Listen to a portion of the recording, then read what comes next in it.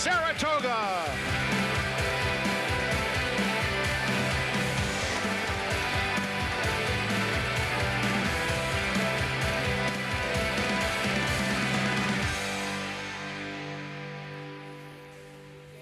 Saratoga Racecourse in Saratoga Springs, New York, day 36. And trainer Cherie DeVoe running a contender in today's feature. This one probably means a little more. Ready to unleash Dr. Agnew, relentless debut winner opening weekend. His mother was a champion, Lady Eli. DeVoe's bond with her, well documented. Of course, it was Chad Brown who trained Lady Eli. He's won this race 3 times, seeking a 4th with Capital Partner, 5-2 morning line favorite in the With Anticipation Stakes. The scene after Capital Partner's maiden score. Will he revisit the winner's circle again this afternoon? We'll see. Great to have you with us. Fox Sports 2, this is Saratoga Live. Look, the spa, stunning late summer. You can feel fall is close kind of afternoon. Perfect for racing. Good crowd on hand, winding down this 162nd season at Saratoga, just outside the paddock. Welcome, everyone. I'm Lafitte Pinkai, just in time. First of 11 races in about 9 minutes. And as we mentioned yesterday, here at Saratoga, this is the meet we look forward to most. It's never easy to say goodbye, but at the same time, so much of closing week is about the future, the 2-year-olds moving forward. Yesterday, watching Time to Dream and do her thing in the PG Johnson, on and upward for her. Today, the male equivalent of the PG Johnson, the With Anticipation. There's a look at the field. 2-year-olds running a mile and a 16th. Turf course listed as firm. 6 strong, couple of defections. Capital Partner, number 3, 5-2. Morning line favorite. As I am joined by my friends and colleagues, handicapper Jonathan Kinchin, New York Racing Association analyst Andy Serling. Guys, the feature today, the With Anticipation. Jonathan, let's start big picture and just the significance of this race and where the horses who perform well, where this all could be leading. Well, very similar to what we saw yesterday with the PG Johnson, right? Whoever wins this race or runs well in this race, you'd like to think they'll show up downstate in maybe a race like the Pilgrim, or they'll go to the Bourbon at Keeneland. And even just winning this race is enough to get you into the Breeders' Cup Juvenile Turf. And so it's very important moving into that next round for these 2-year-olds that are trying to develop. That's why it's good if you can break your maiden early in the meet, because it gives you 2 shots. This one and, as you say, the Pilgrim or Bourbon. I also want to be clear on something else. Friend, colleague. I just want to make sure. I want to get that cleared up for everybody out there. Isn't that on the graphic on the font? We made that clear a long time ago. This is news? You know what is news? It's Capital Partner. There may be a couple people watching. Everyone is clear. You watch the show, you know where we all stand. Capital Partner, why is he the favorite? Why is he a threat? Well, first of all, it's the barn, and the Chad Brown, the success he's had in this race. But for me, the most interesting thing about him, Jonathan, was something I like to say there's 2 different races going on. There was the race taking place with everybody not named Capital Partner and Capital Partner, because this was essentially a merry-go-round race, a kind of race where they really didn't change positions that much during the running. He made a deep run from well back in the pack, and nobody else made a significant run. And to me, that usually signals a horse that ran a little better than it might look. I tell you what, when you look beat at the 16th pole, and then you win, being eased up basically at the wire, that's a serious turn of foot. We saw what turn of foot will get you yesterday with Time to Dream.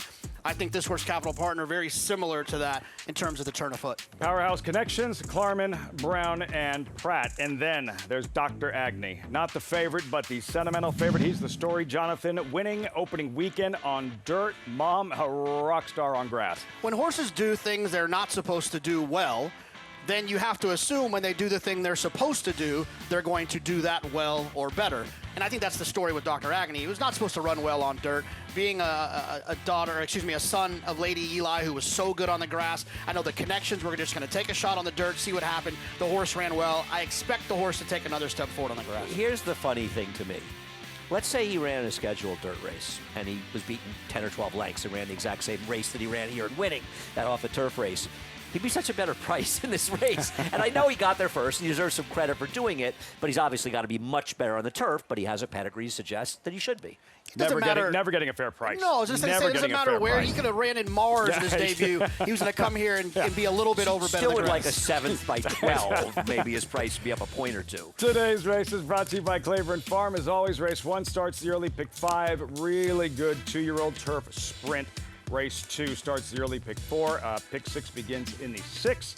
Main track fast, turf courses firm, temperature around 77 degrees. Just 5 days left this summer at Saratoga. All goes by so fast, but the invite still stands. Get involved, NYRABets.com. Sign up today. Use that promo code SPOT200. Enjoy betting on over 300 tracks around the world and start winning today. Join now, NYRABets.com. Field for the opener. New York bred 2-year-old fillies, 3/4 of a mile dash. Career debut for several of these. Take out numbers 1 and 3, 7 of them, and a couple of them at 2-1. San Antonio Sarah and Factory Setting. Let's go ahead and meet the field. Starting with Amicus Cure. Clever name, debuting filly by Tiz the Law. It seems like the workout report just has these works as average. Great happenings, a late scratch. More on that in a moment. Back to Cali. Yeah, back to Cali has had a race. I didn't like this horse. Didn't show much early speed in the mud. Buck Butler debuting homebred. Buck Butler certainly bred a lot of good running 2-year-olds horses in general. We'll see if this is one of them. Quiddity, Maitland Stable, first-time starter. Yeah, another one who's got some okay works. Barkley Tag only 9% with first-time starters throughout his entire career. The favorite, San Antonio Sarah, going the wrong way, Jim Marshall. Yeah, I'm not in love with this horse, but I can understand why people like him. I think the 8's more dangerous, Jonathan. And Kentar, we saw second to Grazi, good filly in her debut, then Factory Setting, Seth Klarman's first-time starter. I have no information on this one. I picked this one on top, though. I thought maybe for this barn they may well have found the right field. You know, Chad knows his way around a McKenzie, doing as well as he did with Chancer McPatrick. Last year's Grade 1 hopeful winner, freshman fillies in the first of 11, start of the early pick 5. Post time in 4 minutes. As we wind things down on this closing week, and now we're set to go.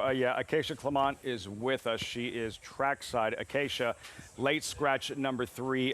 Great happening, scary scene in the paddock. What do we know? Well, she did get loose and get away from her groom, Lafitte. I did not see it happen in the exact moment that she acted up and got away, but her groom was being attended to by AMTs in the paddock. He did appear to be okay, and she made her way loose without a handler about halfway around the paddock. Luckily, they closed the gate to the horse path in time, and one of the valets, Rodney Payne, actually jumped in front of her and apprehended her pretty quickly. Rodney, an absolute star and a great horseman as well, but she did have her tack taken off pretty quickly after being examined by attending veterinarians, and as a result, a late scratch going into this race. Acacia, thanks so much. Rodney Payne, amazing work, apprehending, No great doubt. happenings before she was able to get loose. Any further update regarding her groom? We'll go ahead and pass that along for trainer Jimmy Ferraro. Great happenings, a late scratch. There's San Antonio Sarah, the favorite. This was her unveiling, July 12th, Gulfstream Park. She was a 5-2 favorite. Andy and San Antonio Sarah, mid-pack, having to be encouraged here, and eventually puts in a mild bid. Yeah, I would say that's exactly how I would put it. And I guess the one thing to say, John, a little bit, racing in some traffic, not that she had traffic issues, but among horses, she gets some experience, rates to move forward. I just wonder how good that race was overall. The second place finisher improved 11 buyer points in a subsequent start.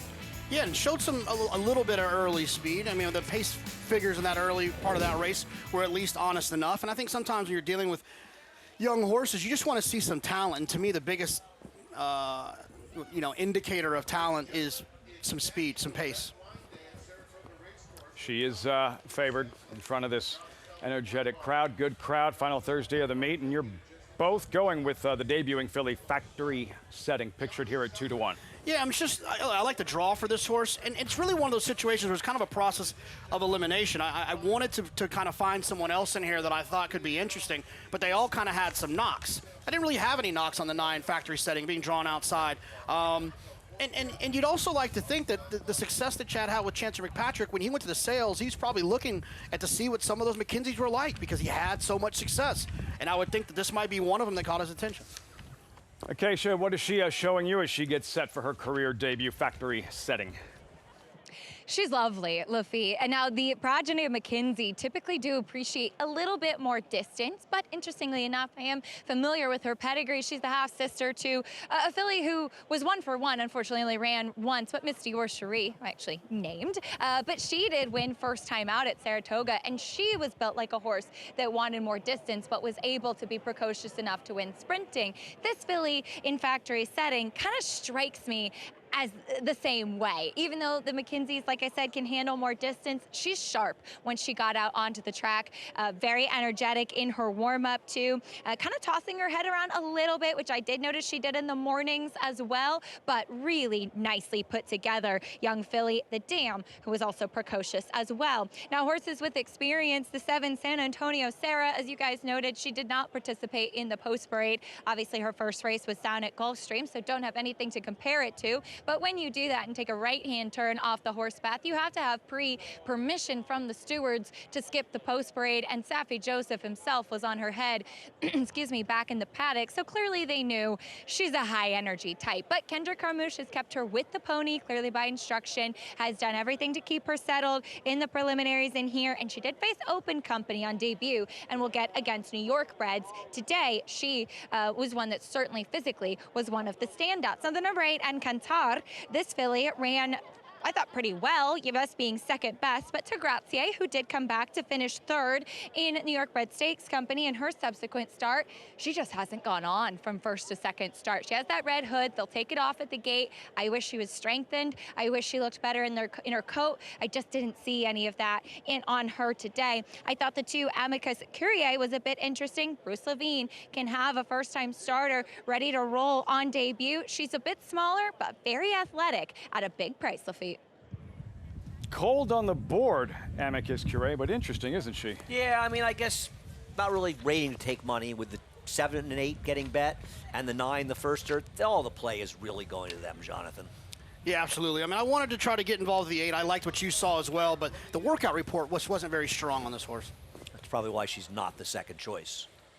Filing in, these New York bred 2-year-old fillies started the early pick 5, first of 11 on this Thursday on a gorgeous Thursday afternoon here at Saratoga.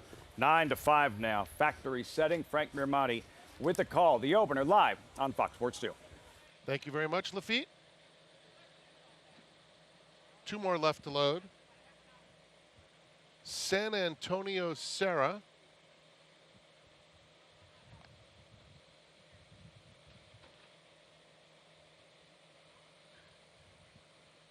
Encantar. McKenzie, daughter, factory setting to the outside. She just hesitates momentarily. Goes in. They're in the gate.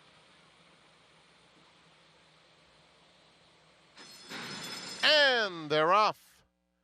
And factory setting was out alertly, but it's back to Kali, who's quickest and opens up a length in the first few jumps. Oh, comes away racing in second, and they're followed by San Antonio Sarah, a clear-cut third.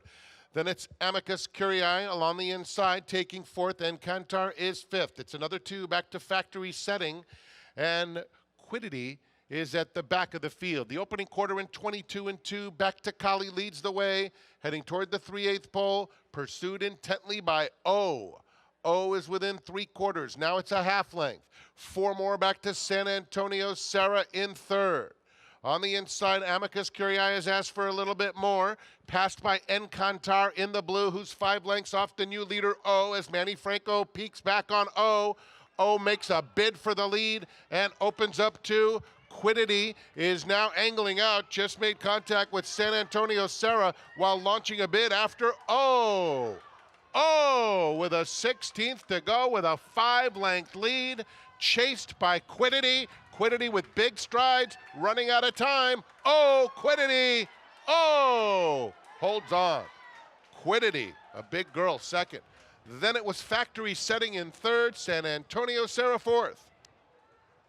An upset in the opener, kicking off this early pick 5. It is O in her debut with Manny Franco wire just in time from a late charging Quiddity. Buck Butler has bred many good New York breds over the years, and he might have another one here. Horse was pretty professional, got a little tired late. Absolutely, but I mean, it's expected when you have these types of horses that are getting out here for the first time. The main track sometimes can be a little bit testing for a first-time starter, and we saw that here with O, but man, the horse ran well. Wrong lead and all, still has a lot to learn. You'd like to think that one will take a step forward. No such issues for O. Clean, home and dry. But take a look at the stretch with Quiddity, looking like she's locked up, Jonathan, and then she's going to barge her way out with San Antonio Saratoga outside and find a lane. And there is an inquiry. Oh, yeah. Right there. Yeah, no, she absolutely did. She came out, and you'd like to think that, they'll take a look at it and try to evaluate whether or not that, whatever that was, cost the 7. Quiddity's on the rail in the black cap. You see the left-handed crop coming out sharply here. I think interferes. Yeah, this horse coming down. Barges her way out. Yeah, that was borderline reckless. Inquiry, another look. Does not involve the leader, the winner. Oh, the blinkers, green cap. Manny Franco takes a look behind, asks her for her best, she responds, and then right about here, Katie Davis and Quiddity, left hand, barges her way out. San Antonio Sarah, get out of my way. Philly finishes strong, but yeah, they're going to take a look at this one, and I would be surprised if we didn't see a change, a disqualification regarding the second place finisher.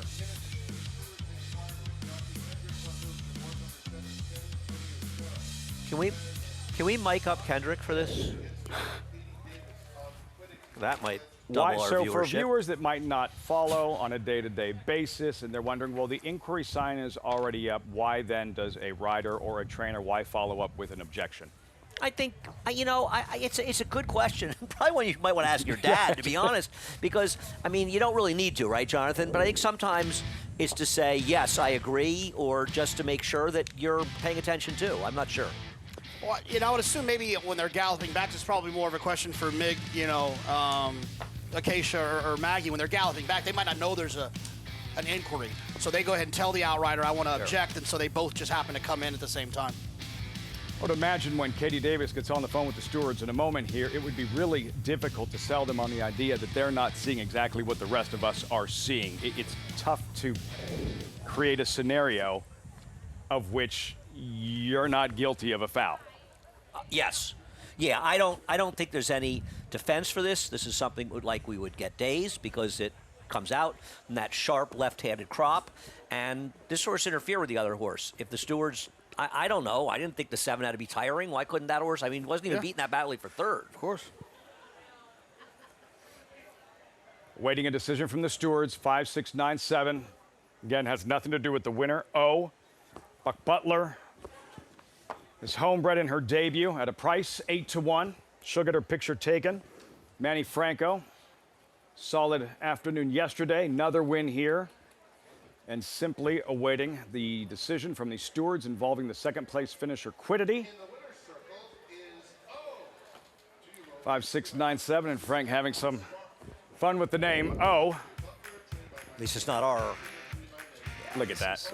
This is egregious and will result in a disqualification, almost certainly. Likely the order finish will be 5, 9, 7, 6, pace behind the 7, John. Does that make sense? Yep. Yeah. Total sense. But, let's not take away from O, right? This was a very nice performance. And, as you were saying, wrong lead, getting a little tired, but this was a solid race. They put some separation in the field. Thought he ran well in there. And, you think that Quiddity, closed a little bit. Factory setting came from last. This race was kind of falling apart behind this horse. Oh, the winner. Inquiry doesn't involve the winner. We'll be right back with the decision from the stewards. 5, 6, 9, 7, O at 8-1 in her debut. When we come back, can't wait for this one. Mind Frame. Is he the best older horse in the country? He did beat Sierra Leone in the Foster. Of course, Sierra Leone did respond. Stirring victory in the Whitney very soon. They meet again. The showdown in the Jockey Club Gold Cup Sunday on Fox. You bet with NYRA Bets. Bet any track, anywhere, anytime. Download the NYRA Bets app to play today and get a $200 deposit bonus. Watch live horse racing, Get expert picks, boost your bankroll with weekly promotions, and hone your handicapping skills with exclusive tips and tutorials. Download the NYRA Bets app now. Sign up now to claim your $200 deposit match bonus. You bet with NYRA Bets.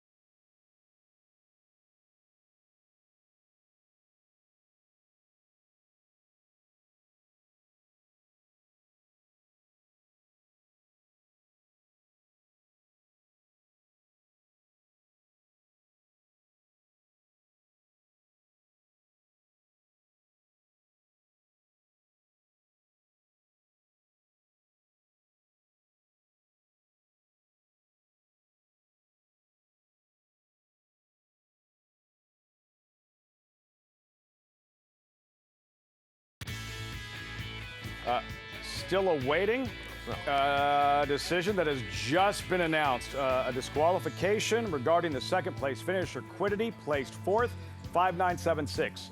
5.976 in the opener at Saratoga.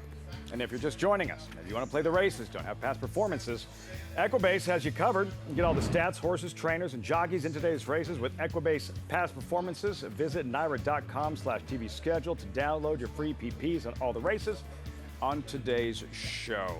I think we can all agree the right call being made regarding the second place finisher, now fourth, 5.976 race one. To be honest, I'm surprised it took that long, Jonathan. Yeah, I mean, it looked pretty clear to me. You know, sometimes I know they want to be as thorough as possible, and it seems like they were. As for O, no such issues. Wins on debut at 8-1, and Buck Butler standing by live with Acacia in the winner's circle. That's right, Lafitte. We know this gentleman next to me breeds and races a very good New York bred, and this looks to be another one. Buck, congratulations with O. First of all, there's a little story behind the name. You usually have some very clever ones. You know, I wish I could tell you it was real clever. It was one of those where I tried to name her something else, and I got a no, and I said, no? Oh, okay. So we went with O. I love it. It works out perfectly. Short and sweet. She is as well. Not the biggest, but very athletic, and that really showed today.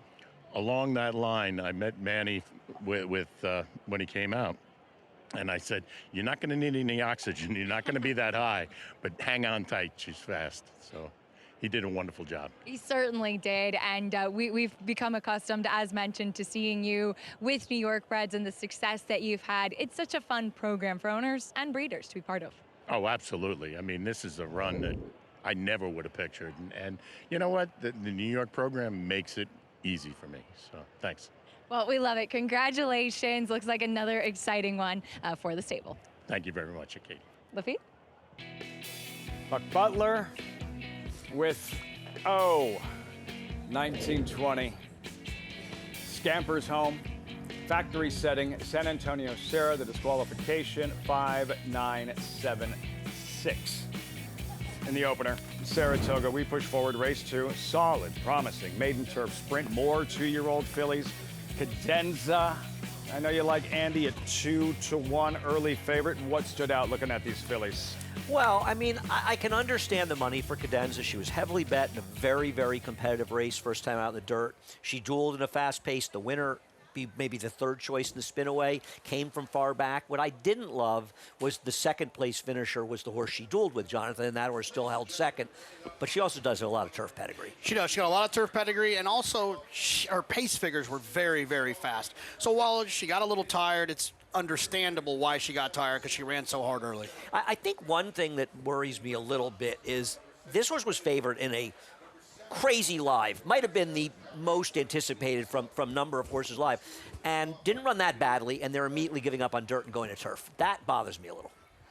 Not you? Not really with all of that turf pedigree, and also it might be one of those situations as a 2-year-old filly, maybe they're trying to find a way to get into a Breeders' Cup race. You know, a Breeders' Cup turf sprint, set this horse up, run at Keeneland in one of the turf sprints or downstate at Belmont to set that up, because it doesn't feel like this one's going to go 2 turns on the dirt. But those are the types of prospects, the type of promise we're talking about with the 2-year-old fillies in the upcoming second race. Don't forget what's going on this Sunday afternoon.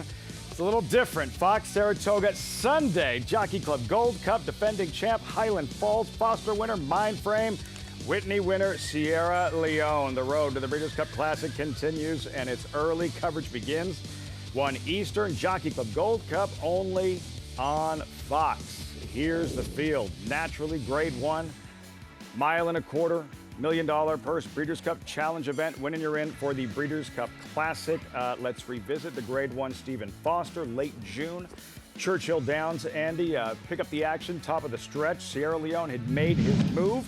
In Mindframe, just darts away and creates separation. And Mindframe actually is 2-0 against Sierra Leone. They've met twice. He finished ahead of him, went second to Belmont Stakes, and he finished ahead of him here. Listen, I love Mindframe, Jonathan. He's talented at all distances. I mean, this guy's been effective at 1.25 miles down to 7 furlongs in a Grade 1. He's the goods. But the pace scenario is very favorable for him in this race, and Sierra Leone, it will be more favorable for him in the Woodward, and maybe the 1.25 miles could be an equalizer. Yeah, I mean, I can't argue with the fact that Stephen Foster played into Mindframe's hands, but he's so lightly raced, and he's done so many kind of odd things, right? I mean, running in the Belmont in his 3rd career start. Running very well. And then also his Churchill Downs, where that race, how productive is that? And he came from off of it in there. I just feel like he's very versatile, and whatever gets thrown his way, he'll likely be able to navigate it. Very different than like a Fierceness, right? Like Fierceness obviously likes to have things his way. I'd say the same about Sierra Leone. He kind of likes to have things his way too. Yep, that's fair. Mindframe has proven to handle more things being thrown at him than those other 2 horses. I can't argue with any of that. I think the world of Mindframe. I love him. He's one of my favorite horses out there. This is a big test for him, a big, big test. And it's also sort of the separator heading towards the Breeders' Cup Classic, because now Sovereignty is kind of legitimate favorite after the Travers. So can these horses, any of them, step forward and say, I'm fast enough to beat Sovereignty? 3 for 3 this year. Mindframe, Maryland bred, 2 Grade 1 victories. Acacia is with us. Acacia, we'll get to you about these 2-year-old fillies and all the noise they're making right behind us in the paddock. But first, Mindframe, how has he trained since that Foster leading up to this Jockey Club Gold Cup? He's trained exceptionally well, Lafitte. He's always been a good workhorse and a horse that kind of does attack his training, and looking like he's thriving here in Saratoga, as many horses do, in preparation for this Jockey Club Gold Cup on August 24th. We're taking a look at him working outside of Class Assist, who is a cup below, but has always been a very good workhorse as well, and they work together, which many trainers really do prefer. You want to see them being alongside, but it's at the end of the work that you see Mindframe really start to edge away and start to lengthen that stride. And that's one of those things about Todd Pletcher. We talk often about his success in these dirt 2-turn graded stakes in particular, and going a distance of ground, because he puts the miles in the mornings with strong workouts, yes, but also with big gallop outs, getting that big foundation, that fitness. And I think that that's really key for a horse like Mindframe, who will stretch back out in the Jockey Club Gold Cup.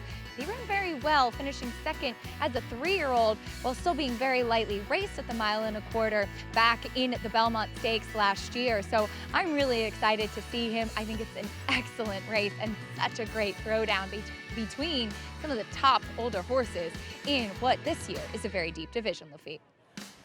Great stuff, Acacia. As always, thanks to our friends at First TV. Mind Frame Sierra Leone, the tale of the tape. The same age, Sierra Leone, however, far more experienced, much bigger bankroll. Mind Frame, the better year so far, but both entering with momentum. Mind Frame Sierra Leone. What a matchup in the Jockey Club Gold Cup. Let's circle back to the Whitney. First Saturday in August, Andy. Sierra Leone, this felt like a statement race for him, and yeah, he made a statement. Yeah, and I don't think it was a race you would call a big, wicked pace meltdown. What it was an honest pace. A pace that, when your dad was riding Lafitte, he would have considered a slow pace, a 47 in this race, and Sierra Leone got a great ride. He was able to save some ground, angle out in the stretch, and roll by. But, you know, a lot of horses ran well in here, Jonathan. Highland Falls ran well to be second here. I think Disarmed actually ran well. His best race since the Travers horse I know you've always kind of liked. I even think White Abario, in finishing fourth in here, ran a solid race all around. But Sierra Leone is the one that probably will get better with more distance, and he's the one they have to beat. But they're far from out of it in this Jockey Club.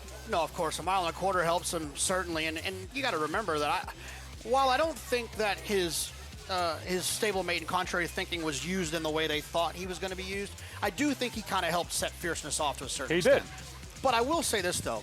Sierra Leone's always run well. He's never really run a bad race. I just think that circumstances, if he gets an honest pace to close into, that big monster is going to come rolling down the middle of the track, and there's going to have to be a real horse to beat him. Always highly regarded and expensive, cost $2.3 million. He's banked $6.8 million. That'll work. Sierra Leone, what is, and we'll look at the stake schedule for the week, what's the intangible, in your opinion, that could play the biggest role in the outcome of this Jockey Club Gold Cup? That's a good question, and one I probably could use more time to think about. I think the one thing with Sierra Leone is he always shows up, and that's what's differentiated him from Fierceness. Fierceness is more brilliant.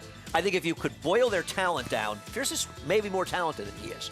But Fierceness reacts badly to anything that doesn't go well for him, whereas Sierra Leone, even when the paces haven't been particularly quick, he puts in his run, and he runs well. He's never run a bad race, and I think that's one of the things about him. And when the circumstances are reasonable for him, he wins. Really looking forward to this one. The Jockey Club Gold Cup, again, it's on Sunday. That's Fox Saratoga Sunday. And on Saturday with the 3 stakes races, including the Grade 1 Spinaway, 3 to 6 on Fox Business. What a closing week. See it all right here on all the multiple Fox Sports platforms. We have 2-year-old fillies next. They're in the paddock. We'll check in with Acacia. Riders up. Post-parade race 2 started. The early pick 4 is next. You're watching Saratoga Live on FS2.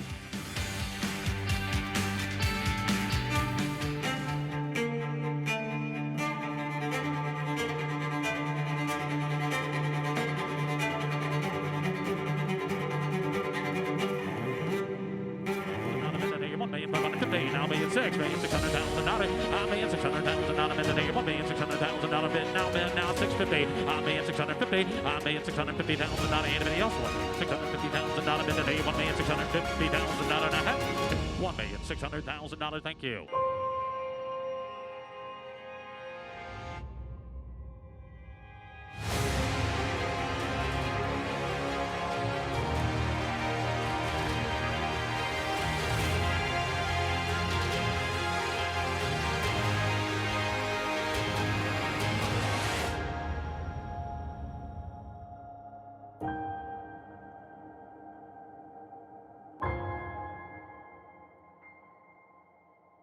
The sun shines bright on Caraconte.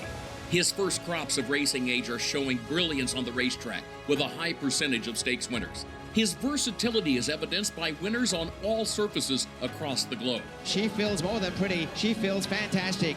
It is all She Feels Pretty. Yet another Grade 1 for this magnificent daughter of Caraconte.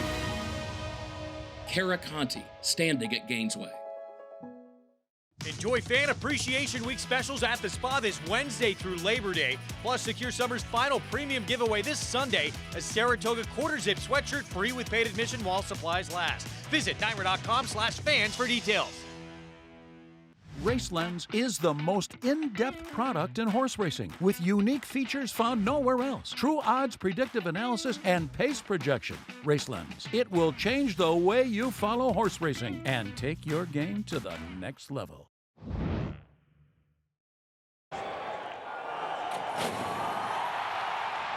here comes Sovereignty now. He's let loose with those big, powerful strides. They're in the final furlong, and we are witnessing greatness. Sovereignty pouring it on. And for the first time since 1995, we have a Kentucky Derby, Belmont, and DraftKings Travers winner as Sovereignty rolls home to win by more than 8 lengths. Congratulations to Belmont. There's your Travers. Gets the blood pumping, doesn't he?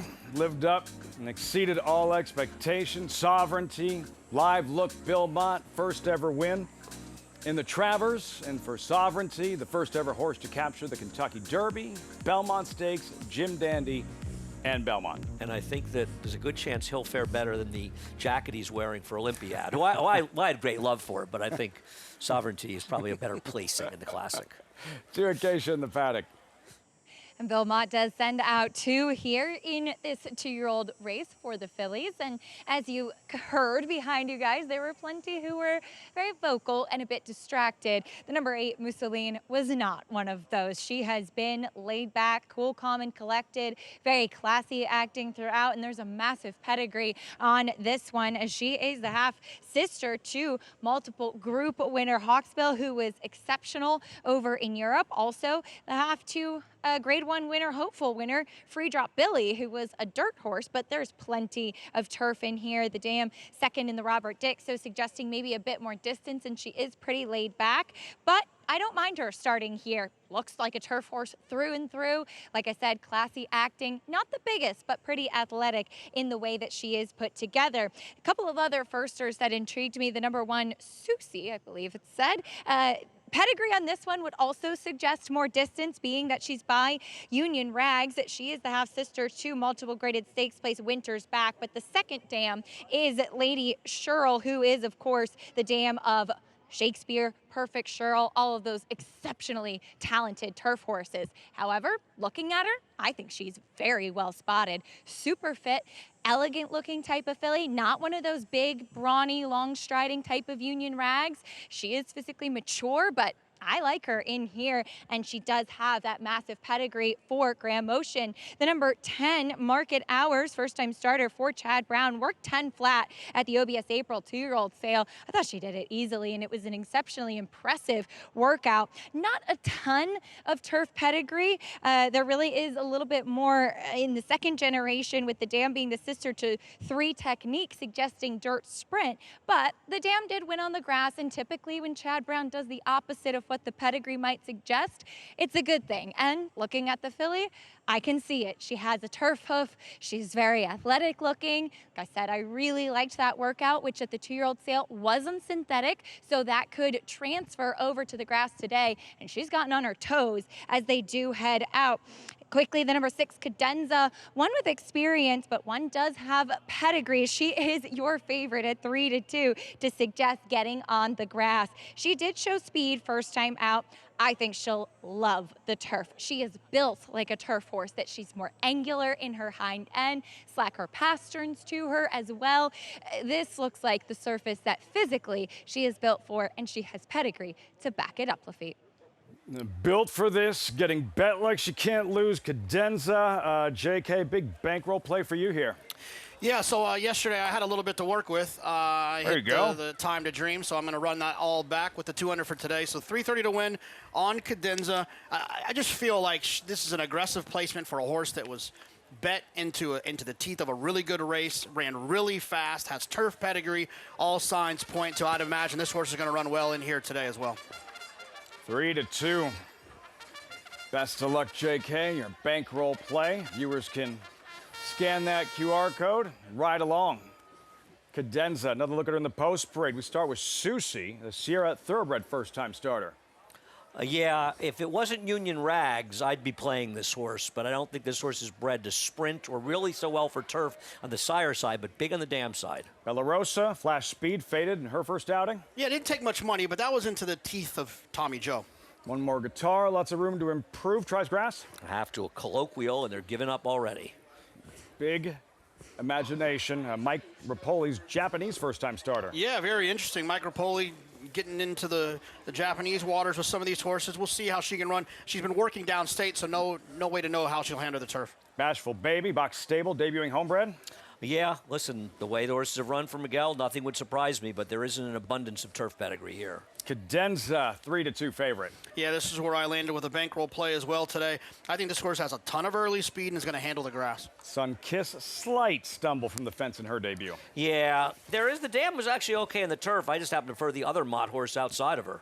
Mousseline, Helen Alexander's first time starting homebred. There she is. Yeah, a half to some really good ones, but it feels like those were mostly dirt types. Free Drop Billy, Hawkbill. See a hopeful winner, Free Drop Billy. There's Vajra, Ricardo Santana, 2 starts. The edge in experience, first on grass. And this is a problem for the horse that Jonathan picked, Cadenza, because they both have speed. And this filly, whether she's a turf horse or has stamina, she is fast. Okay, she like what she saw. Market hours there. Seth Klarman's debuting filly. Yeah, you got Flavian Pratt drawn outside. Chad Brown, he's not necessarily known for his turf sprinters, but man, occasionally he'll throw out a really big performance with some of them. 2-year-old fillies, maiden special weight, turf sprint. Looking at the filly you went with here, Andy, Mousseline. Horse has a huge pedigree for turf. I mean, as a half, we mentioned Hawkbill, but also 2 other good turf winners. She herself was a good turf horse. There's an enormous amount of pedigree for Bill Mott. Junior's riding. I thought this horse could be very interesting for a trainer who's already won a race, 5.5 with a 2-year-old firster on the turf with Junior. I used him. I used Market Hours, who had a very impressive 2-year-old sales work at 10 flat. I hear what Jonathan's saying with a 6. I don't disagree that Cadenza is the worst to beat. I think taking even money when there are so many unknowns from sharp barns with pedigree in this race is a bad gamble, but I do agree that she's probably the worst to beat. You say sharp barn as we look at Bashful Baby, trained by Miguel Clement. Stakes wins this summer. JK, an impressive run, the 5 stakes victories, and the one that jumps off the screen, the victory in the Grade 1 4-star day with Deterministic. Yeah, and look, Deterministic's of all of those horses is the one, in my opinion, was the most impressive. What he's done so far this summer outside of that 4-star day to be a multiple Grade 1 winner. He's doing it on the front end now, and I can't wait to see what race, I know what race he'll end up in. I'd imagine the mile, but I'd wait to see what happens with him in the Breeders' Cup. At least 3 of those horses weren't favored. I think La Mejana may have been a slight favorite, obviously a big favorite with Farbridge in that race, but all the other horses paid square prices. Given everything he has gone through in his personal life, why so important, though, at the racetrack? Why so important for Miguel Clement to have a productive first summer on his own as the guy at Saratoga? I think about Moneyball, when they're talking of Moneyball, how, if you don't win the last game of the year, they'll write you off, and they don't. If Miguel had a lousy meet up here, I think people, fairly or unfairly, in my opinion, I think all of ours unfairly, would have been just ready to write him off and say he'd been riding his father's coattails, and he would have lost owners, whether fair or not. With the performance he's had up here, he's not going to lose owners. He's going to gain them. The nature of the game, it's brutal. It's the same as when a jockey, no matter how great, comes back from a significant injury. If they're not winning right away, scared, if they're riding timid, not the same guy, immediately that's the stigma. If a guy doesn't come back from injury, any kind of injury, and isn't productive and isn't the guy he was when he left. Especially around here where there's jockeys, a room full of guys who are Hall of Famers, or going to be Hall of Famers, and out in the barn area too, and people will be ready to jump on it. And so he's been under a lot of pressure, and he's delivered under pressure, and it's tough to deliver under the best of circumstances. Getting closer to post time. Early pick 4 starts here. These 2-year-old fillies. Acacia, another in here. Vajra, who does have again, it's her first start on grass, but that experience, 2 starts more than any other filly she'll face today. She does, and she might have been in the toughest fillies maiden special weight race last time out on either surface that we've seen this summer, with Tommy Joe, who's going to be the favorite this weekend in the Spinaway, and Tennessee Belle, who came back to win impressively in her next start.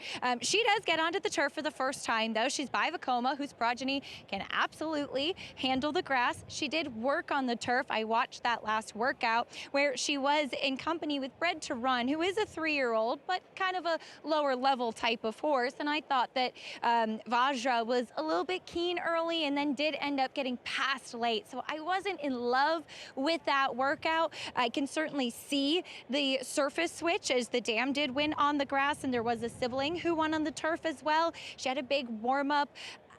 she could handle it for sure, but I did think there were a couple of other more intriguing firsters or new faces in this field. Another horse that's getting onto the turf for the first time is the 7 Sunkiss, a massive price for Belmont's other horse. She is the full sister to multiple graded stakes winner Damon's Mound, who is a dirt sprinter, but she's also the foal to Grand Gesture, who finished a rather disappointing 4th yesterday as a 3-year-old debuting on the dirt. But I'd actually written in my notes about him that he looked like a horse that wanted the turf. She's trying the turf today. I see it with her as well. I think there is a little bit of turf in this family. The Dam won a couple times on it. Even there was a Damon's Mound tried it once. This filly moved really nicely. I thought that she actually finished best in her last workout from the gate. I'm a little bit interested in her at a massive price getting onto the grass, Lafitte. 34-1. Saratoga special winner here a few years back, Damon's Mound. Fillies have crossed over, begin to file in. Important to watch early on. The favorite, Cadenza. Good luck, JK. Bankroll play.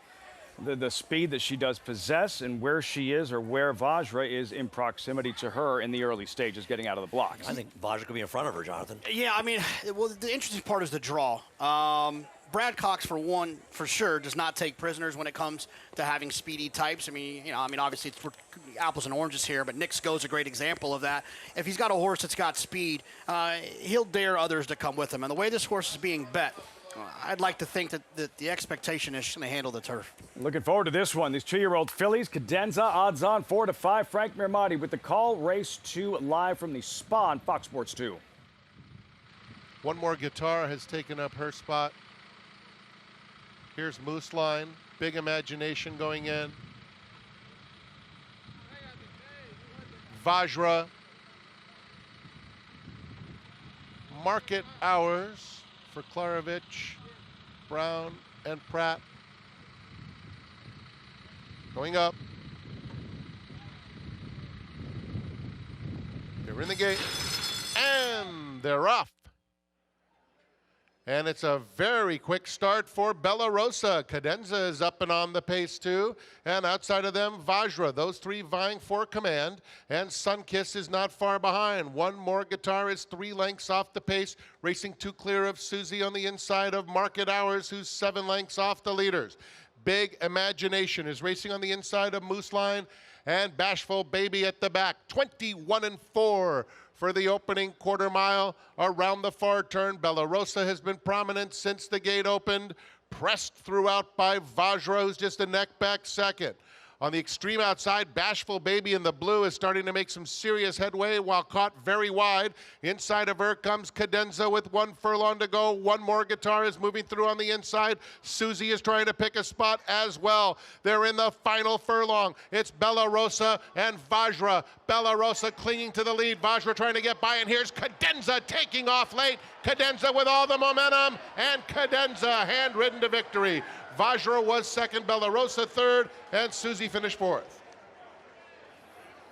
The pat on the shoulder, Gerardo Ortiz for Cadenza, well-deserved. The favorite, the knockout punch, the acceleration to seal the deal in the latter stages of this 5.5 furlong sprint. She got the job done at 4-5. Congrats on your win, Jonathan.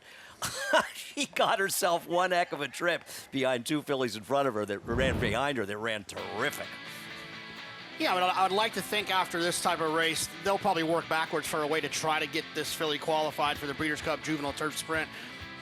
I don't know how fast the race was, but when you have a horse like this that can win, that has the pace figure she showed in her last race, with this kind of pedigree, owned by Stone Street, you'd like to think they try to see her next start likely to be in a stake to see where she stands. I am sure it will be, and I will be betting against her.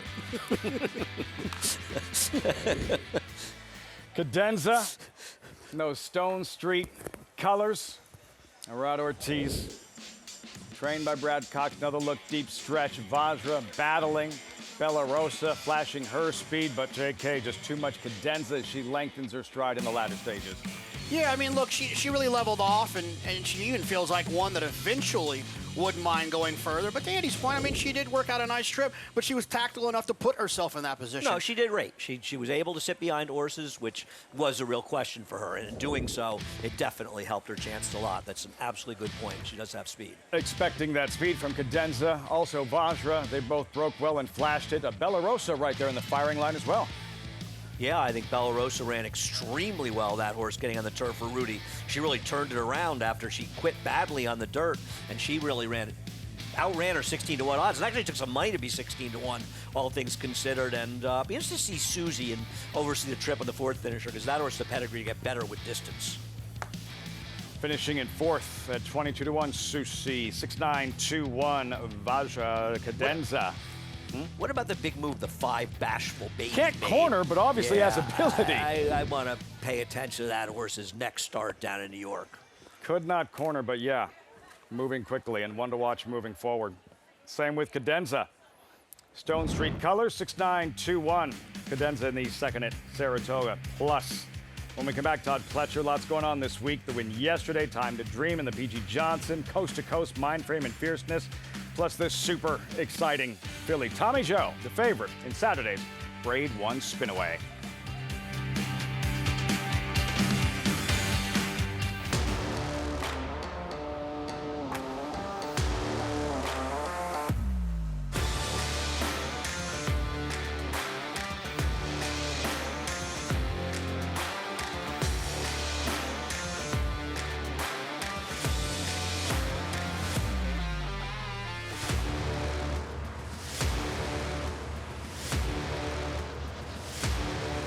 Eclipse champion Blame, standing at Claiborne Farm.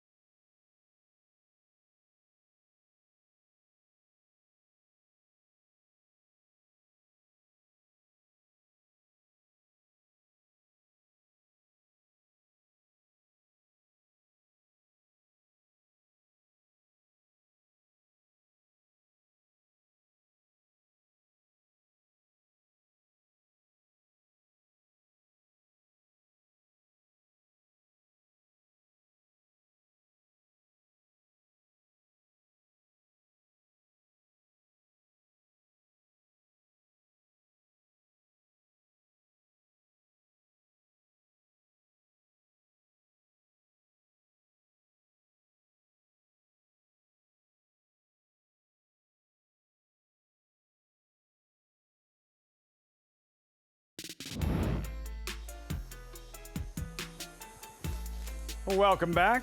Saratoga Live, Fox Sports 2. Those are Ducks. Our coverage brought to you by NYRA Bets. Bet any track, anywhere, anytime. Visit NYRABets.com or download the NYRA Bets app to get started. Congress Park. Not seeing the ball. Great place to go and get centered and focused and, Designed you know. for the same person, Olmsted, that designed Central Park in New York. I know that. That's pretty good. 2K in the winner's circle. As I'm here with winning jockey Irad Ortiz, Cadenza getting the victory. Irad, this filly seemed to appreciate certainly getting onto turf, but you had to work for it a bit. Yeah, a little bit. She turned for home and tipped him out, and she was acting a little green, I think. And I caught her attention. She responded really well. You know, she was there for me, so I keep riding. I switch stick, and she responded really well in the end. It seems like the class did prevail, and you can tell pretty early when a horse is handling the turf when they're making that surface switch. Yeah, I mean, I worked her before his first race, and I can tell that much that she was grass or dirt because she worked so good. But on the race, I can really have a better feel of her, and I was, 90% that she's gonna like the turf. She moved like a turf horse that day, and everything worked out beautiful. Brad put it right back on the turf and worked out great. Certainly was the right move for her. Wanted to ask you about this weekend, Jockey Club Gold Cup. You'll be aboard Mindframe, a horse that has a lot of talent. What do you think about getting back out to the 1.25 miles? He's shown he can handle it in the past. Yeah, it looked like he can do it. Honestly, he did it at an early age. I think early on his career, he don't have too many races, and he got beat, but I mean the right weight, and you know he's back. He looked a little more strong. His mind is great, and he looked awesome on the track. So it's a nice horse. Can't wait to see him this weekend. But congratulations on the win here. Thank you, Laffy. Rod Ortiz, for everything he's accomplished at Saratoga and multiple riding titles in that Jockey Club Gold Cup with Mindframer this weekend in general. Take another look at Cadenza by Hillendale Stallion Charlatan. Ortiz seeking his first Grade 1 win at Saratoga traditional summer meet since Bright Work in the 23 Spinaway. You could win a lot of money with that piece of information. That's amazing. Mind-blowing considering the mounts he has in the bigger races and all the races. It's just one of those oddities, a drought that will come to an end before long. Oh, and I mean, it's inevitable that it has to. You can't be that good and have that kind of drought. You had Cadenza, well done with the bankroll play. How'd you see this third shaken out, JK? $30,000 claimer, 7/8 on the main track. Yeah, I mean, I like the three, unfortunately, closer to the morning line odds, so hopefully we'll get a little shifting later, but I thought the three blown cover, getting back to a little bit of a shorter distance was going to help quite a bit. What'd you think? Yeah, I chalked it out in here. I think it's between the two horses that'll be favored in here. The number 7 in this race, the Boondocker, who comes out of an extremely live race. We've even seen the second place finisher come back to win.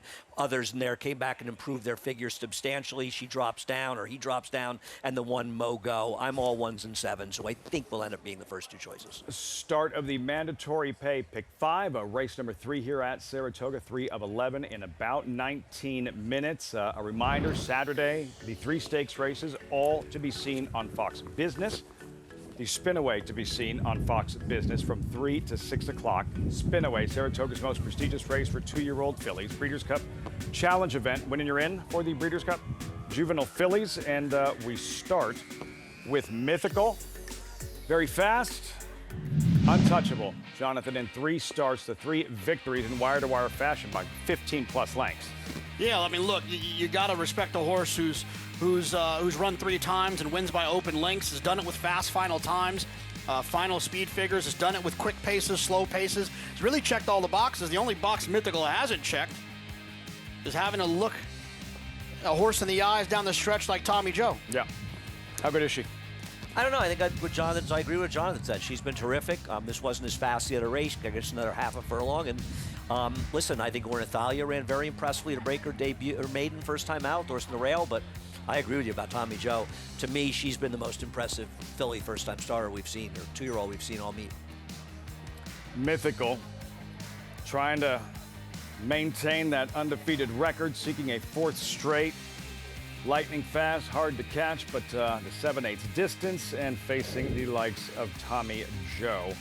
Tommy Joe, who is trained by Todd Pletcher. This was Jim Dandy Day and a statement race, and in her debut, Tommy Joe, and like she was bet off the board, 2-1, 5-2, second choice somewhere in that neighborhood. And I also like the way she won. You know, a lot of times these more impressive ones do sort of the front end with a lot of speed and just sort of blow the fields away. She didn't run like that. She was more professional, you could say, rating a little bit with a burst of speed around the turn. She's good, Jonathan. Yeah, and if you look at Tommy Joe's pedigree, you'd like to think Into Mischief, Mother, she's going to want to go a little bit further. And I think that's the biggest obstacle when it comes to Mythical, right? Is Mythical, as Andy mentioned, as the furlongs got further, her figure went down. Now she's going to have to take another step forward, and she's got this big monster drawn to her outside. It doesn't feel like it's a great situation for Mythical, but sometimes special horses can overcome things like this.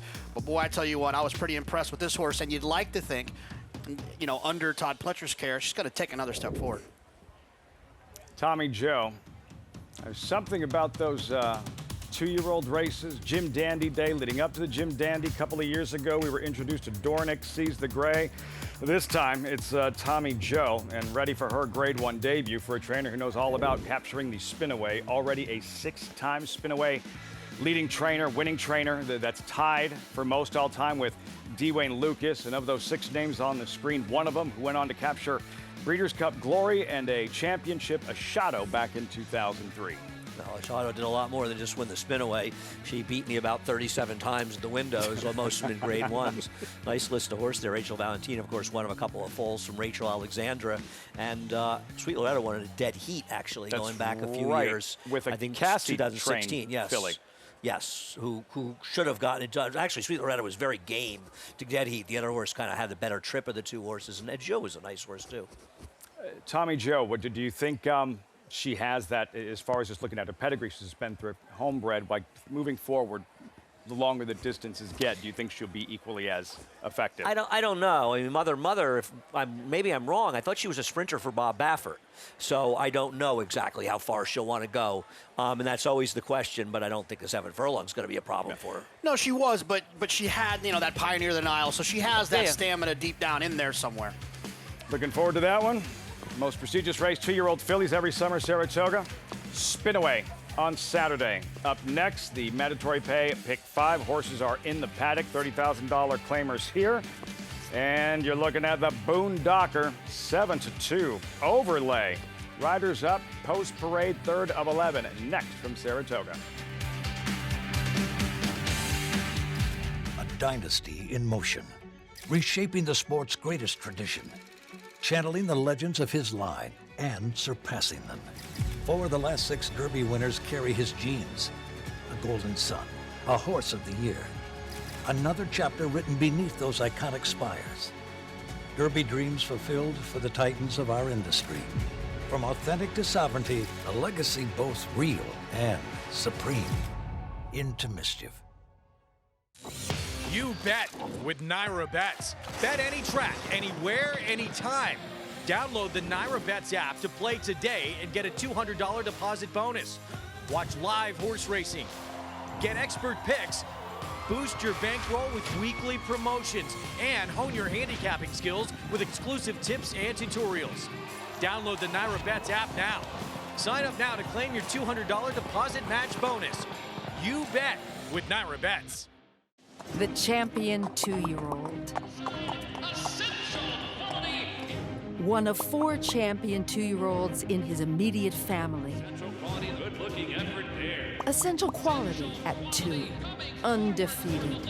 Essential quality, though, has opened up by 5. Devastating.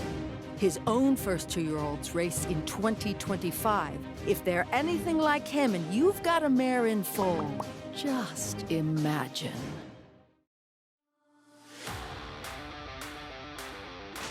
Dynamic pricing wins the Just a Game. King of Gosford. Zell Cordovan will win the Sword Dancer. Program trading and naval power. What a thriller. Photo. In Italian to win it. Starlust. Domestic spending. Ocean Road. Big M's. Victoria Road. It will be McCulloch.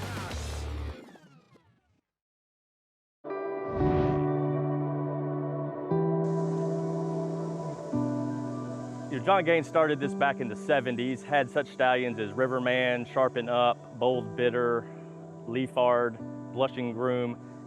I think our slogan says it best: power, passion, performance. We're looking to be a power in not only the breeding sector, but in the whole thoroughbred industry.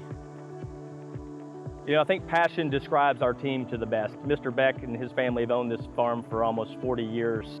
Brian Graves has been a part of this team for almost 20 years, myself here for 3 years, as we look to continue to grow. And I think performance describes our stallion roster perfectly, both at the racetrack and in the sales ring. And obviously, Tappet was a huge feather in the cap of the farm. He's done well for the last 20 years at stud. We have McKenzie with 5 Grade 1 stakes horses in his first crop. We have Drain the Clock and Olympiad with stellar sales results with our first crop yearlings. We were very excited this year. We brought 4 new stallions in. We had grade 1 winner Tappet Tri, son of Tappet, another son of Tappet, Mandy Pope, homebred Charge It, Muth, son of Good Magic, only stallion retired this year in Kentucky that was a grade 1 winner at 2 and 3, and followed it up with Preakness winner and Pennsylvania Derby winner Seize the Gray. We were very excited to have a son of Arrogate. We were a big believer in that stallion. We bred to him several times. We're bringing grade 1 winner Locked, son of Gunrunner, into the stallion roster for 2026. Grade 1 winner at 2 at Keeneland. Grade 2 winner at 3, defeating older horses in the Cigar Mile. Grade 1 winner this year at 4. Brian Graves, Anthony Beck, myself, and the rest of the team here, we look for these horses that are going to hopefully be breed shapers and trying to continue to grow the stallion roster here at Gainesway.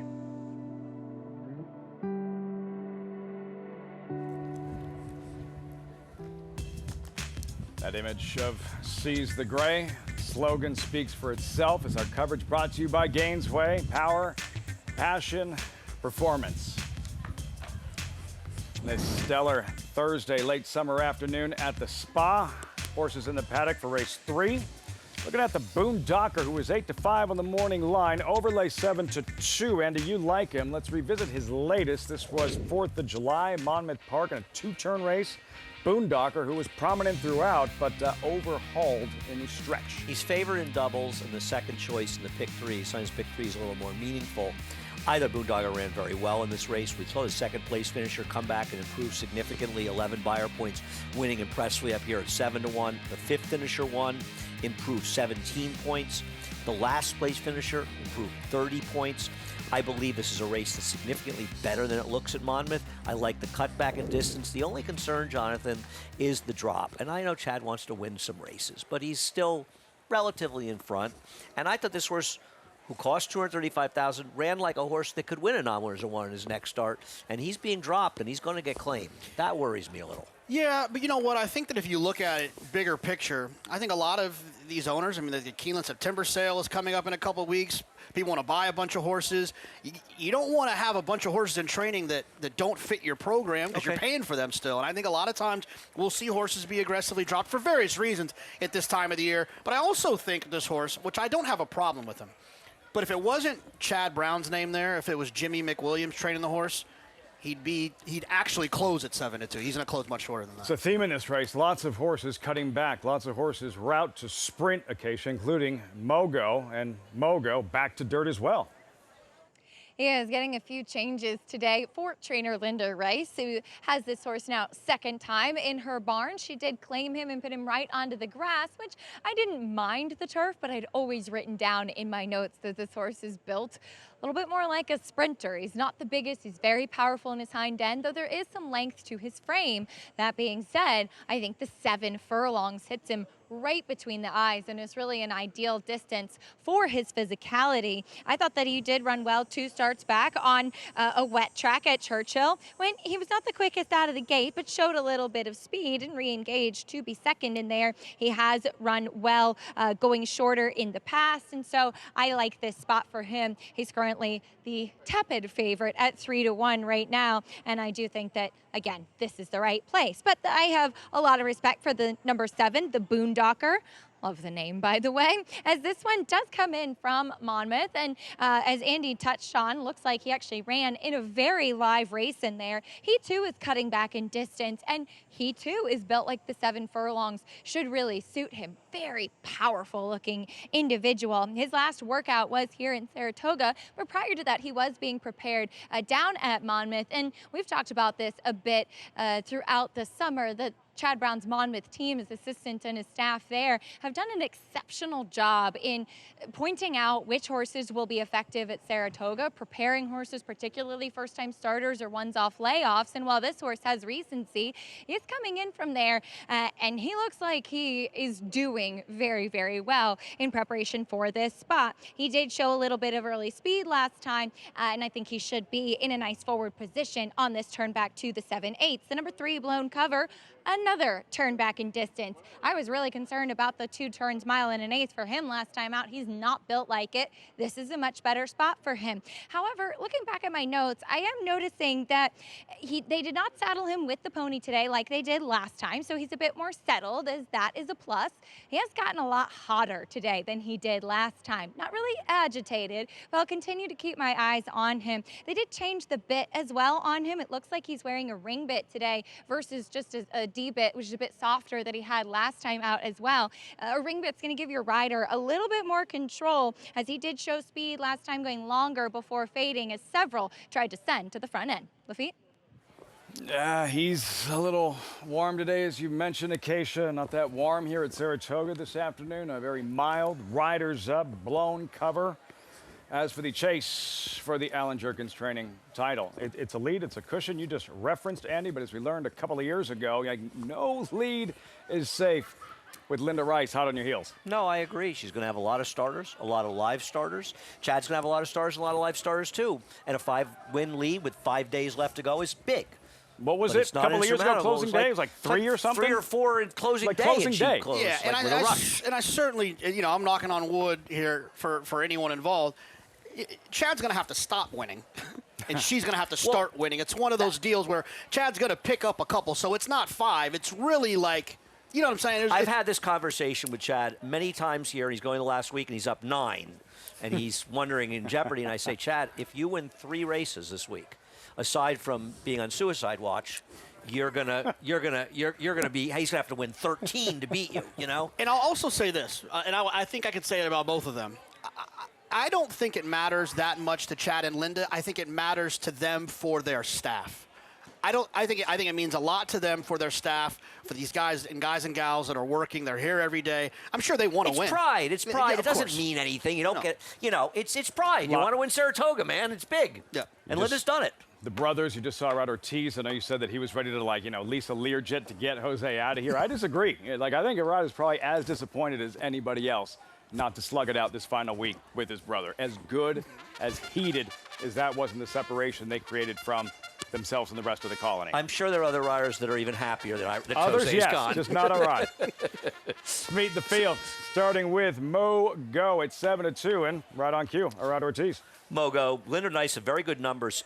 Turf to dirt, second off the clean. 3-1.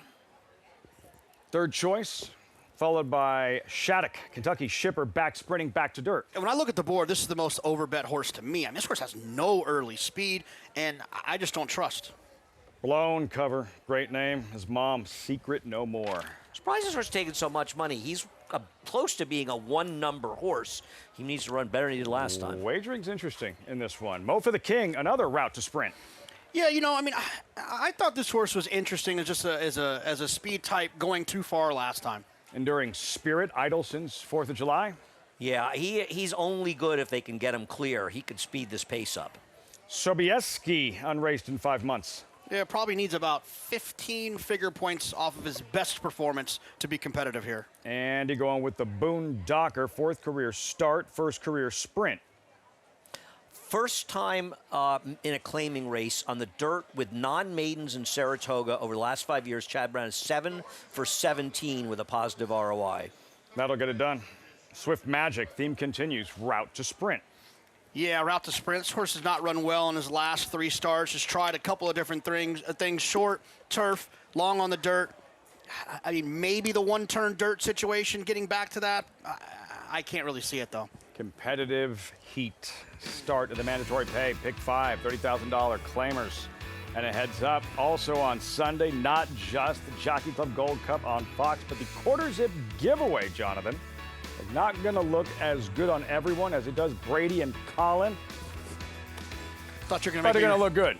You scared me when you said my name. I thought you were going to make me read the promo.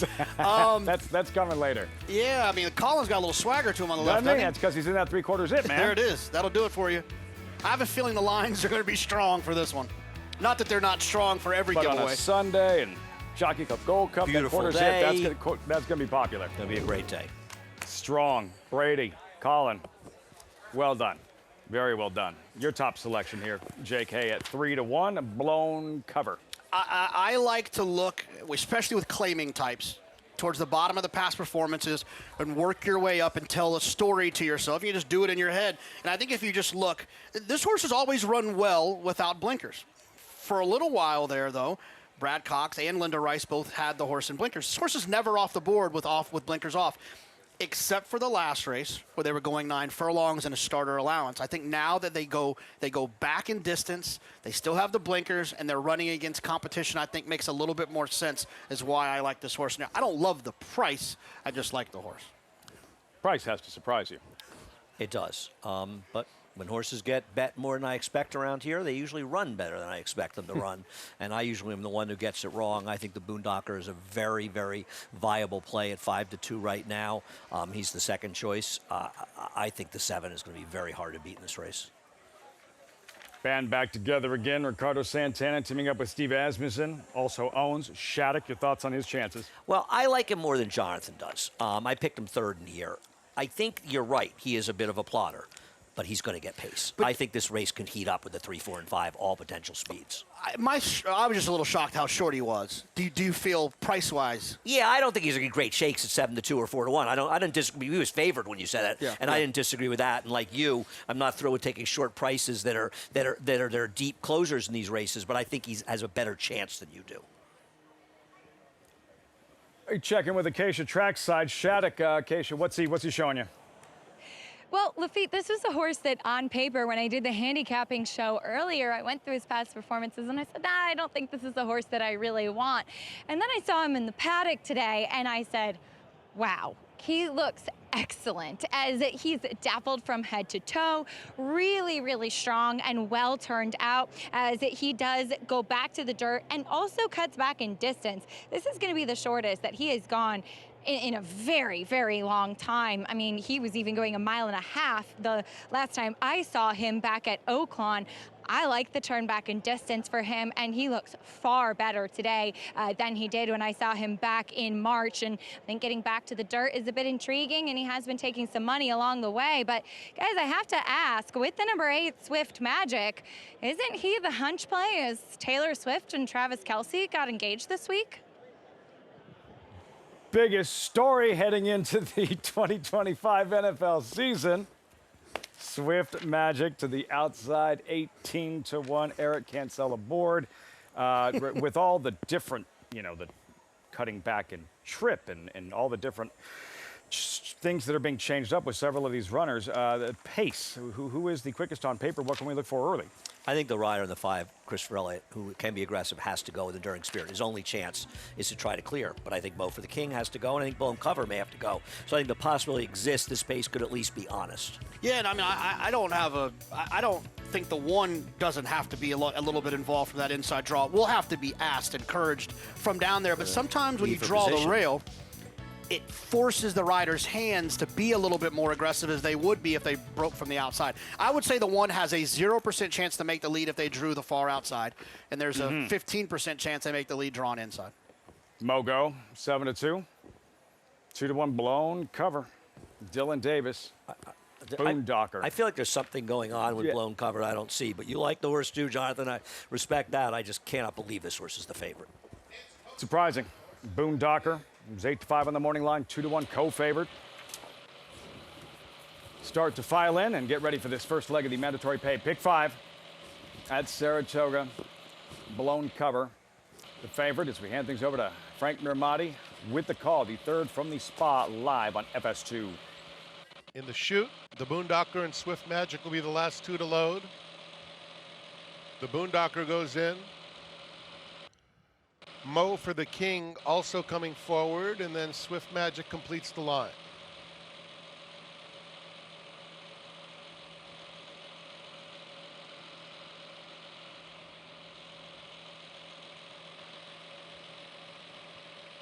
They're in the gate.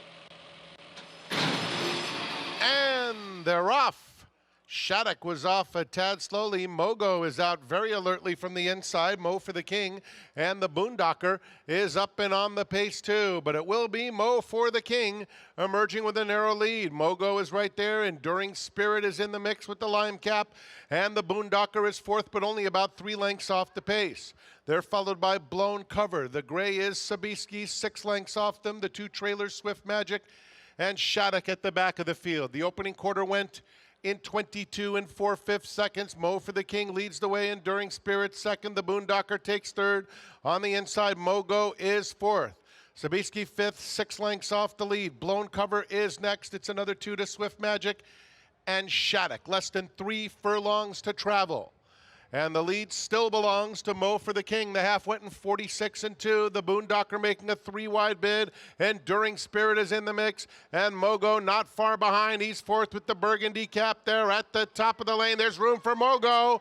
And he takes that invitation and is coming to challenge as they come toward the furlong pole. And from way out of it here, Shattuck. Shattuck has surfaced and gone from well out of it to wave goodbye. It will be Shattuck from last to first. Santana and Asmussen back together in the winner's circle. Mo for the king second. Photo for third between Mogo and the Boondocker. How much the best was Shattuck spotting the field several lengths early on, far back, cut loose by Ricardo Santana, and wins going away. What happened at the start? Well, I don't think he broke that badly. I just think he took himself out of the race after the start. Breaks about a half slow. He just has no speed. He's asking him to pick it up. He just has none.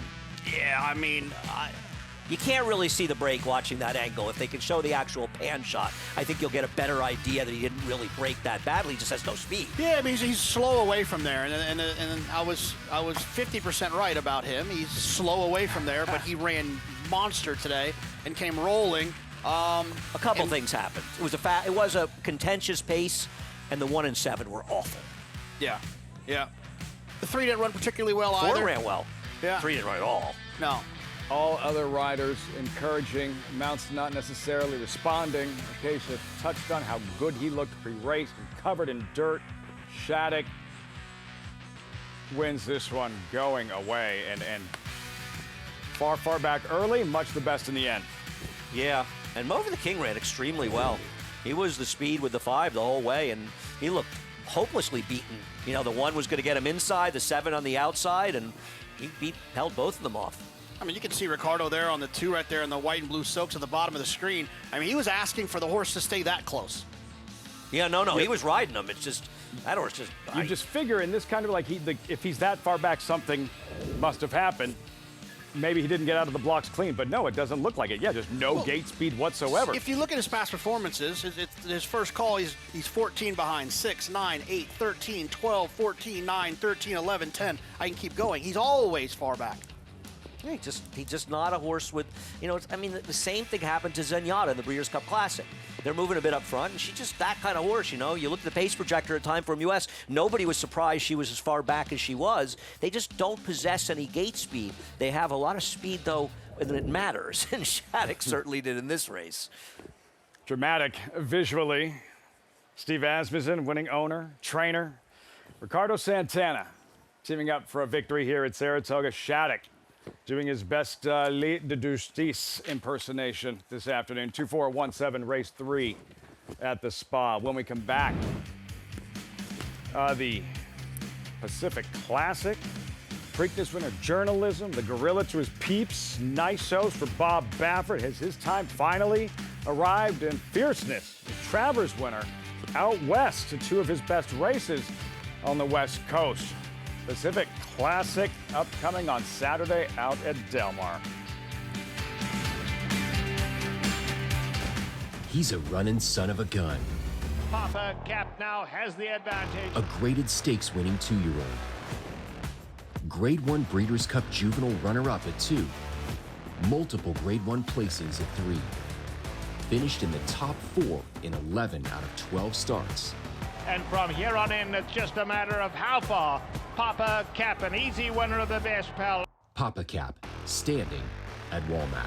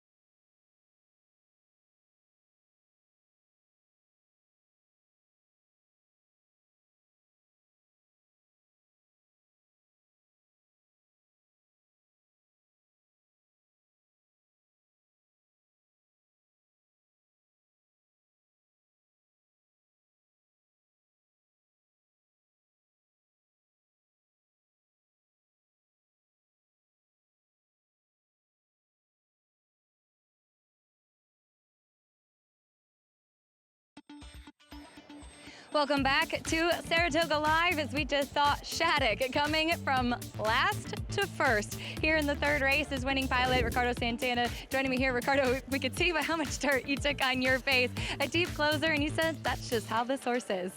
Well, I was doing homework yesterday, and I was talking with Scotty going to turn. He take himself way back, and every time he called me come late, you know, I told Scott, I said I'm going a little bit more aggressive with him today, 7-8. And see, want to try to put it close. You know, I know he's gonna give me a nice kick, and the thing worked. Yeah, it certainly did. As he came flying late, that has to be a nice feeling. He's back when it's Steve. I love it, getting the win with Steve, as you mentioned. But wanted to ask you, coming up on Sunday, you're going to be climbing aboard White Abarrio in the Jockey Club Gold Cup. You said you had a chance to work him. How was that work? Well, I'm really excited. You know, I need to say thank you to Safi and the owners and all the group, the team that gave me the chance in that horse. He worked amazing that day. I'm really excited for Sunday. So are we. Good luck this weekend. But of course, congrats here. Nice to see you guys back together in the winner's circle. Thank you so much. Buffy? I'm not readily dismissing anything that guy's riding these days. Climbing aboard White Abarrio Jockey Club Gold Cup on Saturday. No, I mean, we talked about it a lot last year with Dylan kind of having that career-defining moment at that point of his career and having the summer that he had last summer. Ricardo's a little bit different because he already had some career-defining moments with some of the great horses he's ridden and Breeders' Cup champions that he's ridden. And then he kind of went into a little bit of a lull, and then now he's having this resurgence. It's going to really carry him back. When he goes back to wherever he goes, or if he stays here, whichever they decide to do, he's going to have a ton of success because of the momentum he's picked up here. PJ Campos, since taking over his book, has really turned everything around for him. And he's got other very good agents, but PJ is doing an unbelievable job getting him on the right horses, and he's in kind, turning around and riding them well. Another win. Santana not riding in this one. Really looking forward to this fourth race. This mile and 3/8 fillies and mares. And Kathy Marissa 6-5 early on. Really intriguing race here, Andy, these fillies and mares on grass. Yeah, I don't think, and I picked Kathy and Marissa, but I don't think she should be a heavy favorite over American Sonia, who has knocked heads with some of the best horses in the world and has run effectively against them. It's an interesting matchup. This is a strong field, stakes quality. Yeah, I ended up landing on the 5. Brendan's got a pretty big string at Kentucky Downs. you'd like to think there's some outrageous purse that she could be running for at Kentucky Downs. I think that she's probably here because she's had a lot of layoffs, and that means she has issues. And Kentucky Downs is not a surface. I've talked to Brennan about this. It's a surface that can be hard on horses. So I think that's more the reason why she's here than Kentucky Downs. Why are you trying to wind him up? Why are you trying to get him going on Kentucky? I was poking him under the table. Meantime, out west, the Pacific Classic, and I think they're the best Pacific Classics we have seen in a while. There's the field, $1.25 million purse Breeders' Cup Challenge event towards the Breeders' Cup Classic. 8 strong, Nysos, 8-5 morning line favorite. Let's start with the Preakness winner, facing older Journalism, 9-5 second choice. His Haskell victory and his ability to overcome any given scenario, any given roadblock or obstacle. Jonathan, his will to win that we've witnessed time and time again this spring. Yeah, my biggest concern with Journalism is that when he's run into really, really, really good horses like Sovereignty, it's been a little tricky for him. Sovereignty aside, yeah. It's been a little tricky for him. And he's got a couple of horses in here that could be considered really, really good. If Fierceness runs his A race, he's really, really good. Nysos has an opportunity to be really, really good. I mean, I'm rooting for Journalism to step up and handle the task. But he's going to have to show it to me. And in his last 2 wins, he's also left himself way too much to do. Umberto's going to have to try to not have those same situations here because he's racing against some pretty good horses. Yeah, I mean, I don't believe that the fierceness of last year exists anymore. So I don't consider him a major threat in here. Maybe I'll be wrong. He's certainly a very talented horse at some level. I think Nysos is very, very dangerous in here, obviously. But Journalism's pretty good. But it shows up. A great opportunity to see how one of the best 3-year-olds on the planet compares to the older horses, included Nysos, who, look, it's never been a question of ability. He missed his chance. He was the early Derby favorite. It was physical setbacks. Now maybe his time has finally arrived. No, I agree. It's interesting. He and Fierceness, probably around February were the first 2 choices for the Derby, and rightfully so. We'll see. Is he a 1.25 horse? How good is he? I don't know. We'll see. And I will say this for our friends on the West Coast. This is exactly what a Pacific Classic is supposed to look like. Thank you. This is what I remember them looking like. And this is how they're supposed to look. You're supposed to have 3 great horses, really good horses that are jumping into the arena. And when we find out who comes out of here on top, we have a contender for the Breeders' Cup Classic. No, I think it's terrific. This race being run on Saturday, Jockey Club on Sunday, and this is sort of outside of Sovereignty, the best in the division. They're on display, including Journalism too. And I just can't say enough about Eclipse Partners and how they have campaigned Journalism for the fans. Fierceness. And what took place in the Whitney here, this is where the rabbit comes into play. Johnny Velasquez has said it. He's one of these horses. You can't turn him on and then turn him off again. When the rabbit comes to his outside and buzzes the tower, Jonathan, that turns him on. He jumps into the bridle and gets aggressive with Johnny Velasquez, who tries to then settle him down. It did not help. It's not the reason that he lost. Didn't help. It didn't help. No one can argue that this helped. But also at the same time, Fierceness, if he is who we want to think he is, he needs to be able to overcome some of these things from time to time. He never has in his career. And I think, a good friend of mine who's very smart made a real argument to me before the Whitney that Fierceness really isn't as good this year. And I think this race proved that he was correct. He simply was outrunning this race. He had a good trip overall, and he just was. I mean, he opened up 2-3 lengths here. Frank said he's in front by 3, and next thing you know, he was 5th. Empty. The hard part about that argument is I need someone to tell me then what happened at Churchill, he ran very well there. He ran okay. He didn't run great. He had a good trip. Locked didn't show up. A mile and a 16th record at Churchill Downs. They've been racing there a while. He ran well there. That's the one. The most wanted. Let's not get too excited. He ran fine. He ran fine. He was terrible in the Met Mile. Everybody wanted to make excuses for him, but it turned out he was bad in the Met Mile, and he was bad in the Whitney. His bad is better than 99% of the horses that run. But for what Fierceness has been capable of doing in the past, this was not the Fierceness we saw last year in the Whitney. Not even close. 2 of his best races out west, where he captured a championship by romping in that Breeders' Cup Juvenile at a price, and that second-place finish in the Breeders' Cup Classic last fall, close to a hot pace. One of the best races of his career. I agree, and you learn more often about horses in defeat than you do about him in victory. Having said that, other than Sierra Leone, nobody else closed in that race, but he did run very well in there. I think if he runs poorly in the Pacific Classic, there's a good chance we don't see him again, and I think that would be too bad. I think this is a chance for us to see one of the best classics we've ever seen.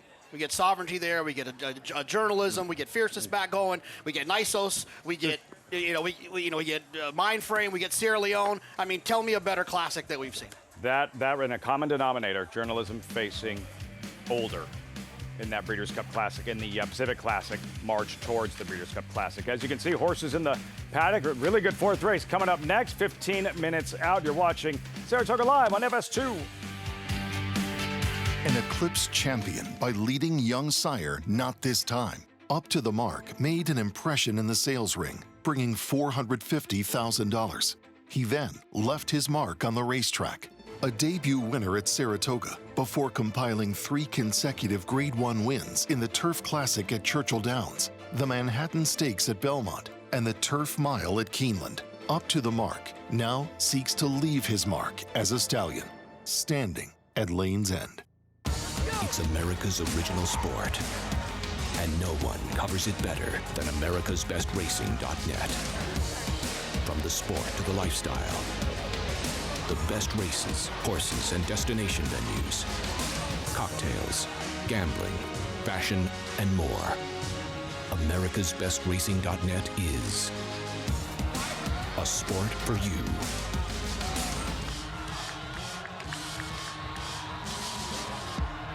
Introducing Peace and Justice, new to New York in 2025. A proven sire with over 200 wins, 16% wins per starts, and one of only 2 New York-based stallions to have a graded stakes winner at Saratoga in 2024. Now, with 3 different racing surfaces coming to New York, and with New York breds running for equal purses as open company, Peace and Justice is the sure choice for 2025.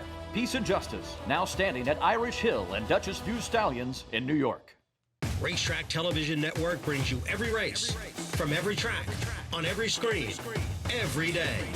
With monthly packages starting as low as $5, RTN gives you great value and access to more live HD streaming and race replays than anyone. Visit RTN.tv today to sign up and watch on almost any device, including Roku and Amazon Fire. RTN has packages that start at $5 per month.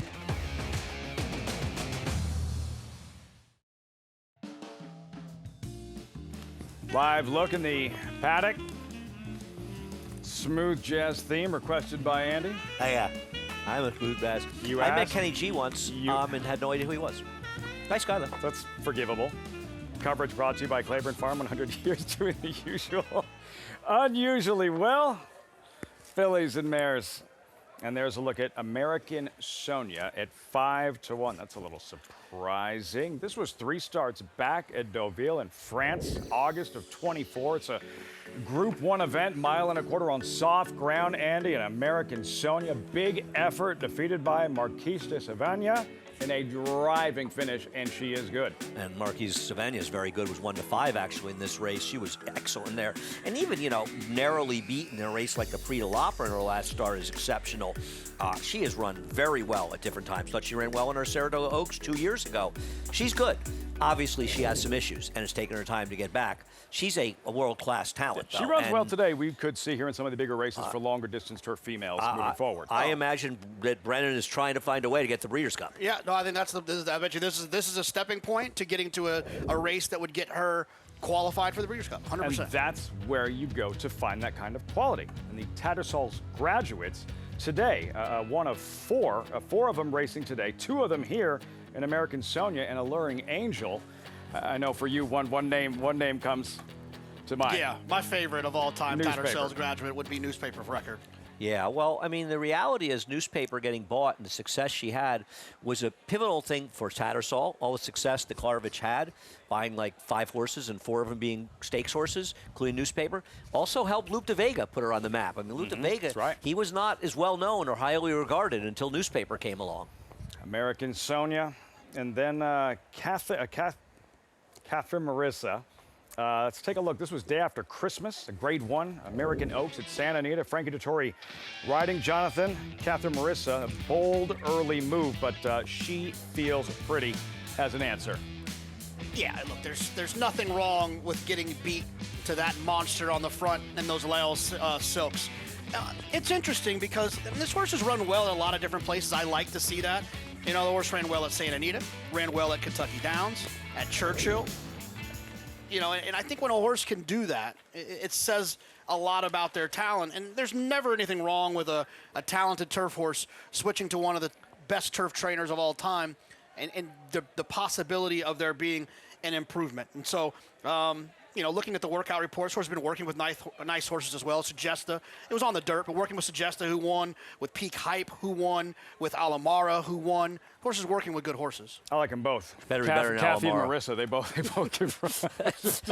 That's an even money favorite. We check in with Acacia in this race for Paddock Report. Acacia.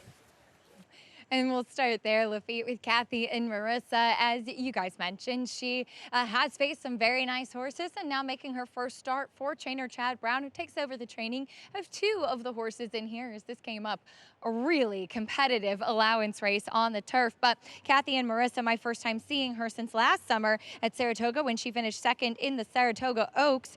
She was a horse that day that I had really liked. She had really caught my eye, one that I thought would always appreciate getting to go further distances. And then last time she was actually 1-2 in the Grade 3 Santa Ana. She didn't look like she ever really had a comfortable trip that day, as when breaking 1.25 miles over there at Santa Anita, you need to kind of go over the dirt track and go downhill a touch, and she seemed like she was kind of a little bit wide and a bit keen and not necessarily the trip that she does prefer. I thought she ran very well in the American Oaks 2 back behind the uber talented She Feels Pretty. She looks great coming back here. First time I'm seeing her as a 4-year-old, as she has continued to fill out and develop just as you'd like to see. And I still stand by the fact that distance is her friend. 1 1/8 miles today, I think she even could go longer, but she is a bit sharper. So a good place for her to return. The number 4, American Sonia, as she returns to Saratoga, actually her 3rd time racing here. She's kind of made her yearly trip, having run in the New York last year, where she really didn't fire, and then 2 years ago where she did run well in the absolute bog in that Saratoga Oaks behind Elusive Princess, as it was raining. Very, very soft turf that day. Now, she is a horse that has faced some of the toughest as far as Group 1 distance horses over in France and in Europe in general. The Prix de l'Opera she ran in last time out, where she just didn't really have much kick. You saw that race back at Deauville in August. She's very quiet, very calm, very, very fit coming in here. Interestingly enough, she did previously wear cheek pieces in Europe. Nothing on her face, just a regular figure-8 noseband, which Brendan Walsh runs pretty much all of his horses in, but he has had her for at least some time, as you can see her training down at Palm Meadows back in February. So sidelined, but great to see her back, and she does have class and stacks up nicely with her foes in here. The number 8 towards the outside in Noir, first time stateside as well, as she was purchased in December at the Arcana Horses of Racing Age sale for the U.S. equivalent of about $295,000. She has a little bit softer European form versus the number 4 American Sonia in here, but she did finish 3rd in a Group 3 in France last time out. She struck me as a long, striding, grinding type of mare, and looking at her, she looks that way as well. A little bit more angular in her hind end, good leg to her, beautiful mare for sure as she comes in off of the layoff. I wanted to kind of take a little bit of the wait and see with her, as her better European races were on softer courses, and she's built like that would be to her preference as well, Lafitte.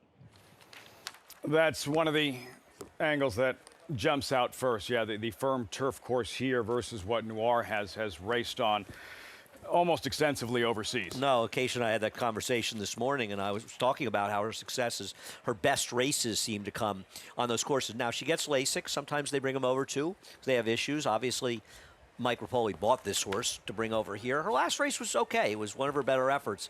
I'm just not confident. Todd Pletcher, for what it's worth, first foreign shipper's first time on the turf. Foreign shipper's first time in the country. 1 for 14 over the last 5 years. 0 for 11 in routes, 3 at the board. If he does well with them, it seems like they usually need a little time. Might need a start. Noir, this is a tough spot, 9-2. Call to post. 4th race here, Saratoga. Fillies and mares, 1 1/8 on the inner turf course. We start with an 8-1 shot in Dona Clota, the Chilean filly, in her U.S. debut. Yeah, U.S. Yeah, she is one I think is very interesting. I'm sorry, switching second start in the States. to My fault. Chad Brown's. I was like, I'll look at the wrong one. My fault. My fault. Manny Franco aboard. Number 3, Alluring Angel, English mare. Third start with Bill Mott. I don't think she's out of it. She didn't have the world's best trip last time. A little disappointing, but she's not untalented. American Sonia, who is second in the 2023 Saratoga Oaks. She's run well enough in American turf racing. She's been away for a while. Let's see if she can find some of that old form. Kathy and Marissa, even money favorite. She has been very, very good form. I mean, she's narrowly beaten by Cinderella's Dream, and she feels pretty. She's good. Lady Firefoot out. Number 7, there she is. Immensitude, second at 2 for Bill Mott. A little more distance than last time, where she kind of sucked up for second with a very good ride from Junior. She's got some talent. She's not out of it. And NYRA, Mike Rapoli's French 5-year-old mare. It's changed a little bit with the Lasix rules, but usually when horses come over, they're either looking for Lasix, firm ground, or both. But in these allowance races, you can still assume that maybe it's the Lasix she's looking for. Solid allowance race. These fillies and mares, 4 minutes out, race 4, even money. Currently, Kathy and Marissa. And a heads up at NYRA Bets, where you can earn a 10% bonus today on all exactas at Saratoga. Opt in at NYRABets.com for a 10% exacta bonus today. It's too big a gap in price between the 4 and 5. It'll probably close a little bit. Surprising. I picked the 5, but I have a lot of respect for American Sonia. Maybe she'll need a race, but she's very talented. Give Alluring Angel, JK, a puncher's chance here. Yeah, I would say a puncher's chance. I mean, you know, she'd shown some talent in the past. She's been with a handful of trainers. She's run mostly well for all of them. Yeah, I think she's in the mix. Isn't she the overlay on the board right now? She's twice the price right now of the 7 and 8, and she's the same price as the 2. I don't think she should be that big a price. The biggest question for her is, you know, she's getting back to the 9 furlong. She's won there before. She only ran one time going 9. Most of the time she was running in her career was a little bit shorter. So did she really like that and everyone was missing it? Now Bill Mott found it? Or is this just the race came up and she's probably better a little bit shorter? Fair question. About Immensitude, if she's going to be effective today, there she is. What's the key to success with Junior Alvarado, Bill Mott? Team sovereignty. A very good trip, and Kathy and Marissa and American Sonia completely failing to showing show up. She's a nice horse. I've always liked Immensitude, but she's not as good as those horses on their good days. You know, it's one of those situations, you know, with football around the corner.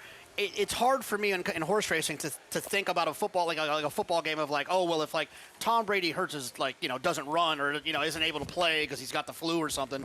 I can't predict that. I can't predict those other two not showing up and her getting a perfect trip. If you like a horse at a decent price that has form and recency, and there's one horse, it was just Kathy and Marissa off the layoff. It was just American Sonia. Then you feel like maybe I'm betting the second best horse here. I'm getting 4-1. And if that horse doesn't show up, but in here you've got to get American Sonia not to show up. You got to Kathy and Marissa not to show up. Even the 3 Alluring Angel, I think, is competitive perhaps with her. And so I can see the 7. I just think there's better horses here. Warm-up continues. 2 minutes out. Acacia, Immensitude, another look at her. What is she showing you as she continues to warm up? Well, I wonder if this is a little bit of the Goldilocks effect, Lafitte. She was running further distances and against tough company. 2 back going behind La Mejana with a 1 3/8, and then last time going the 1 1/16. So maybe the 9 furlongs is a little bit of the sweet spot for her. She is one that has just developed so much. I have respect for Alluring Angel, but physically in these conditions, Immensitude is the one that I would prefer. She warmed up with the pony, but she's mentally come along. I mean, even as a 5-year-old, you see some of that development too. I think that she might find herself in the right spot, though I agree she might just be not quite up to the level of some of the other talented ones that we do see. As I'm going to stick with American Sonia as my pick, but I will say in the warm-up, the favorite, Kathy and Marissa, did look the best. Another new face in this group, though, is the 2 Doña Clota, who only raced once stateside. It was off a little bit of a layoff, and in the Pegasus filly and mare turf, a race that was dominated on the front end. And when you're as far back as she was, and she was a big price that day, and also according to the short comment and the chart, very reluctant going into the gate, taking a long time there on Pegasus Day at Gulfstream, you're totally up against it on that turf course. Now, I'm not familiar with her, but looking at her, and she has hasn't raced again since January. She does look like she might benefit from a start, just bringing it all together as far as fitness, but she has been so classy acting. She had a lovely warm-up away from the pony. She's handled everything exceptionally well so far. She's very good form over in her native Chile. And another interesting new face, I'm thinking this could be a starting point as she debuts into Chad Brown's barn, one that maybe moving forward we'll hear from in these longer races on the turf, Lafitte. Doña Clota, 10-1, Manny Franco.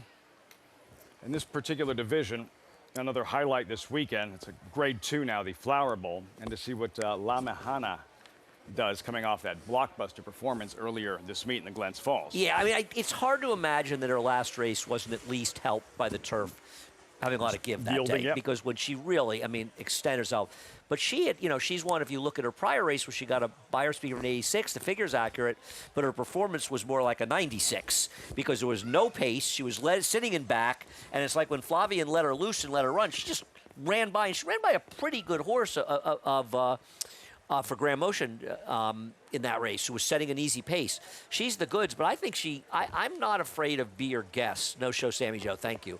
I am not a fan of Be Your Guest in that. I am more scared of the other come on horse, Belisa, in there. I think she is dangerous, perhaps on firmer ground. We'll preview Grade 2 Flower Bowl on Saturday.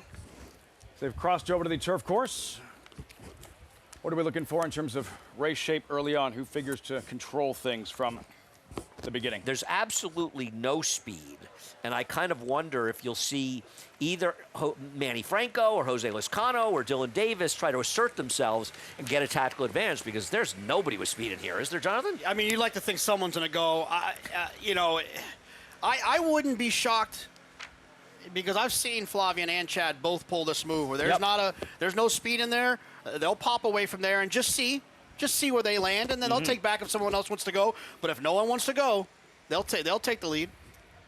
A lot of wins at Saratoga. I'm taking responsibility for that. Training titles between them. I'm taking responsibility for that with Cart Talk. Look at him. Just kidding. Are you sure Chad's talking? No, he is. I wasn't sure he was talking to Todd. I thought he was talking to himself for a second there. Todd Fletcher, Chad Brown. Excellent card talk, by the way. That was right there with, the brothers may have stole the show this summer, but that was good stuff. These fillies and mares at the starting gate and ready for the fourth race. There goes Alluring Angel. Odds on. Kathy and Marissa. American Sonia, that's a big number. She's come down a lot. 3-1 now, yep. Where she belongs. Probably more like 5-2 and 6-5. Frank Mirmati with the call. And the fourth live from the spa. Kathy and Marissa going in. Immensitude and Noir.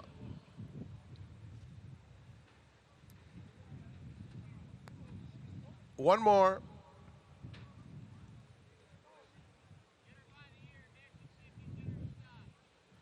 Noir.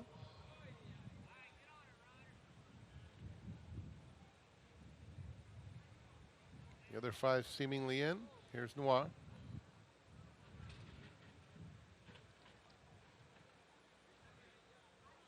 They're in the gate. And they're off.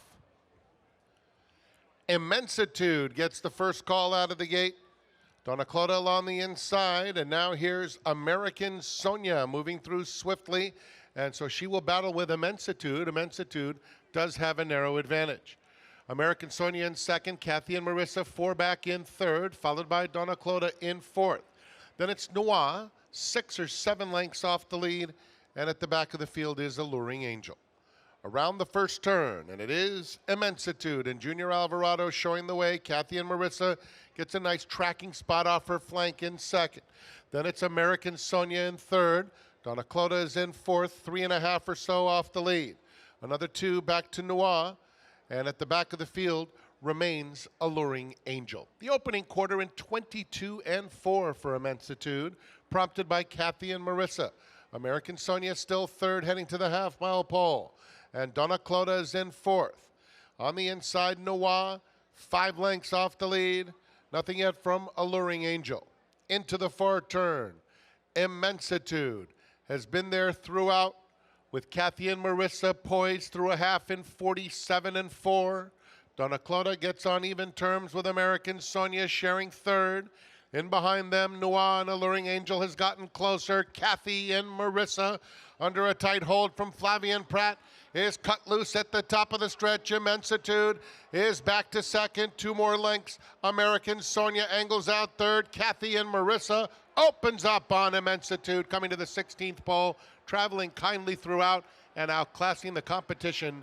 Kathy and Marissa, an easy winner, 4.5 lengths. Immensitude clearly held second. American Sonia third. Alluring Angel in a photo for fourth. Impressive. Kathy and Marissa, winning trainer Chad Brown. She got her cue from Flavian Pratt, responded, and buried the opposition in this one. Yeah, she was just better than these horses. And a good ride. You were talking about Flavia being aggressive. The first quarter of 22-4 was down a straightaway. So that's why it was faster. Flavian realized the second quarter of the race was slowing down, and he put himself in position where he could be right there, and she was just best, Jonathan. I mean, she was going to win from no matter where Right. Flavian put her today. But, I mean, what better of a trip could you have gotten sitting right off of a speed horse, comfortable around there? And when he asked her, man, she really lowered her head and accelerated. She came home in 11 2/5, the final eighth of a mile, and that is moving along. I think American Sonia ran okay. It was a moderate pace. She clearly needed a race. She's better than that. Junior Alvarado putting Immensitude, on the lead, and a solid effort to finish second. No match late for Kathy and Marissa. She's got a Michael mistakes bound, right? Absolutely. She's good. She's good. Michael Caruso, dub, as you just saw, en route to the winner's circle. Flavian Pratt, Chad Brown, Kathy and Marissa, 5-7-4-3. Overhead, JK, and where you really get a better feel as far as the acceleration right here is Pratt and Kathy and Marissa drafting in behind the leaders in third. Yeah, I mean, it's right here. I think he probably felt like he had a lot of horse, and he was like, let's, instead of getting, stuck here dealing with the 4 kind of bumping a little bit, let me just go ahead and push on the gas a little And bit. also knowing that they're going to slow down that second quarter. Knowing because they went up at a 25 second quarter, 22.91, 47.80. They're going to slow down that second quarter. It's exactly the time to accelerate a little bit because you don't have to accelerate that much to improve your position. You ride the best horse like the best horse. Yeah, we heard that yesterday, Lafitte, right before the P.G. Johnson. Yeah. When Todd said to Irad, you took back a little bit on Time to Dream. Time to Dream. And he said, Irad's response was, you told me to ride her like a good horse. That's what I did. You ride good horses with confidence. You've seen it with Junior and Sovereignty. He rides that horse with confidence, and that's exactly what Flavian just did. Kathy and Marissa, impressive. Onward and upward for her. Chad Brown, 4-5 favorite, delivers in the fourth here at Saratoga. Results, reaction, plus sticking with this division. And trainer Miguel Clement. Earlier, in reference some of his brighter moments this summer. The 5 stakes wins, not done yet. La Mejana, star on the rise, the favorite in Saturday's Grade 2 Flower Bowl.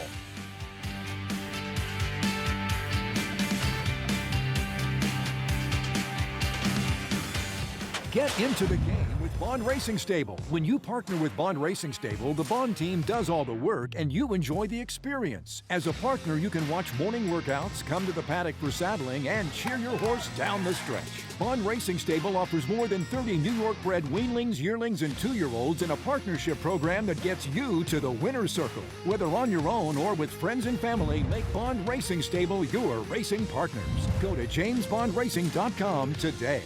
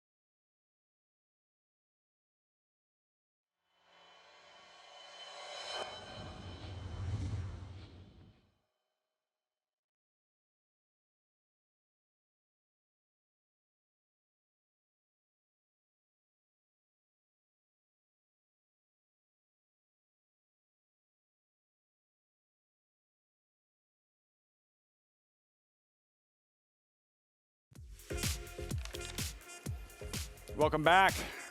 Saratoga Live, closing week on FS2, as always, brought to you in part by NYRA Bets. But any track, anywhere, anytime. Visit NYRABets.com or download the NYRA Bets app to get started. Classy, impressive, much the best. Rolling today, Kathy and Marissa in the fourth at the spa. Yeah, very impressive. Like Andy said, I would imagine that the next race that this one runs in likely has a G involved in it. Great. Just trying to think what race, because he'll probably, if things go well, he's got to at least want to get to the Breeders' Cup Filly and Mare Turf. Let's see what her winning co-owner thinks. Michael Dubb with Acacia in the winner's circle. It's always a pleasure to catch up with Michael Dubb as Kathy and Marissa gets the win. Coming out of some top class tries out in California, a little bit of class relief, just what the doctor ordered, and she was impressive today. Well, she was coming off a layoff, and we were looking for a race like this to get her started. We obviously will point her for better. She's competed against better right here at Saratoga, so we'll take it from there. She has a lot of talent, and as you said, point her to better. Any ideas on what might be next on the calendar? Yeah, I'd say if all goes well, we look for maybe a 3-turn race for her, and if she keeps on, we'll look at the Breeders' Cup. That's to be pretty exciting as well, and especially with a filly like this, it really seems like she has continued to improve year after year. She has, and Rick Dutrow did a great job with her starting out. She's now with Chad, and if there's anybody that can take a horse and get all the potential out of it, it's Chad. Well, we look forward to what's next for her, but a pretty exciting win today. Congratulations. Thank you so much. Lafitte? Mare like that, yeah, easy to get ambitious. Right, I believe we run the way as a prep for the Breeders' Cup, and he said 3 turns, mile and 3/8 at Aqueduct, so maybe that's where they go to try to get the Breeders' Cup. Yeah, I mean, she's good. Yep. The way that she just ran, we'll see what her number comes back. But you'd like to think, based on what these other horses are running and what she just did, she's going to get a nice figure for that. I agree. Well, within herself, Kathy and Marissa. Look forward to see what she does the rest of this campaign as we press on forward. Race number 5, 3-year-old sprinting 6.5 furlongs, 9 strong. Uncle Jim, Andy, the 9-5 favorite early on. What'd you come up with? I like Uncle Jim, but I'm hoping, based on multi-race bets, he's around the 5th choice, so I'm expecting a better price. As Uncle Jim actually ran well last time in a race that collapsed. He sort of collapsed it, and he still held on for second, but this is a fairly wide-open race, Jonathan. Yeah, I was keeping my eye on the 6 Bye-Bye Miles. I mean, I think as we look at this owner race for the rest of the meet, yeah, I think Flying P is going to be pretty aggressive where they place. And they're not being aggressive here, which is probably a good sign. Exactly. 5th race coming up next. Post time 19 minutes on Saturday. We touched on it moments ago. The Grade 2 Flower Bowl fillies and mares. Mile and 3/8 inner turf course. There's the field. And La Mahana. 2-1 morning line favorite. Kendrick Carmouche to ride for Miguel Clement. And coming off of this tour de force, most recent in the Glens Falls here, Andy, a few weeks ago. If it wasn't a yielding turf, she might be the early, at least American favorite for the Breeders' Cup Filly and Mare. This was, I agree, a tour de force. You feel like probably the softer turf moved her up, but she's pretty good, Jonathan, regardless. No, absolutely. But I will say this, even if the softer ground moved her up, the pace figures in that race were coded red on Timeform US, meaning they were fast, and she was pretty close to that all the way around there. I thought she ran extremely well. It's a huge effort. Look at her draw away late, bearing this field, regardless of course of condition, finishing with authority. Is she, based on what happens on Saturday, how ambitious is this a mare that we could see out west for the Breeders' Cup Filly Mare Turf La Mahana? These connections, first of all, yeah, she has to be considered. I mean, I'm not sure that there's huge, she could be the best horse of this distance in the country. I don't know. If she keeps running like this, Jonathan, she is. Yeah, I mean, obviously, the leader in the female division would be She Feels Pretty, right. But She Feels Pretty's probably better just a little bit shorter. She's better a little bit long. Well, I'm not saying that She Feels Pretty couldn't win a 1.5 miles. I don't think she would. Mile and 3/8. But yeah, she's in the mix. She's got probably a little bit more proving to do, I think, to make it feel show her worth try on a firmer turf because. And the other thing is, she goes to Del Mar. She's not going to get a boggy course out there. No. Speaking about West, Be Your Best, who is number 7, 5-2 second choice. So Grade 1 Gamely, late May, Santa Anita. Jonathan, Be Your Best, wiring in this field. Yeah, I mean, she's good. You know, it's funny, if you look back all the way to 2022, it wasn't even close. She was the best 2-year-old filly on the grounds here when she was 2 years old. Then she kind of went on and off form, but the way she's running the last 3 or 4 starts, she's right there in the mix. She's turned it around when she went to Saffie Joseph, as simple as that, and she's been good. The problem I have with her is her last race. Her last race, in my opinion, was abysmal. Her third-place finish is the favorite, the Beverly D, when she couldn't make the lead, and the horse that won the race wired the field, and her PPs are not very pretty. And I just think in this race, the potential exists for some other horses to be aggressive. The one thing about her is that she needs it firm. Right. She got it firm in the Colonial, so I don't want to, you know, give her too much of an excuse, but she'll get it firm here this weekend, and I think that could help. I agree. I don't really believe that a 1 3/8. If she doesn't get the lead, she has no shit. If she doesn't get the lead in this race, I'd be shocked if she hit the board. If she gets the lead, she has a chance to win. I'm still skeptical. That poor race, what do you make of her showing up less than 3 weeks later, and running in the Flower Bowl? I wonder a little bit. I think they're you know, she had a very, very good run. She's run very well, but most of those races, a lot of them are Gulfstream, mile and a 16th, mile and an 1/8.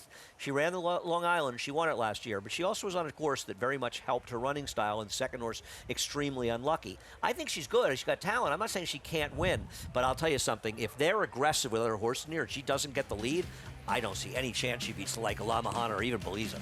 We have 10 stakes races left here at Saratoga, closing week, including the With Anticipation a little bit later on this evening. 3 Grade 1 events, Spinaway, Hopeful, Jockey Club Gold Cup on Fox, all coming your way. Closing week from the Spa. We'll be right back. Introducing a stallion as top class as they come. In 22 career starts, he won or placed in 12 graded stakes, competing in 15 Grade 1s, earning over $1.7 million. His undisputed speed is evidenced by 7 100-plus buyer speed figures, a 3-time Grade 1 winner, Raging Bull. You bet with NYRA Bets. Bet any track, anywhere, anytime. Download the NYRA Bets app to play today and get a $200 deposit bonus. Watch live horse racing. Get expert picks. Boost your bankroll with weekly promotions and hone your handicapping skills with exclusive tips and tutorials. Download the NYRA Bets app now. Sign up now to claim your $200 deposit match bonus. You bet with NYRA Bets. McMahon of Saratoga Thoroughbreds, home to 4-time leading New York sires Central Banker, sire of champion New York bred Bank Frenzy. Bank Frenzy, a hard-fought winner of the Commentator. And multiple stakes winner Sunday Girl. Clear winner in the John Hettinger Sunday Girl. Also standing into mischief's Grade 1 Sun Provocateur and top young stallion Solomini, sire of Mike Lee Stakes winner Doc Sullivan at McMahon of Saratoga Thoroughbreds, celebrating over 50 years of equine excellence. Adelphi Racing Club offers the unparalleled excitement of owning thoroughbred racehorses at a fraction of the cost. We're not just a syndicate, and our members aren't just investors. We are partners. Our New York-based high-performing equine athletes, trainers, and jockeys compete and win at the highest level circuits. Contact us online to get a taste of the Adelphi difference, and let's win races together.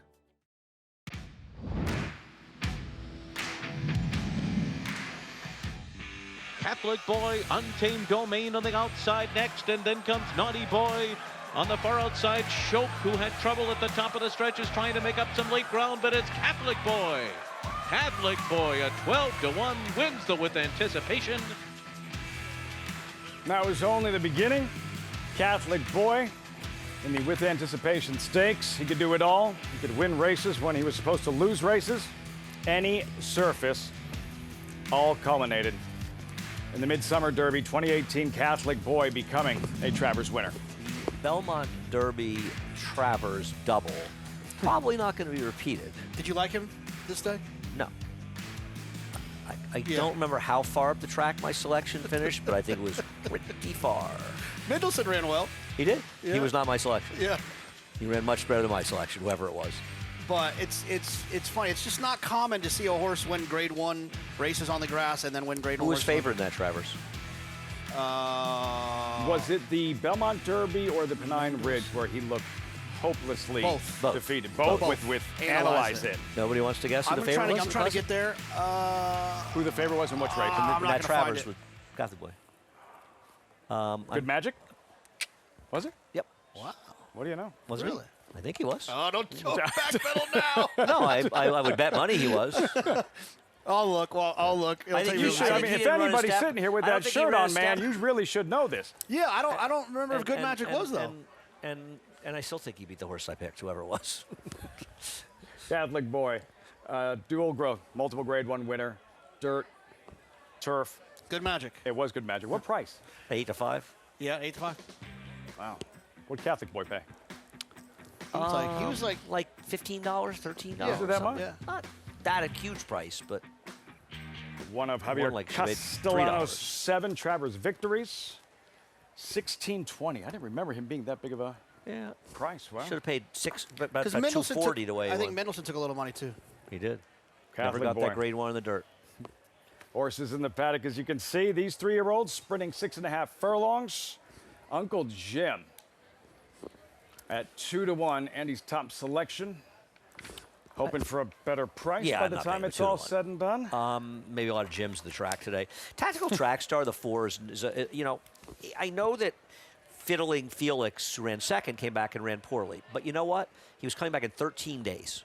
When he came back yesterday on 4 weeks rest, he ran a high 70s, about a 77 buyer in that race. So I think it more legitimized this effort. Now, Linda's given him plenty of time since then, about 6 weeks since that race, a little more even. So I think it's possible he runs back to a big number. My concern was the big drop down and claim from Brad Cox, who was not the easiest guy to claim from. I completely agree with 98% of that. I don't like horses that win these maiden 20s if they've been running in them.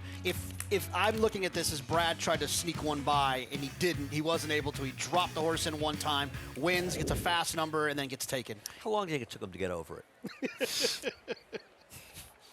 But I think it's possible you're right. That was the 5th on July 17th. I'm sure before they got in the paddock for the 6th. Yeah, sounds about right. Over.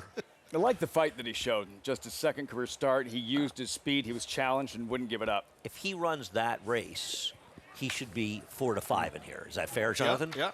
Tactical Track Star. JK, you're going with Bye Bye Miles, pictured at 7 to 2. Yeah, I mean, Andy kind of sniffed out my angle here. I think that Flying P's going to be very aggressive where they place horses. I mean, they could have put this, they claimed the horse for 50. It's not beyond Jay to drop the horse in for 30 or 17 or something like that. But he didn't want to lose this one because he knows that this horse is still alive in this spot, so he's going to give it a shot. I think this horse could run a big race. 10 to 1 that day at Churchill Downs. Battled early, separates, and clears late. I have absolutely no argument against him being a major player for all those reasons. So one question, this horse had a long, I know he's given him almost 3 months off since then. He had a pretty taxing year, you know. He ran down at Oaklawn 5 times. He has had a pretty taxing career now, and I wonder if that was a bit of an issue, why he's been off the track. But maybe if it was, he's fine now. Javier Castellano there, just talking Catholic Boy. A 7-time Travers winning jockey. To Acacia in the paddock. We'll start off with Ricardo Santana's mount as he looks for another win today, and that is the horse you guys were just discussing in Bye Bye Miles. I actually like a little bit of the freshening, and I think Andy's point is well meant in that he did race quite frequently down at Oaklawn Park, which sometimes a track that can be a little bit taxing for horses that do run frequently there, and then coming back and had a big win last time out at Churchill, where it just looked like Keith Asmussen, who was aboard that day, had so much horse every step of the way, and he did end up pulling away. A couple of horses came out of there to win, including the 2 behind him. I thought that his tactical speed was to his advantage. He looks very fit in here, carrying great weight and conditioning. Not the biggest horse, but I think coming back and the freshening might have done him well, not to mention Mike Maker claiming him and bringing him here for Flying P. And as they mentioned, at the same price tag for which they picked him up. The number 2, Uncle Jim, I probably was a bit tough on him. Just wondering what kind of pace we were going to see in here. A couple of other horses who are quick. Last time out, he was urged early, kind of made a big move to take over, and the race did fall apart. I was disappointed that he got run down, but again, it did fall apart. He looks so good today, today, though. I could not ignore him, as he was the one that first caught my eye when coming into the paddock. He disappointed 2 back on a wet track. I don't think that is the type of surface that is his favorite. He is a big, substantial sized horse, striding out beautifully, making his first start for Horacio de Paz, though, and one that I do think will actually appreciate a touch more ground going to the 6.5 today. The number 7, Bear Claw Necklace, I wanted to give him one more chance. Might have noticed Safi Joseph kept him away from the rest of the field, as he told me last time.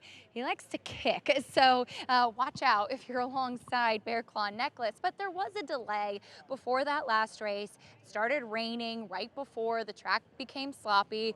Welcome to Saratoga. And he was one that really seemed to maybe struggle a touch with it. He looks stronger today than he did last time, though. He's put on muscle mass. He is sharp. Yes, his fastest figure was on the wet track, but I am encouraged to see him come back in here. Like I said, wanted to give him one more chance as he's on his toes and might run a better effort second time here at the Spa Lafitte.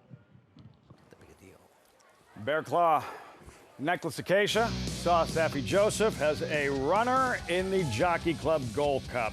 It's taking place on Sunday. It's a little bit different with Fox Saratoga Sunday. Jockey Club Gold Cup defending champ Highland Falls, Foster winner, Mindframe, Whitney winner, Sierra Leone.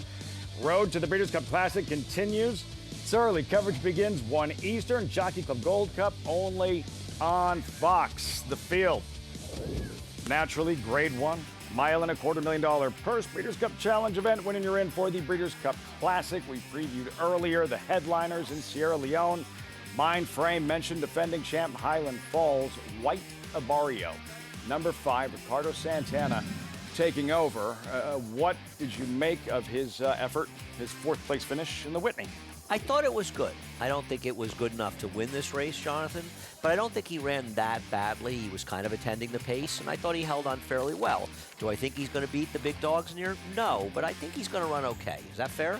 Yeah, I mean, the thing about White Abario is his best races are really good. They're just a little bit hard to predict. If he could somehow find a way to get comfortable on the front end, where I think he's the best, or at least in the clear. That won't happen here. Where at least he's in the clear. Yeah, I agree with you. Then those are the races that he runs well. I wouldn't be shocked if I woke up on Monday morning because I was overslept and found out that he won, but I don't think that's going to happen. You'll be on, I think, during the race. Well, then I better not oversleep. I thought I did it the last time I slept till you better not, because then I might have to work, and I don't want to do that. So still, you keep waiting to see if he can reach back and find his best. That run he was on from the victory here in the Whitney that summer, and parlaying that to the Breeders' Cup Classic. Even his Pegasus earlier this year, he ran very good, excellent that day. So I don't love him, but I don't dismiss him. I'll tell you that. You just say, like, oh, there's the real, the A-game version of White Abario. Great race. This Terrific. is the best jockey club. I don't know how long it's been since we've had a race this good. Sunday on Fox, Jockey Club Gold Cup. Let's meet the field, race 5. Bob's Carrot at 7-1. Then the tepid choice, Uncle Jim, and his top selection. Yeah, don't be fooled. He's going to come up in price a little bit here. Hedge, Kentucky Shipper for Ben Colebrook. Look out. I think he's a horse that's not getting much attention that has a chance to make an impact here. Tactical Track Star, 5-1. Pictured claim from Brad Cox by Linda Rice. If he can duplicate that last effort, he could be tough. Good. Henry's Hope, the speedy gelding, figures to factor early. Maybe. Maybe. At best. Not late, but early, perhaps. Number 6 at 3-1. Bye-bye Miles. Claim from Steve Asmussen by Mike Maker. Yeah, I just think this horse is going to run well. There's a lot of factors. We talked about them, and we'll touch on them again before they get in the game. Bear Claw Necklace, 3rd at the level, and the slop last out. This is not a necklace made of the bear claws you eat, right? Because that's what I was thinking. My concern with him is his one big number was in a wet track. Super Tuscan, the 4 races, all on synthetic tracks in Canada. I got to tell you, I really do enjoy a Super Tuscan. Looks like a super. I enjoy a bear claw. Oath of Omerta. You enjoy an Oath of Omerta? Yeah, I'm not going there, but this would be a massive upsetter. Graduated in the slop, 29-1 outside of the field for the 5th. Coming up, and a reminder, while it's closing week, still so much terrific racing ahead and beyond. Saratoga, get involved at NYRABets.com. Sign up, use that promo code SPOT200. Enjoy betting on over 300 tracks around the world. Start winning today. Join now, NYRABets.com.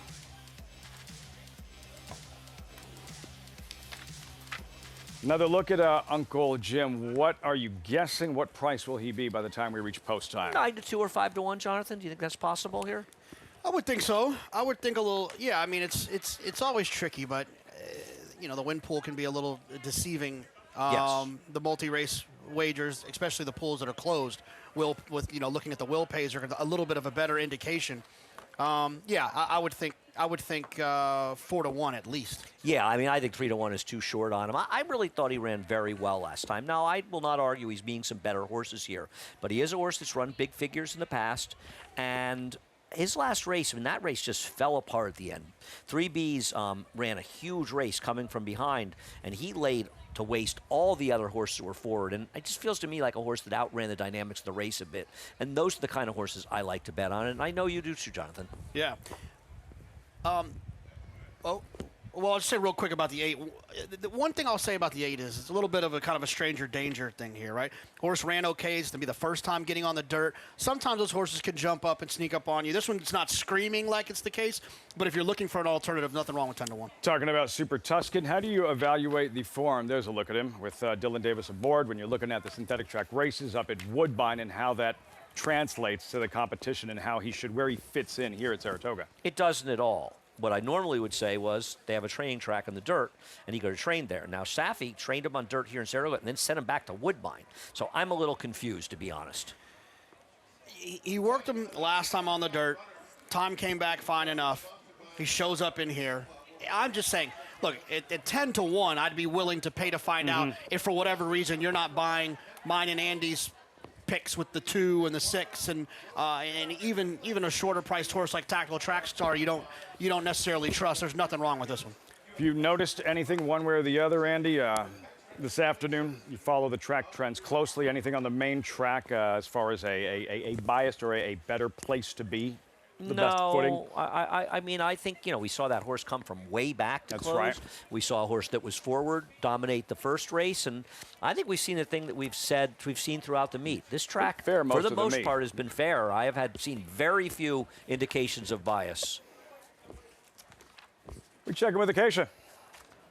And we'll take a look at the number 4, Tactical Track Star, who did win for the 20,000 last time. And I agree with what Jonathan was saying about the first time dropping in class. He was supposed to win that race, as it did look on paper to be a pretty hungry field. I still do have my questions about him as he does step up. Last time out, he had a very aggressive warm-up and ride by Manny Franco. Today, watching him, Flavien Prat did give him a big warm-up once again. He's always been a very good-looking individual. I just think that he needed to get to the front end because he doesn't necessarily have that inclination to want to pass horses. We'll see how the pace does play out here. Maybe he is the speed of the speed, as Flavien really kind of revved his engines in the warm-up out there. I think the number 3 Hedge is being ignored a bit on the board, and an interesting new face into this field as he does come in for the 50,000, but he faced Camp Hale last time out, who's very talented, running against some pretty good horses along the way in Kentucky, and he actually broke on top last time out in that last race, and then kind of everybody went running. It was his first race sprinting in a while. He warmed up nicely out there with Javier Castellano aboard. He's a new face in this group that I think at a bit of a price, 9-1, is pretty dangerous on the class drop, Lafitte. Hedge with Javier Castellano. Keisha mentioned Flavien Prat, Tactical Track Star, and really the aggressive warm-up. Saw that from several of the riders and their mounts warming up leading up to this one. What are you looking for early on? I think the 4 Trackster is supposed to be loose. The way he's bet, I'm wondering how well he'll run, and I'm thinking the 5 and 6 sort of stalking him towards the outside a little bit. Yeah, I'm going to stick with the 6 here. I wish I could probably get a little bit better than 5-2, but I like where this horse is drawn outside of what I believe is the main competition. Frank Vermati with the call post time, the 5th from Saratoga. 2 more. Super Tuscan coming up. Oath of Omerta.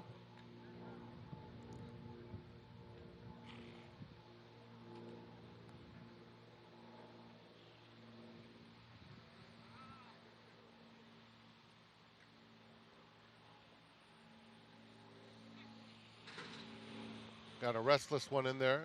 Super Tuscan Bear Claw Necklace.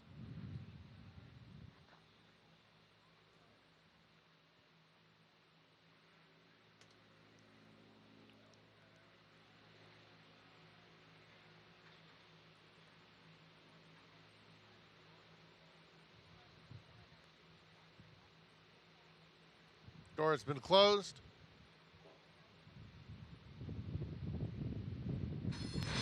And they're off. It's an even start. Oath of Omerta was out alertly.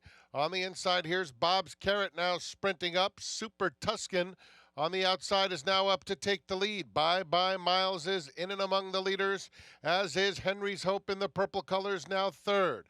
They're followed by Bear Claw Necklace, racing in fifth, 7 lengths off the lead. Oath of Omerta has lost some ground. Uncle Jim moves up inside of him. The two trailers, Tactical Track Star and Hedge, 21-2. Super Tuscan taking it to them into the far turn. And now Bye Bye Miles takes up the chase. On the outside, moving into second, Bob's Carrot trying to keep pace with that rival. And Bear Claw Necklace is starting to gain some ground in fourth. Bear Claw Necklace within 7 lengths of the lead, starting to close in. Uncle Jim behind this group there at the top of the stretch. Super Tuscan has a 3-length lead coming to the 8th pole, and now it's 4. Bye Bye Miles in second. Bear Claw Necklace on the outside continues to make nice headway. Coming to the 16th pole, Super Tuscan by 3. Bear Claw Necklace coming with every stride. Bear Claw Necklace closing in on Super Tuscan. It's going to get close. Here's the line. Super Tuscan held on under Dylan Davis over a hard-charging Bear Claw Necklace. Then it was Uncle Jim battling for the show dough with Bye Bye Miles. Finish. Super Tuscan, first race on dirt, holds off a late charging Bear Claw Necklace, winning trainer Safi Joseph. Super Tuscan in the 5th at Saratoga. If you were able to put this horse in the lead, you must be Nostradamus. If you were able to put him on the lead in 21-2 for the first quarter, you're smarter than Nostradamus. You are a true seer. First time in the dirt, this was a completely different animal than he was in the race, and this was an amazing win to hold on. Myra's Uncle Jim to get eliminated in the break and finish third. Yeah, I mean, I made a case, but I wasn't involved. I just thought the horse could. He's one of those kind of stranger danger types. If you don't like the other ones that are taking money, this one's offering some value because we don't know who he is. He's unexposed on dirt. I don't even know what to say. Uncle Jim, expecting to see him in the mix early on. Well, he was just eliminated. Whether it was a stumble or a sluggish start or whatever the case was, he wasn't involved early. Super Tuscan was. Late charge. He was slow and then steadied. Yeah. He steadies a bit after the start. If we could maybe show the drone of the start, we could pick that up. Separation created by Super Tuscan, waiting for somebody to emerge, JK, to make a run at him. Eventually, finally, Bear Claw Necklace did, but too little too late. Yeah, I mean, I also want to give Dylan some credit. It was a smart ride to open up. If he doesn't open up, he probably gets beat by one of these other horses. Absolutely. But he did it in perfect timing. He opened up, and it was a matter of inches. It looked very close. But if he doesn't make that decision to be aggressive, to me, he gets run by someone in the stretch. Dylan Davis. Terrific summer last season, Saratoga. A win here in the 5th, right from the start. What happens, Andy? Well, he's going to break a little slow, and keep watching here. Kendrick's trying to get the position in right there when they went behind the tree, so we'll have to watch. He does get completely steady back in there, and if we can maybe get the drone shot of that, then we can take a look at the overhead view. He does get eliminated. You can see it in the head-on. Super Tuscan, first time on dirt by a Breeders' Cup Classic winner. Pino Rosso, another look from the drone at the start. 2, the green. The one breaks out a little into him, but he basically broke a little slow and started it. But right now, they come over on him pretty badly there, and Kendrick ends up steadying back to last. He lost all chance. And actually, I know the pace was fast, but not clear he couldn't have won the race if he'd not had trouble early. At 11-1, Super Tuscan takes advantage.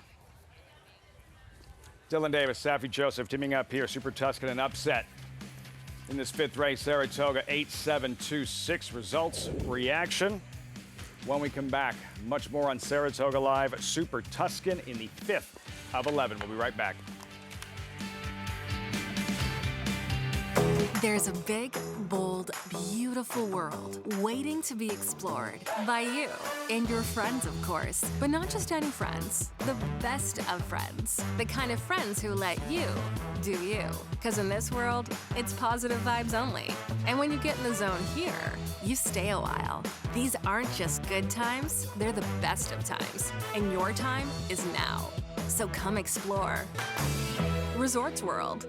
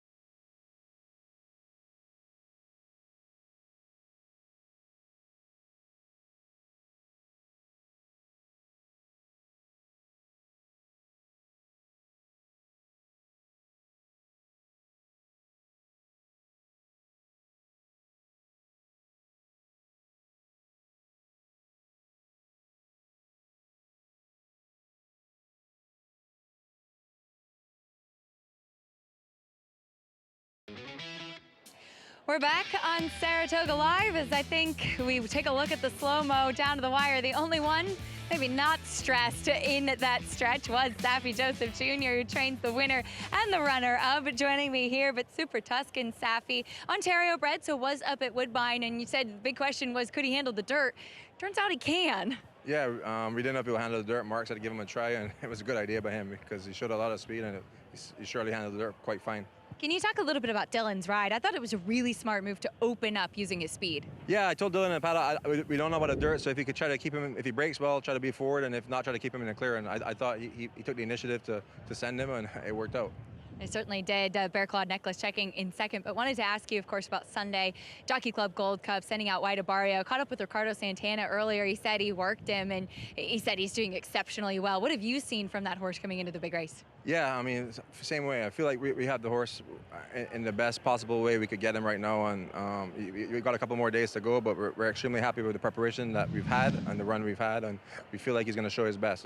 His best, you never know if it could be good enough, but we feel like his best could be good enough, and we're very optimistic and hopeful. Do you feel like stretching out a little bit is, in fact, the best move for him, going a little bit longer? As he's got older, yes. Early on in his career, you didn't know, and obviously he won the Classic with Rick, going a mile and a quarter, so he proved he could do it. And definitely as he got older, he definitely seems to have a lot more stamina. It probably allows him to get a better position in the race, which is key for him. He needs to be in a position that at the quarter pole, we need to be in front. And if we're in front there, it's going to be hard to run us down. Well, thanks for the insight, Saffie. Good luck this weekend. Congrats here. Thank you very much. Lafitte? Saffie Joseph, 1-2 finish. Super Tuscan, Bear Claw Necklace. Yeah, suffice it to say, White Barrio's best, like his very best, is good enough to challenge and take down a race like the Jockey Club Gold Cup. For sure. He runs like this horse, he's probably going to win it. This was crazy. Wow. Where'd the speed come from? by about a head over his stablemate. Super Tuscan, first race on dirt. Second lifetime victory, 25.80 in the end. Yeah, I mean, look, it's one of those situations where if you don't like the horses that are taking money, and you can't really like any of them, sometimes you can default your way into a horse like this. I couldn't pick this horse unless I didn't like anyone who was getting bet. Unfortunately, I like someone who's getting bet. We march forward. More two-year-old fillies. New York bred sprinting 3/4 of a mile into the unknown is out. 9 of them wide open. Absolute Smoke at 3-1. What'd you think? I picked Absolute Smoke. I love this horse's 2-year-old sales work at OBS. Maybe we'll look at it. 10 flat. Looking at multi-race bets, Clapback is favored. Ron McQuaid will win a race up here sometime, but his first winner up here since 2018 with Whitmore is going to be on me. 2018? Yes. Irad's worst ride in a Grade 1 in history on City of Light. He's only lost that year. His one win since 2018. You can't even give him that one. Yeah, he was lucky to Go win. Yeah. Listen, maybe he used up all his luck winning the Grade 1 with Whitmore. Due. You know, He's due. Been a while. See if he can't revisit the winner's circle with Clapback coming up next. Clapback, subject of Maggie's 2-year-old report. That's next. You're watching Saratoga Live.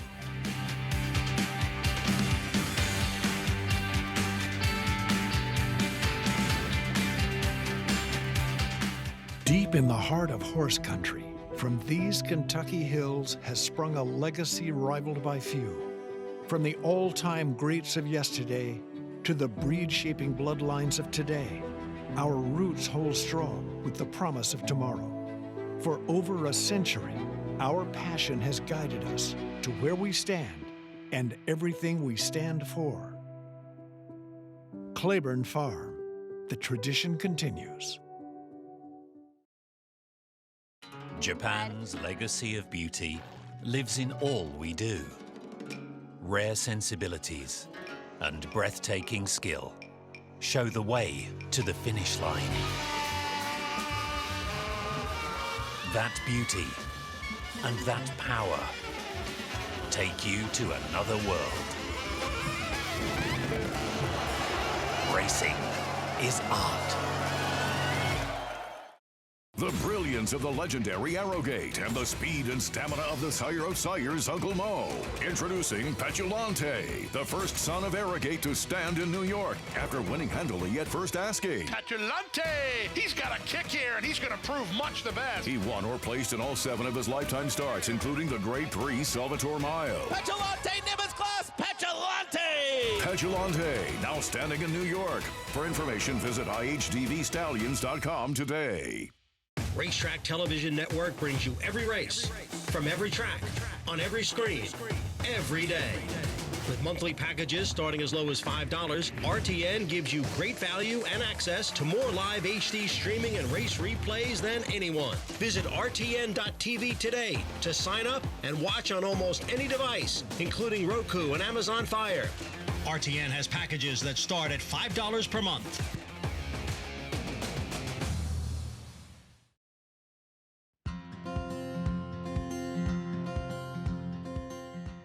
Ron, tell us a little bit about Clapback, as she is one that's making her debut up here at the spot, New York bred.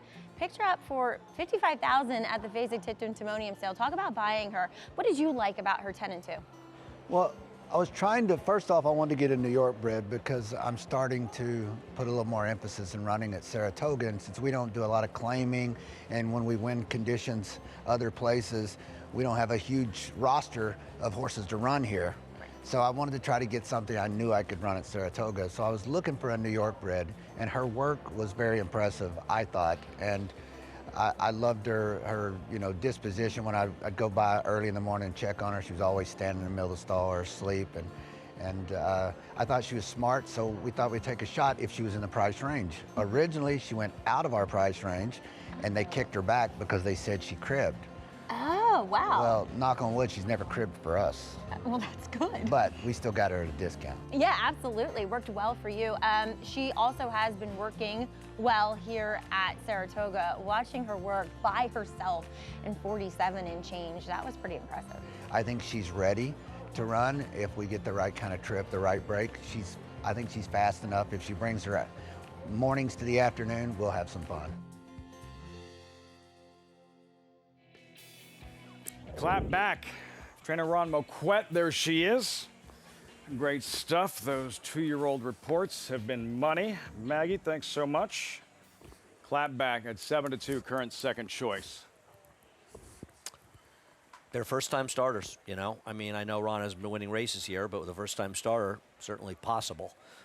Be a runner. I mean, the 3, 5, and the 8 have all had pretty big works, according to the DRF workout report. I mean, I ended up landing on the 3 clap back. You know, like they say, he's going to have to win at some point. And you get IRAD as well, so there's nothing wrong with that. Clap back. Acacia, what are you seeing in the paddock? Well, I just wanted to expound on that 2-year-old report, which offers such great insight from Ron Moquette. He talks about cribbing. You will sometimes see horses that will chew on the wood outside their stall or even chew on the plastic of their feed bucket or their water bucket. But typically what they're doing in that case, they're not only chewing, but they're kind of sucking air in. And oftentimes it will stop because it can be related to boredom. So horses in full work will sometimes cease cribbing or do it a lot less. So it makes a lot of sense that once this filly started training and in full work, she's focused on her job, and she has been very classy acting so far here in the paddock, Lafitte. A little more entertained. That's when you get him a jolly ball. We get you a you jolly get him a ball so book. you don't drive us nuts during commercials. If you took the racetrack away from Andy, I bet he'd end up being a cribber. How do you know I'm not winning now? That's why the edges of the desk up here is all chewed up. Clap back. And by the way, part of the reason we focus on the fact that with Ron Moquette, it's been such a long time since he's won a race at Saratoga because he's such a good trainer. It's hard to believe.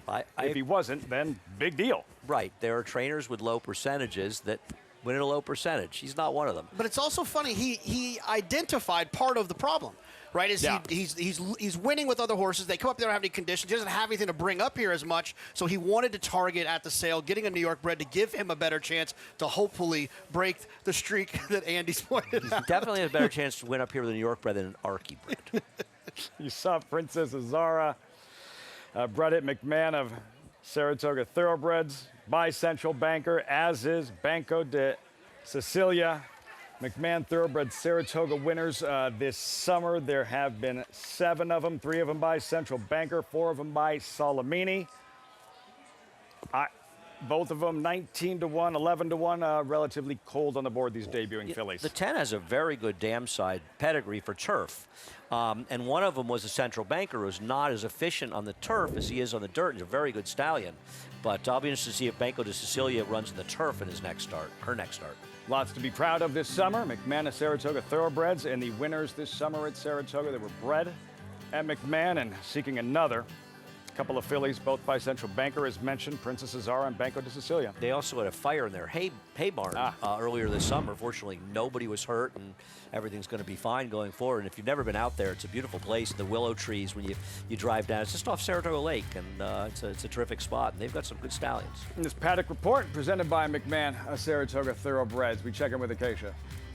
And we'll take a look at a couple of first-time starters, starting off with Absolute Smoke, debuting for Dave Duggan. And it does seem that word has kind of been out on this one as I watched her recent workouts over on First TV, and I've been very impressed with what I've seen from this filly by Honest Mischief. We saw a 2-year-old filly by Honest Mischief win the first race in the other part of this race, New York breds sprinting on the dirt, and this one sold at the OBS April 2-year-old sale for $125,000 after working 10 flat. And I thought she was a touch high-headed at the start, but when she leveled herself, she kicked on really nicely, moved well, looked fast, and then watching some of her recent workouts, as I mentioned, she looked like she was training beautifully and has gotten very high marks, including last out work, a B+ on the DRF Clocker report. She's not that big, but very athletic looking, very well put together, and is the half-sister to multiple stakes place Money Grab.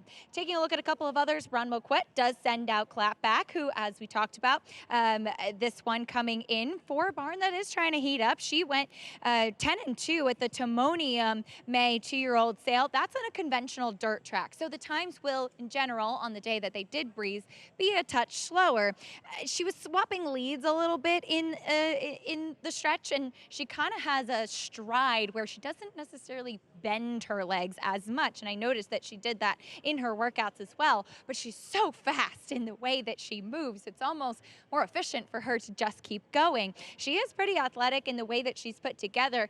Galilean looking to heat up as the sire, but in the second generation on the bottom side, there is quite a bit of pedigree. The sister to Julia Tuttle, who's the stakes winner, and also the dam of Grade 1 winner Tom's d'Etat and Grade 3 turf router Forever After All. This one does strike me as one who could potentially want a touch more ground, but as I touched on before, she has been very classy acting, and you might hear behind me a few that have not been. The number 6, Rena's Revenge, is one of those who has been a little bit rambunctious in the paddock. She's by Yopon, who's been off to a tremendous start, and I'm a huge fan of his progeny. But as you can see, she's being a bit green in here. They saddled her outside. She was screaming, kind of riling everybody else up, as I often say with 2-year-olds, or like to say, like Christmas lights. One goes out, they all go out. They all start up when she started getting vocal, kind of setting a few others off. Good looking individual, and there's some pedigree on her as well.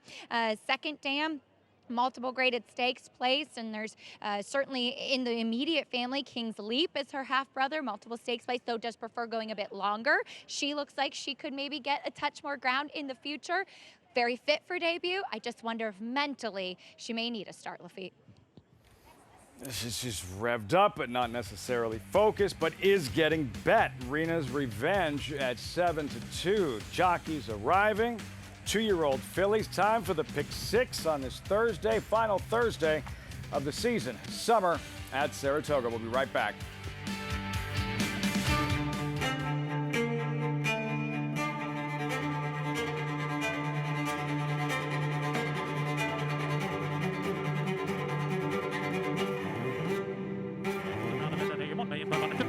$1,600,000 $1,600,000 bid today. $1,600,000 bid now. Bid now $650,000. $1,650,000.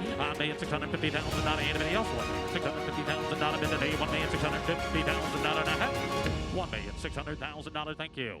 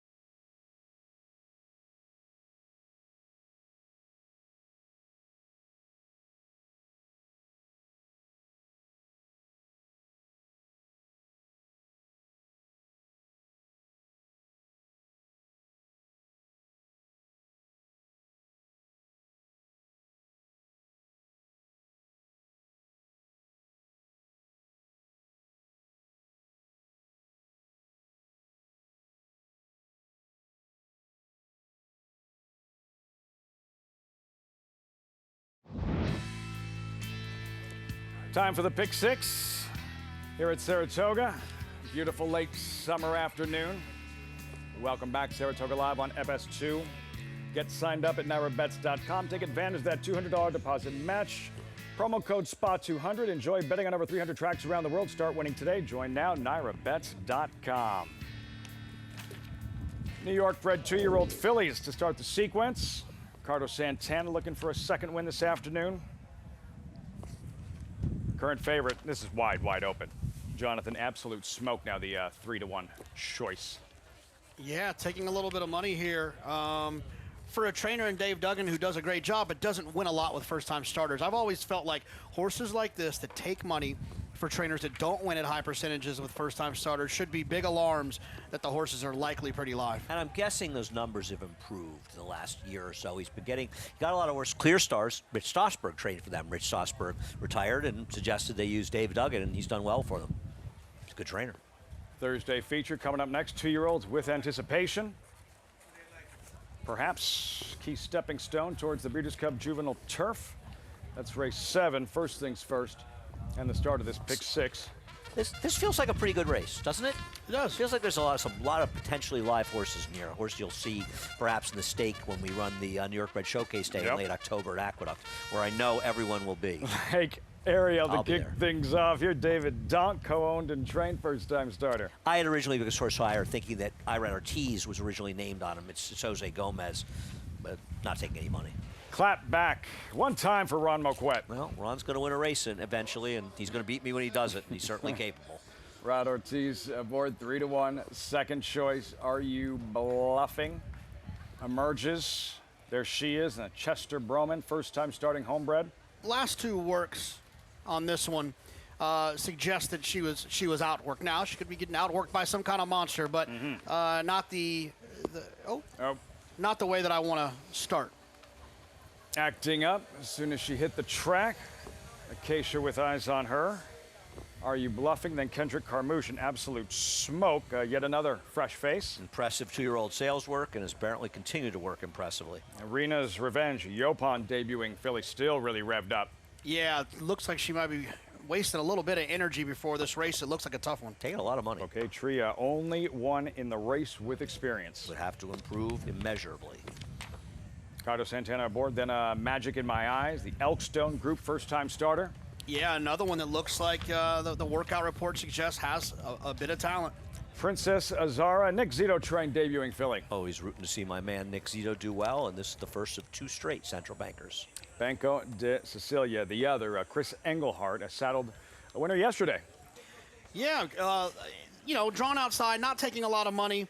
Has been worked on the turf last time, which makes me wonder. Well, it's a turf pedigree. Right. It is all turf from the dam, and in fact, one of them that was pretty good was a Central Banker. So even though he hasn't been a great turf stallion, there is a foal that could run on the turf. So I wonder if this is a bit of a prep to get in grass next time. There she is, Dylan Davis looking for back-to-back wins, and talk about firing up the afterburners. Look at that, absolute smoke, ready to get it on. I'm not sure I love this. You know she's not bored. You know she doesn't want a crib. She wants to run. No, she's got plenty of books to read in her stall. Yeah, I should read to the horses. Yeah, you can go back there. I'm sure they'll let you back there. What book would you take back there to read to him? Master and Margarita. I'm buying Jonathan a copy of the Master and Margarita. It's going to change his life. You're going to read it to him too? No, I'm going to let G read Hobby it to of him. yours. Tucks him into the book. A little hot cocoa. Just I don't know what arrangements you two have agreed upon. I would be happy to read to Jonathan. He might not be happy to have me read to him. Absolute smoke. Yeah, very aggressive. There's Rena's Revenge. And yeah, you mentioned who she'd taken money. You saw her in the paddock. You saw her when she hit the track. And now a little more settled. Acacia will tell us more in a moment. Yeah. And I mean, Kenny is not a trainer you see as firsters taking a lot of money. So to me, that's pretty meaningful. And I've recently learned apparently he's an expert on speed figures as well. You're going to tell us more or just... No, apparently he's weighing in on speed figures. I like a guy, somebody with a broad base of knowledge. It comes with the tattoos. It's like Jonathan. Tattoos and speed figures, they go hand in hand. He has new tattoos. Exactly. Into speed figures now, man. Exactly. You know better than that. To Acacia. As you were mentioning the 6, Rena's Revenge, yes, she has been a handful. Physically, I really like how she's put together. It's just, as a first-time starter, you never love to see this, as she has settled a bit more staying with the pony. I think that was the right choice by Javier Castellano. You just don't want them to expend too much energy before the race even begins. The number 8, though, Magic in My Eyes, debuting for Amelia Green, who had a 2-win day yesterday, including winning the funny side with a New York bred 2-year-old. This one, I watched her last work, which was 47-4, talking about the 8. She was inside Slightly Busy, who's a 3-year-old, excuse me. She won a second-level allowance and is a pretty talented horse. And so I think give this filly company credit for the company kept, not to mention, to my eye, she finished better than her older workmate. She has been very professional throughout, well put together, athletic looking. She's out of Miss Narcissist, who was precocious. She won it too. She was a multiple stakes winner as well. I thought this one, at a 6-to-1 price, looked pretty live in here. The number 10, Banco de Sicilia.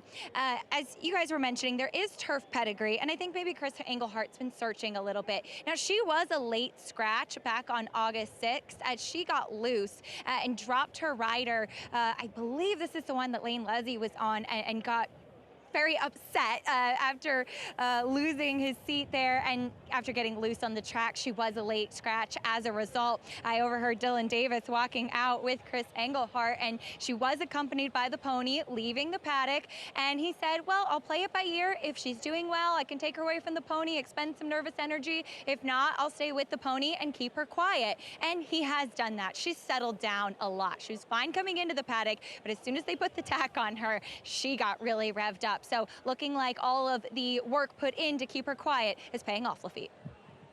Let's see about performance on the track now. Acacia, great stuff. Thanks so much. At the gate, these New York bred 2-year-old fillies started the pick 6. Absolute Smoke, 5-2, the favorite. Frank Mermati with the call. He's 6 from Saratoga live on Fox Sports 2. Magic in My Eyes coming up. Here's Absolute Smoke.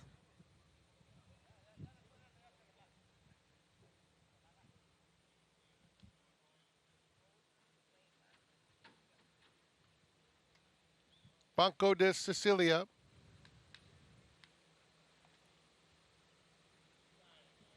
Will follow Princess Azara.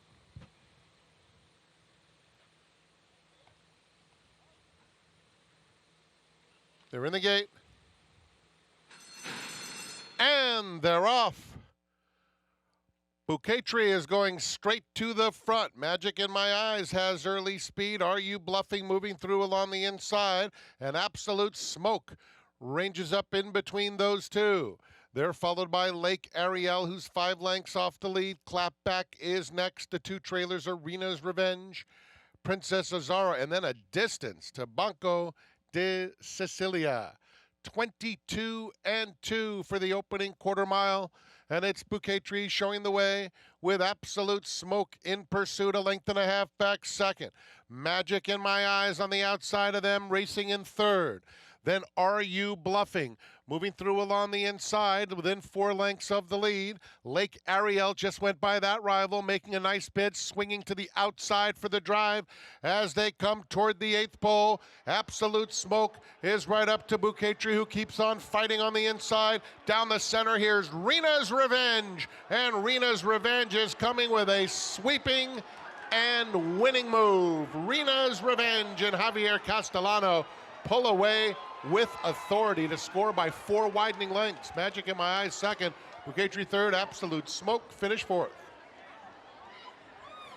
Focused when it mattered, a distracted free race when it counted. She brought it. Rena's Revenge, the first-time starter by Yo Pond for Kenny McPeak and Hall of Famer Javier Castellano. A race where there wasn't much movement from behind. This horse did come from behind. The money showed.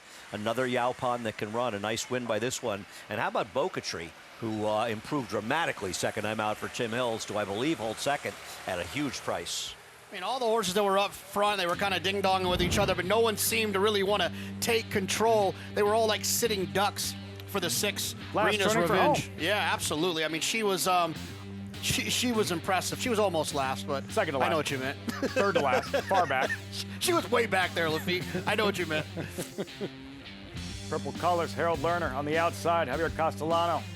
Asked her the question, she has the right answer. I agree. Happy for Harold. Good man. Nice to see him get the job done.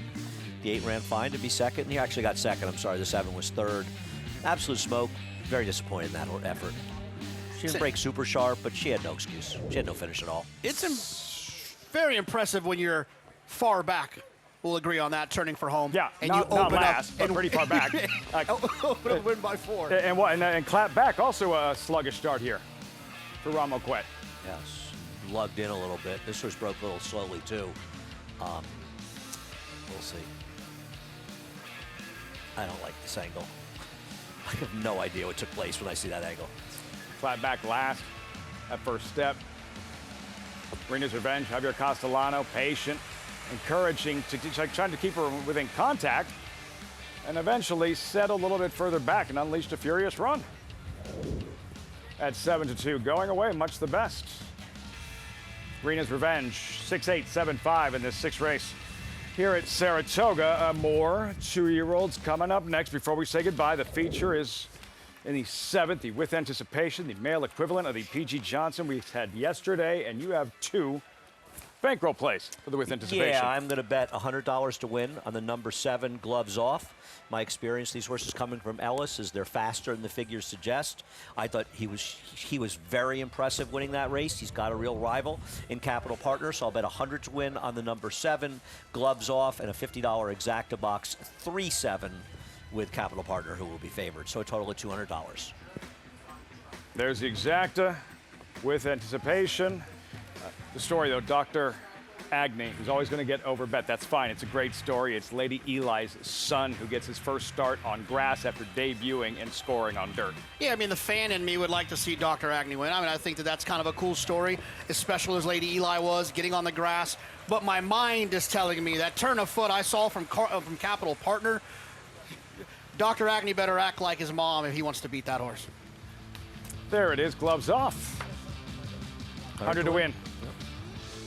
These races are always exciting because of what it can lead to. Yesterday with Time to Dream, and all of a sudden there she is, and looks like one of the top 2-year-old grass fillies in the country that we could see this fall out west for the Breeders' Cup.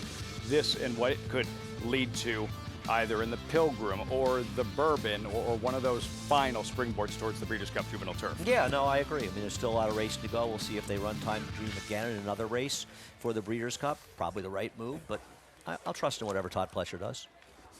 Who did you like With Anticipation? Yeah, like I said, I think Capital Partner is going to be tough. You did go with Capital Partner, but, yeah.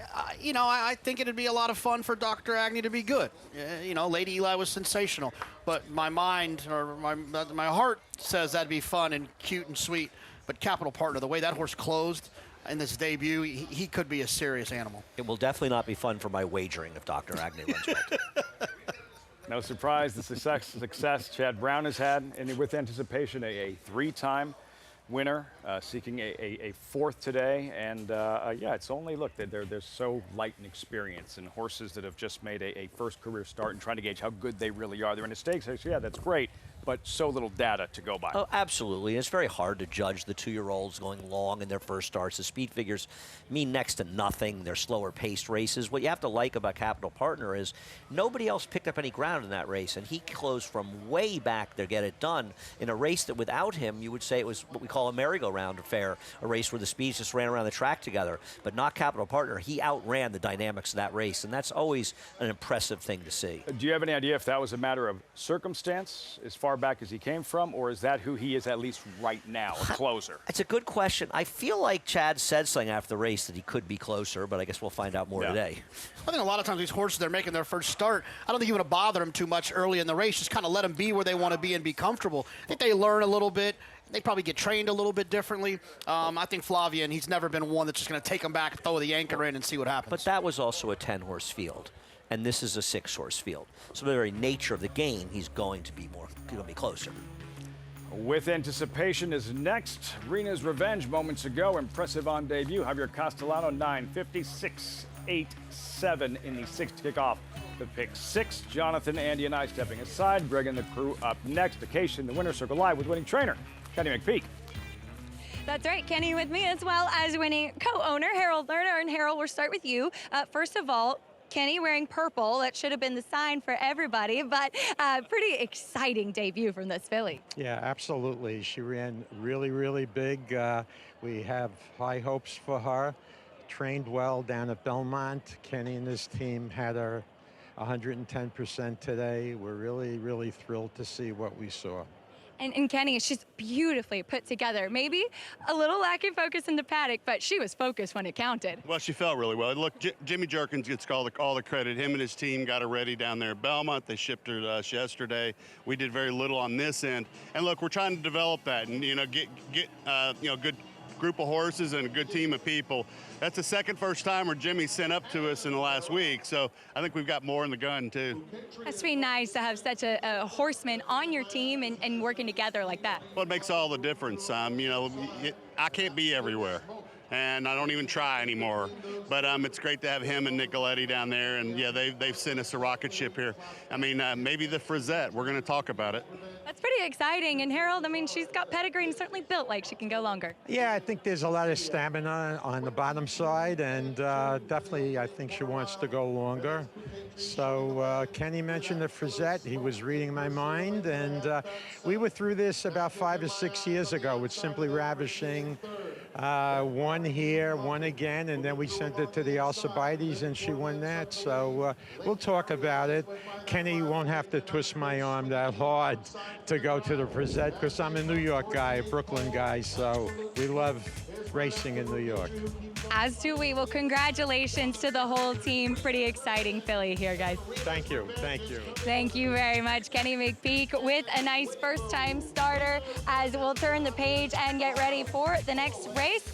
It is the Spendthrift Farm 2-year-old race of the day, the Grade 3 with anticipation, as we take a look at the field. And Capital Partner, who was so impressive on debut, closing from off of it 6-5 right now. Dr. Agnew, no surprise, out of the champion. Lady Eli taking attention, finally getting onto the turf for the first time. Can't wait to see what these 2-year-olds will do, all still lightly raced, all with a big future. We'll welcome in Greg Wolf and the rest of the crew as Saratoga Live continues after this. Stay with us. Ladies and gentlemen, it's post time for the Whitney. The field turns for home. Fierceness is the one to catch. He has a 3-length lead. Sierra Leone down the center of the track is coming with powerful strides, and Highland Falls is in there too. But it's Sierra Leone who takes the lead from last to first. Highland Falls trying his best. Sierra Leone has won the Whitney. Gun runners on top of the world. You bet with NYRA Bets. Bet any track, anywhere, anytime. Download the NYRA Bets app to play today and get a $200 deposit bonus. Watch live horse racing, get expert picks, boost your bankroll with weekly promotions, and hone your handicapping skills with exclusive tips and tutorials. Download the NYRA Bets app now. Sign up now to claim your $200 deposit match bonus. You bet with NYRA Bets. Dynamic pricing wins the Just a Game. King of Gosford. South Cordovis will win the Sword Dancer. Program trading and naval power. What a thriller. Fauna. In Italian to win it. Starlust. Domestic spending. Ocean Road. Big M. Victoria Road. It will be McCulloch.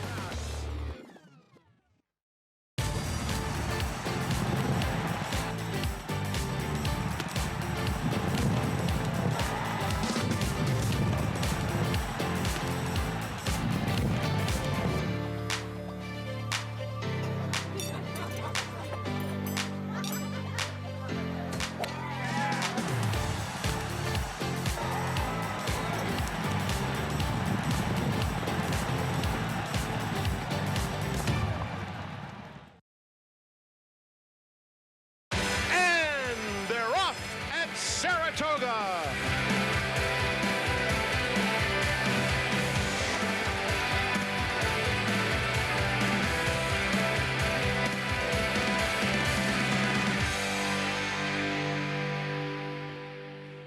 Welcome to Saratoga Springs, New York. As we wind down the meet, several major prizes remain. And today's With Anticipation, the first stateside foal, the great Lady Eli, finally gets on grass.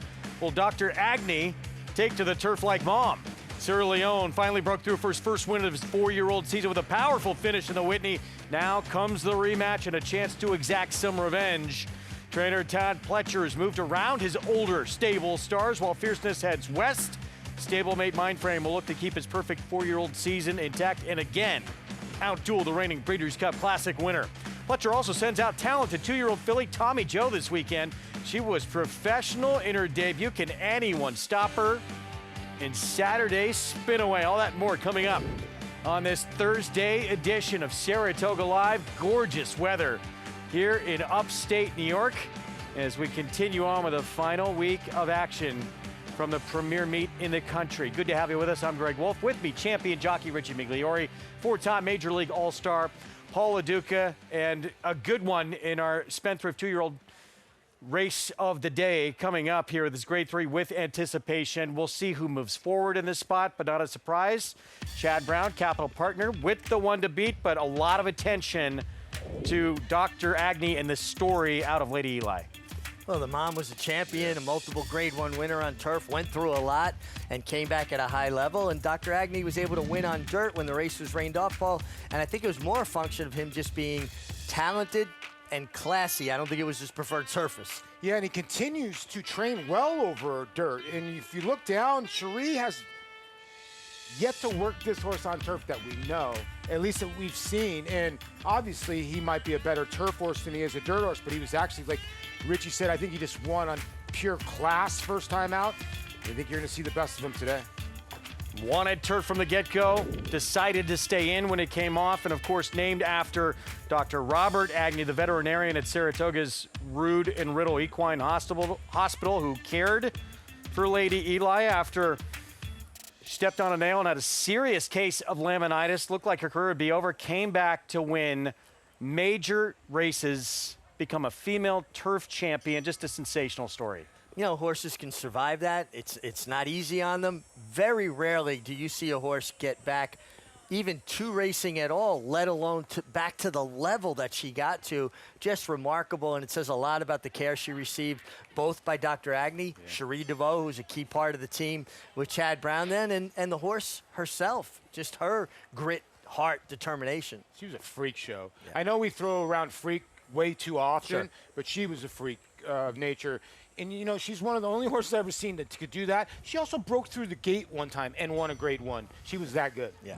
Dr. Robert Agnew himself, he had passed away before Lady Eli made it back to the races. His widow, Carrie, though, was on hand for Dr. Agnew's debut. It was an emotional winner's circle off that win. Turf debut coming up, and with anticipation, you can play along. Get signed up at NYRABets.com. Bet any track, anywhere, anytime. Spot 200. Code to use at sign up to play with NYRA Bets. Grade 3 With Anticipation. When we come back, approaching the 15-minute mark to post, and the meet's leading trainer lining up for a huge final week, including his Breeders' Cup Classic and Whitney winner back in action in Sierra Leone.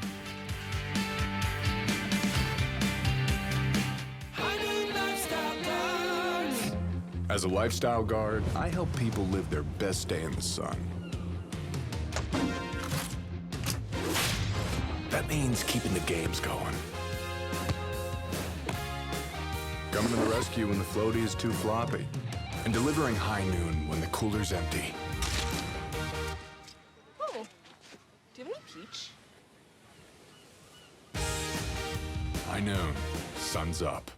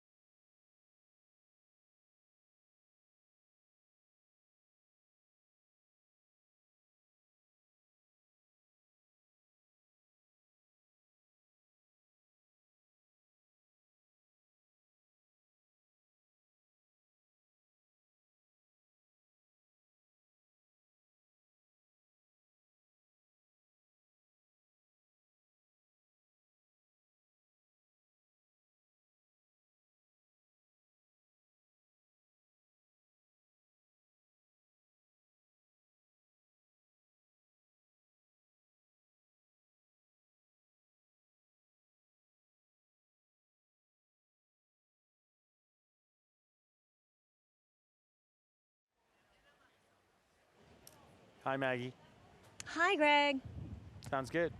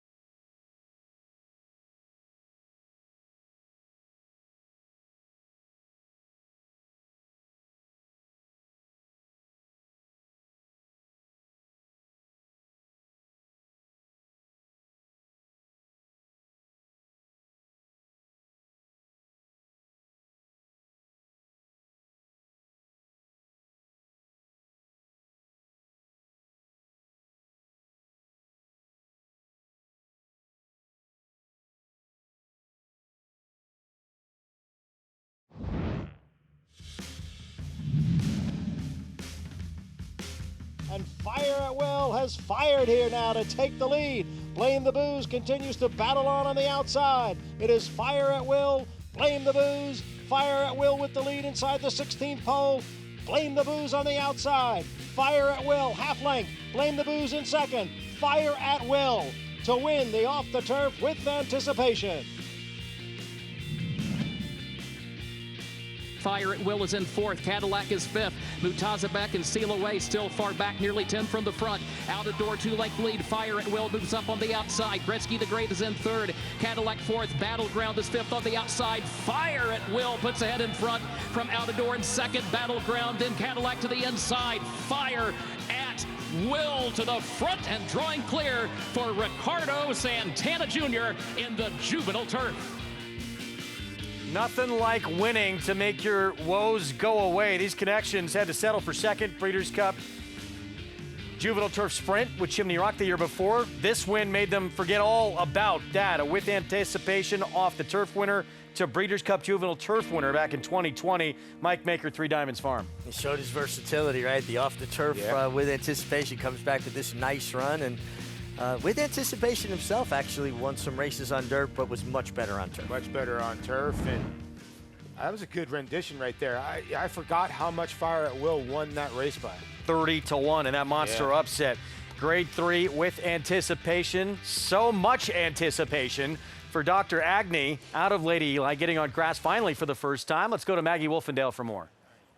Yeah, we have to be excited about Dr. Agnew in this With Anticipation, Greg, because not only is the pedigree just a whole story within itself, being out of Lady Eli, he was one that I had done a two-year-old report because of that story, but was rained off. So I had my suspicions because furthermore, he just didn't look all the way fit for that debut. And let's face it, you have to be a fitter horse to go 7 furlongs first time out on the dirt, more so than what you have to be on the turf. And this guy is so much more tucked up. He's so much more defined. And as Paul rightly pointed out, he has not missed a beat since breaking his maiden. He has been training forwardly and watching his, actually his Breeze 2 back, where he was with an older filly by the name of Cliffs, who did break her maiden up here at the meet for Cherie. He was all over her. He never wanted to let her by. And I just thought that it was a really good work. He's sharper coming in here too because he knows what's going on, but it's a good sharp. It's an eager sharp. And I just think he's going to be formidable in this spot, getting on what could be his preferred surface. He's probably a horse, though, at the end of the day, that can run equally as well on either. Moving on to another first-time turf horse, not taking much money, is number 8, actually at 11-1. He is the longest shot on the board, though, is Strategic Risk. Now, there is not much pedigree to report home on this guy, being by Noble Bird. 2 full siblings and a half have tried the turf with none to win. And the fact of the matter, though, is he's been working quite well on it. He was with outside, bringing it back in his last turf workout, which was around the dogs in 48-3. He wasn't really asked for much, and he did struggle a little bit to negotiate the turns because the turns on the Oklahoma turf track are rather sharp, to be fair. And then 2 back, he was inside of My Sweetheart, and he was moving very well over the surface, better when he had a horse on the outside of him, and he really didn't look as though he was going that quickly, covering the half mile in 47 and 2. Now, looking at him here in the paddock, he is a tall drink of water, so getting more ground despite showing speed in that debut race, I think he should actually appreciate it. Furthermore, when I saw him for the Sanford, he was acting up quite badly in the paddock. He was studdish, he was screaming, he was not focused whatsoever. He was bad to get the rider on. Today, he's been quiet as a church mouse. And despite not having much pedigree, physically looking at him here in person, I think he might be able to handle this surface, Craig.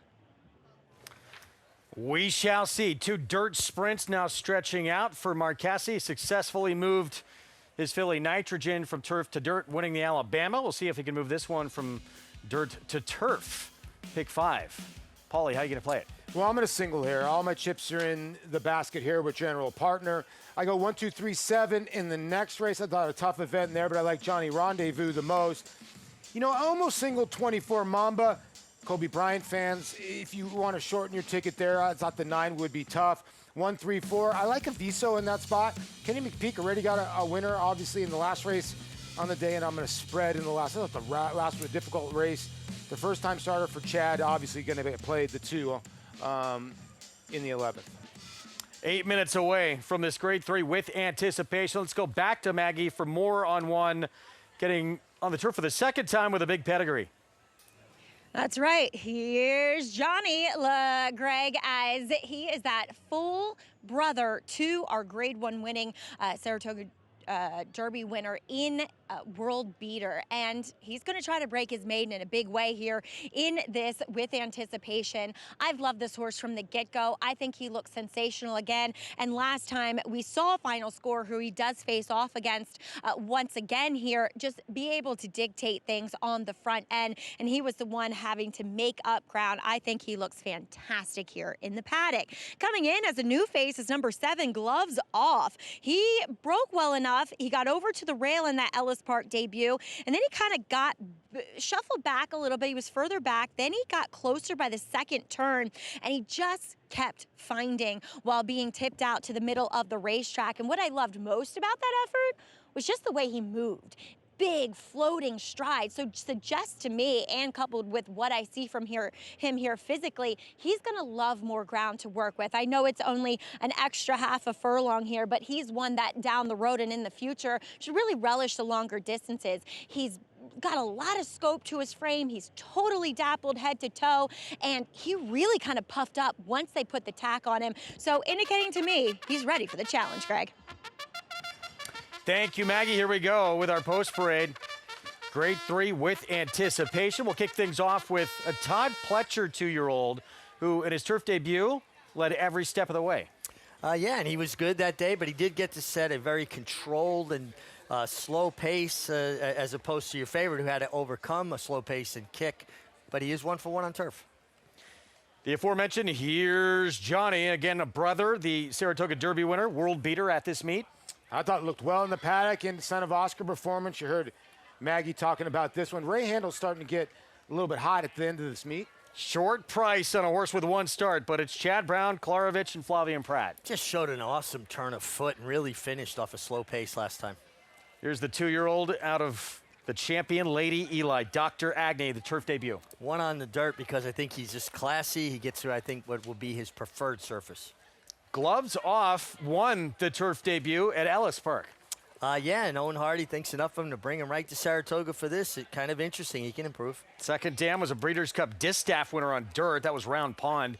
And then here's Strategic Risk, good works on the grass, but the debut coming up. Yeah, and I'm a little surprised this horse is 10 to 1, considering there's not a lot of pace in here unless Kendrick wants to push the button with Final Score. You would think the 8 goes to the front end in here, but I think Kendrick doesn't let that happen. I'm still surprised at the 10 to 1 price.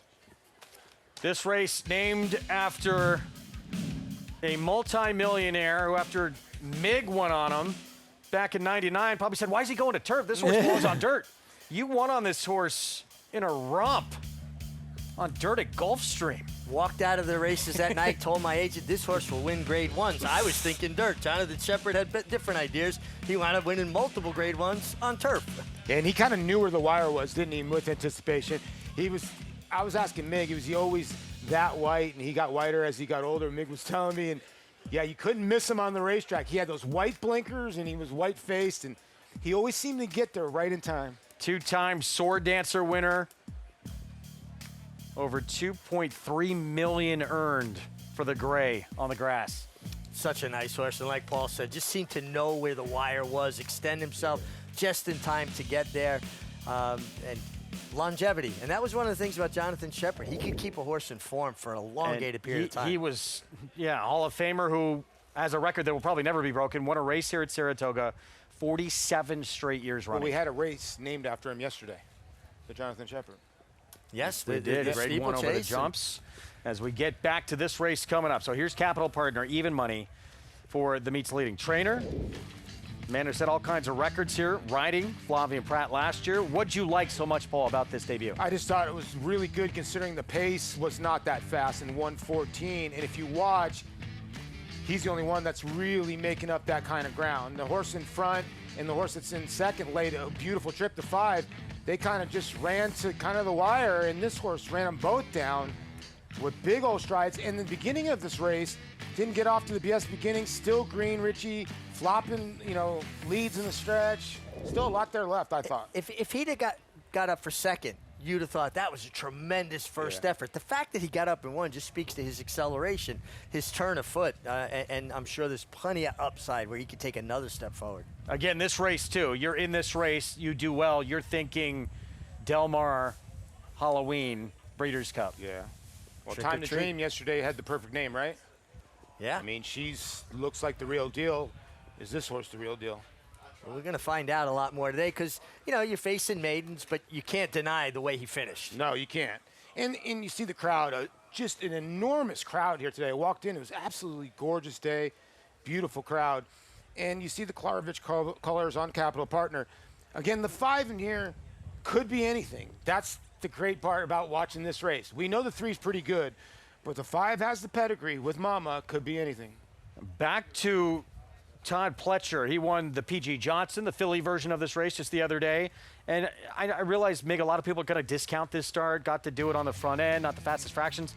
I thought in the stretch really kicked on, though. No, he leveled off beautifully, but he did get to set a very controlled pace, 24-4, 50-4, 3/4 and 16.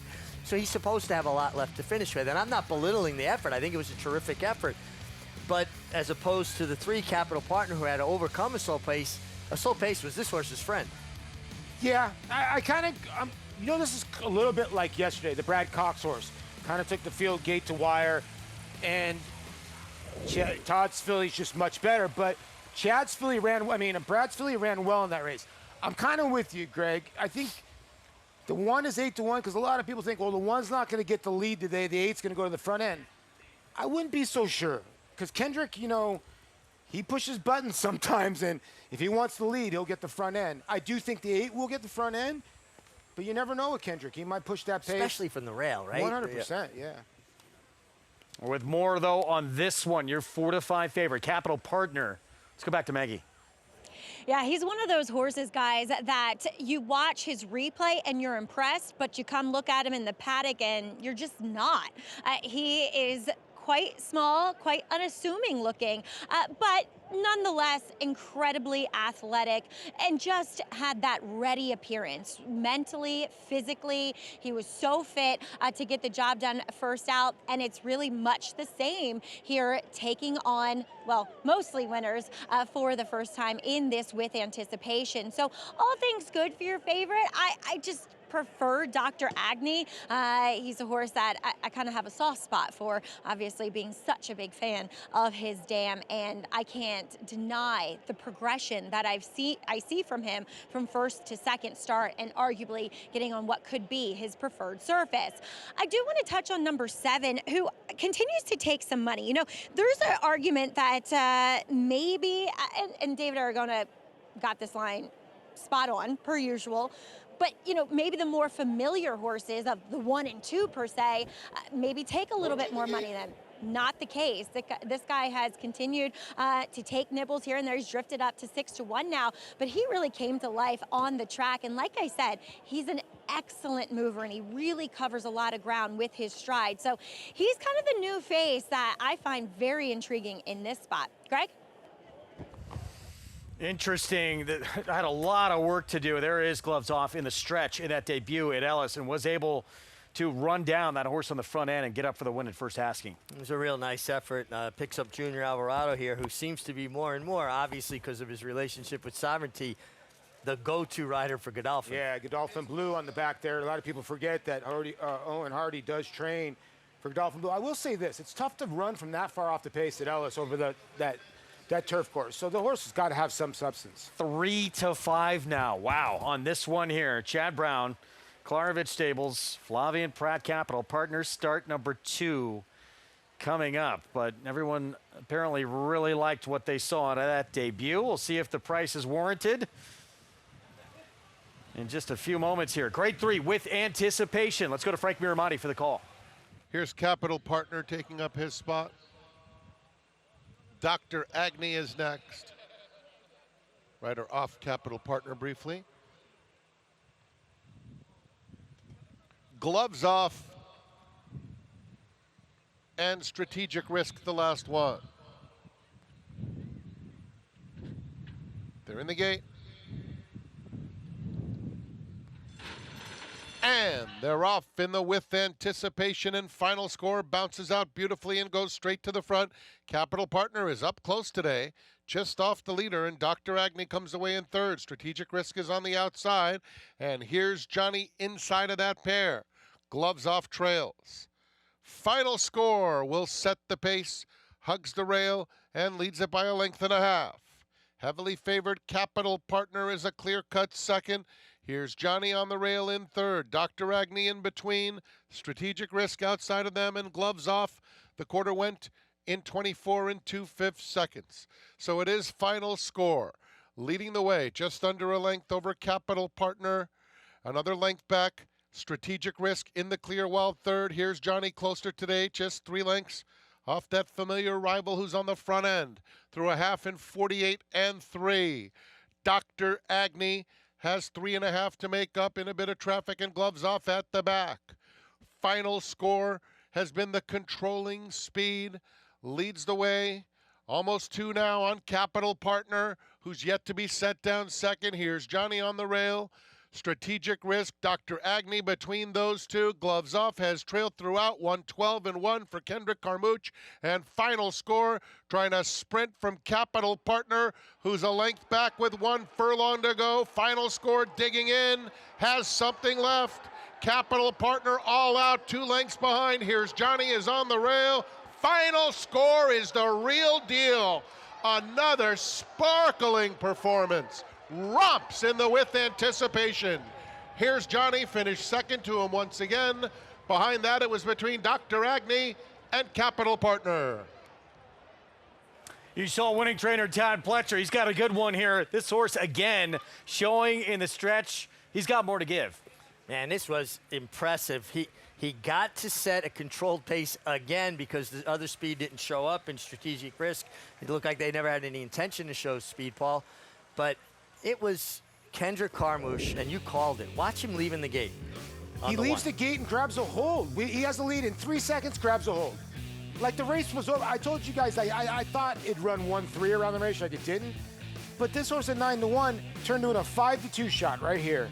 And it just shows you that sometimes you can't pay attention to times. We got caught up in it a little bit, and this horse at 9-1 ran 4 seconds faster today.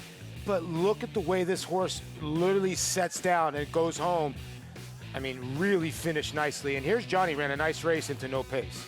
Man, he sprinted home final score. I mean, he leveled off, dropped. His body dropped about 1.5 feet when he was asked for a run, and he kicked for a 2-year-old to come home the last 16th in 6 seconds, basically 6 seconds flat.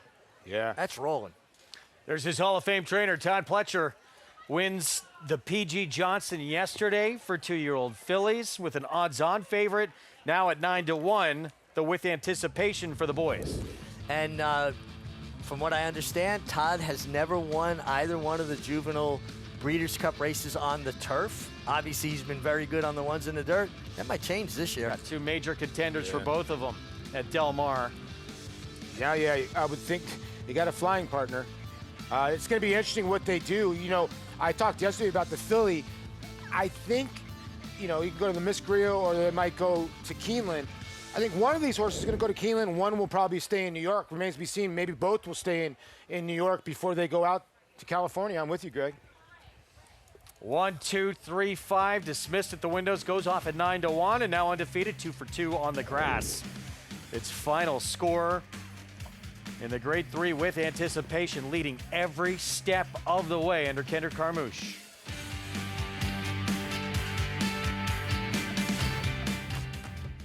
Connect, a Grade 1 winning millionaire, making his mark as a sire with Rattle and Roll, a Grade 1 winning 2-year-old. Graded stakes winners Whitwaters Ran, Implicated, Apple Picker, and Forever After All. Connect, a proven sire in the making, standing at Lanes End Farm.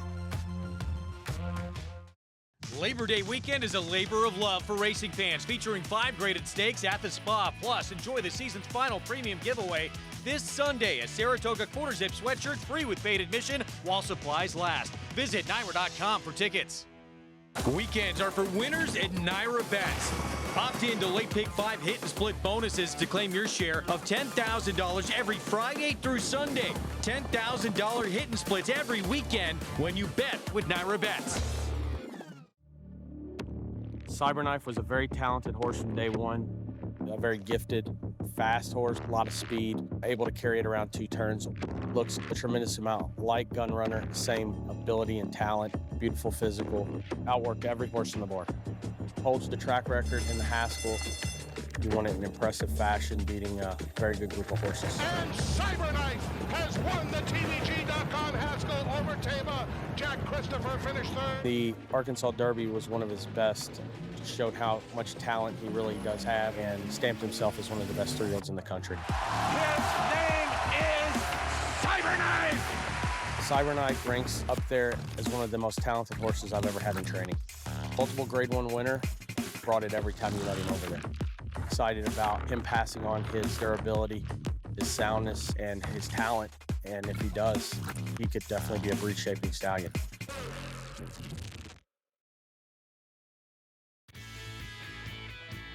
Nothing like this historic racetrack. Welcome back to Saratoga Live. Coveted spots. They're in that picnic table area. You got to get here early to grab them. First come, first serve, and they go fast. Yeah, I didn't realize there's over 700 tables. We did that piece. 700 tables out here? That's amazing. Even more amazing how fast they go in the morning. Yeah, I know, right? Fasig-Tipton Winner's Circle lead-in brought to you by the November sale.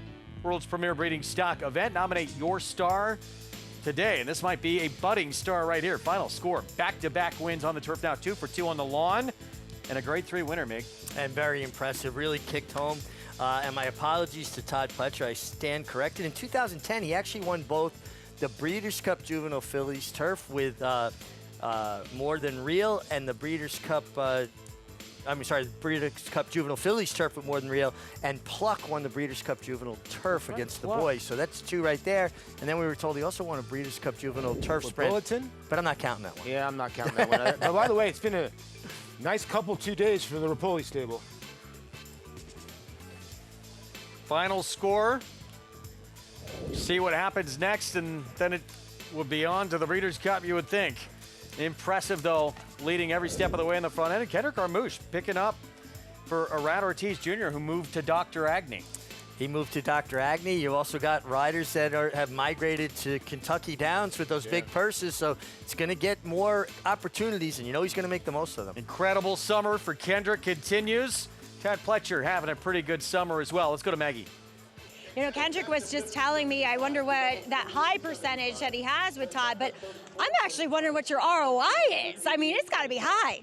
We're gonna leave that up for the people to figure that one out. I just, whenever Todd puts you on the horse, in a spot, he's ready to rock and roll. You just got to be ready with him.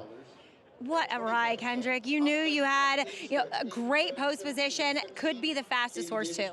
Yeah, I was a little nervous about Dylan Horse coming off those sprints. I didn't want him to come get aggressive with me in the first turn, which my horse glided through the first turn so easy. Getting to the half a mile, I let him run out a little bit, let him stretch his legs. But once he turned to the top of the lane, he knew what time it was. He knew the job to do, I'm just glad I'm part of it. Todd, what about riding Kendrick a little more? Oh yeah, we're getting ready to heat up. No, we've had a lot of success together. Kendrick's a very, very clever rider, and he's a very good judge of the pace. And he did his homework going in, and we felt like if we could make the lead the right way, that was Plan A. But we're also prepared. I think the horse will quicken, even if you have to cover him up a little bit. But it worked out today where he got things the way he wanted it. And how about this? You're heading into Breeders' Cup if all things go accordingly with, as of now, the two favorites, Time to Dream yesterday in the P.G. Johnson and today, my final score. Yeah, we're blessed, to train these type of horses, just try to point them in the right direction. That you have already. Well done. Congratulations to both of you. Thank you, baby. Louisiana, right out the boot. You got any lines like that, Todd? No, I don't. Greg? But I'm sure Kendrick campaigning to maybe bring Todd back to Louisiana, show him around a little bit. He wins years ago. He won for Todd a Wood Memorial from another zip code at about 70-1 for Bonnick. This one, he leads every step of the way in the front end in this Grade 3 with anticipation. Exciting future for this horse. Absolutely. I mean, really impressive the way he dropped his body down and leveled off and accelerated. And, that's the thing about Kendrick, too. He's not a one-trick pony. He is versatile. He can ride a horse from well up the pace, but he's also very, very smart about position. He's a very position-conscious rider. He likes to go forward. I was talking with Kendrick for a while the other day at the jockey's room, and at the risk of sounding maybe a bit arrogant, I told him he is the rider that rides the most like I did back in my day, because I always wanted to get my position going forward. Tell you what, his percentage on the turf's been unbelievable, and I think a guy that a lot of people thought, oh, he's only really a dirt rider. Now he's ridden some Grade 1 winners, deterministic, the Grand Motion filly, Laura Lynn, that was absolutely just destroyed a field, and then he got this horse here, final score. But like Todd said, he just does his homework, and he knows, like one deterministic, horse that needs the front end. No, not with Kendrick. He lays the horse off the pace. This horse you're thinking not going to go to the front end. Whenever you think Kendrick's doing, he's always zigging, he's zagging. Indeed. We move on to race 8, mile and an eighth on the turf. Maiden special weight, so everybody trying to get that first win on the resume coming up. Seems like a wide open race, even with a couple of key scratches in here. And opening up is a very mild favorite. Durand, Chad Brown, Manny Franco will be aboard, and this one with a big pedigree. A really big pedigree here, and listen, Chad may have gotten beat in the with anticipation just now, but you're not going to keep him down. That barn is just too hot. Yeah, this horse kind of came in hot from Monmouth last time. I'm wondering 7-2 is a little short. I like some other ones in here. We'll talk more about the pedigree of Durand when we come back. We're going to take a timeout. Mig, again, giving Mr. Flavien Prat Ride of the Week honors, 2 of the last 3 weeks. We'll have that conversation when we come back.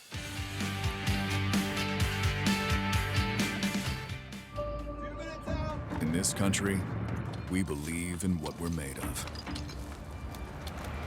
Grit. Drive. The will it takes to be different. We've been called to serve this great land. Because we were made for this.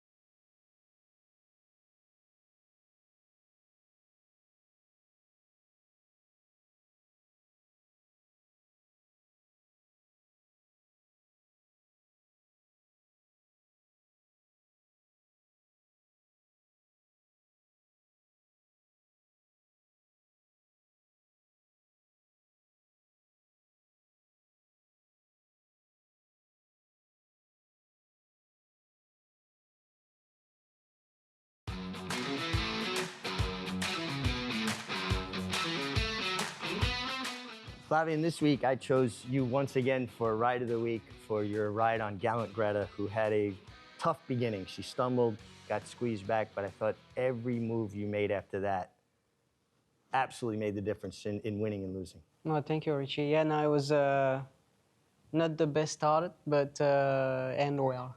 Okay, so you're drawn inside, you're post 2, and she's just going to lose her footing at the break, and then, of course, the horses come together and kind of took you out of position. Yeah, yeah. She like you said, she lost her footing, and then I got squeezed, but because I broke slow. I wanted to be in a race. I thought there could be some pace, so you know I wanted to be close, but I figured that I probably was going to be a mid-pack. But obviously, you know, once she broke like this, we went to plan B, and so I mean, I'm further back than I want to. Pace was good. I think pace helped my case quite a bit.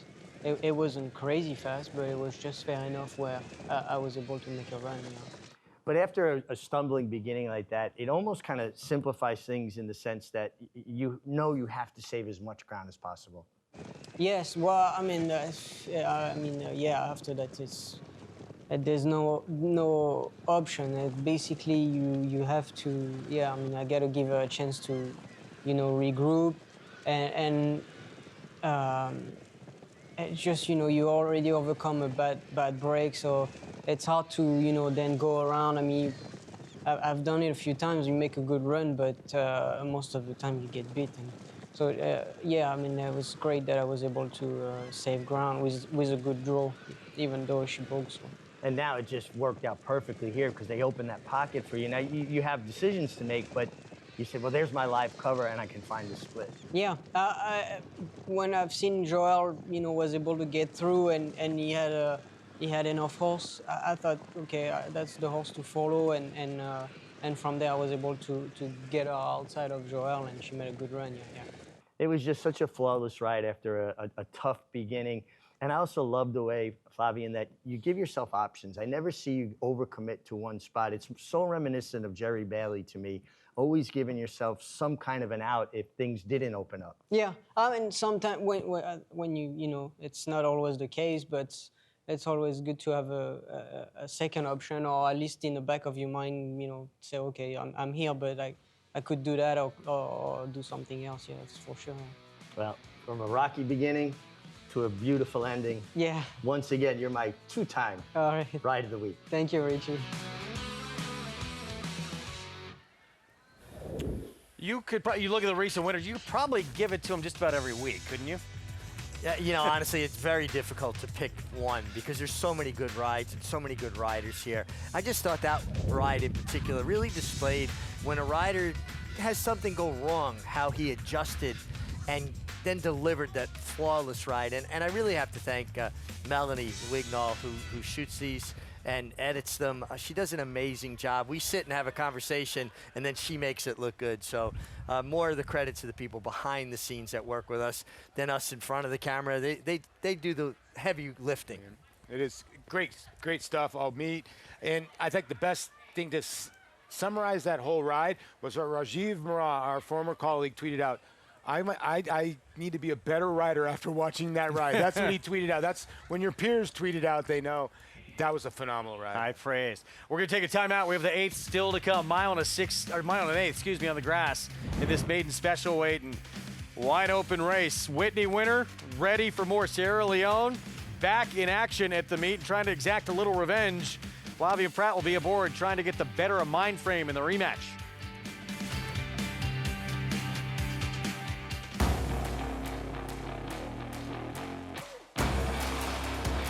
Here comes that big gray Tappet Trice right down the outside. Tappet Trice wins the Toyota Bluegrass. Tappet Trice's 2024 debut was awesome. Tappet Trice is lunging. Tappet Trice wins the Woodward.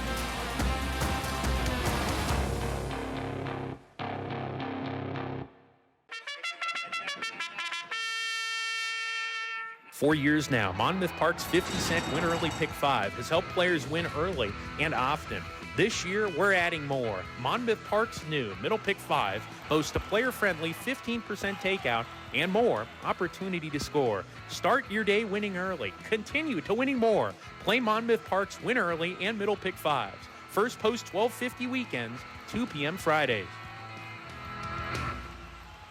As they say, Book 'em, Dano. Prince of Monaco in between. It's going to get very close. Book 'em, Dano. if you can make it here, Book 'em, Dano in a thriller. Book 'em, Dano wears him down. Book 'em, Dano under a perfect ride from Paco Lopez to win the True North. you can make it anywhere. It's Book 'em, Dano in another stellar display, winning the Alfred G. Vanderbilt going away. Bucaro, proudly standing in New York at Iron Horse Stallions.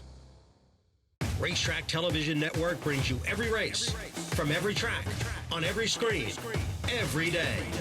With monthly packages starting as low as $5, RTN gives you great value and access to more live HD streaming and race replays than anyone. Visit RTN.tv today to sign up and watch on almost any device, including Roku and Amazon Fire. RTN has packages that start at $5 per month.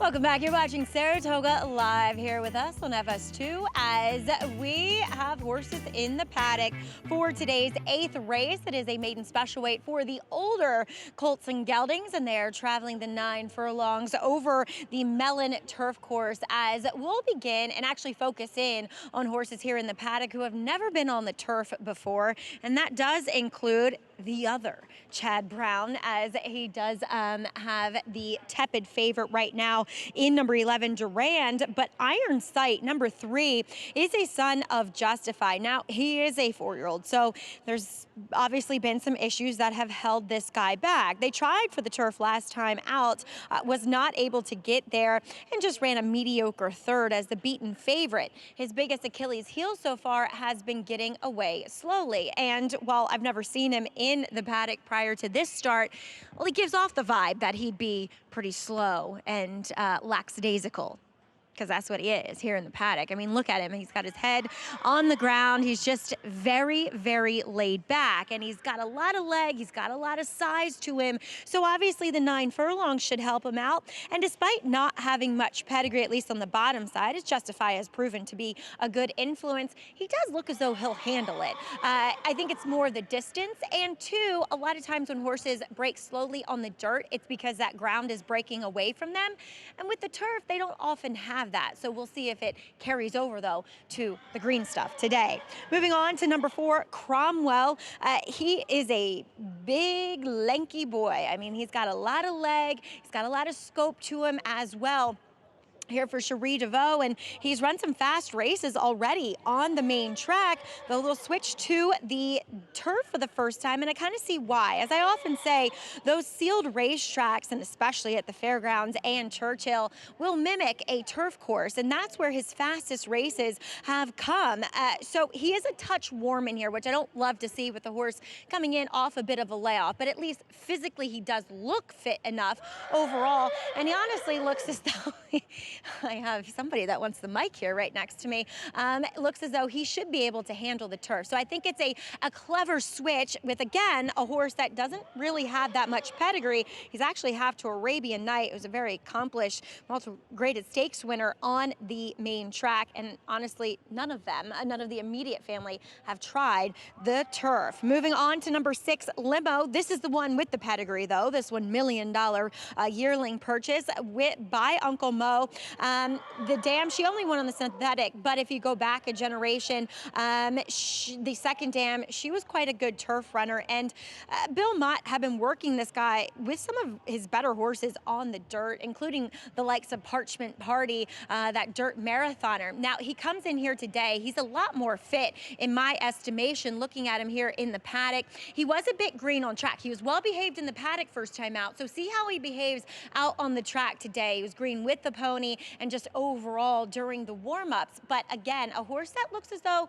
he should be able to translate to the turf course definitely has a bit of pedigree. Now, the horse that was trying to steal my spotlight here with his loud calls is number 5, Operation Overlord, who is not taking much money at all, but I got to talk about him.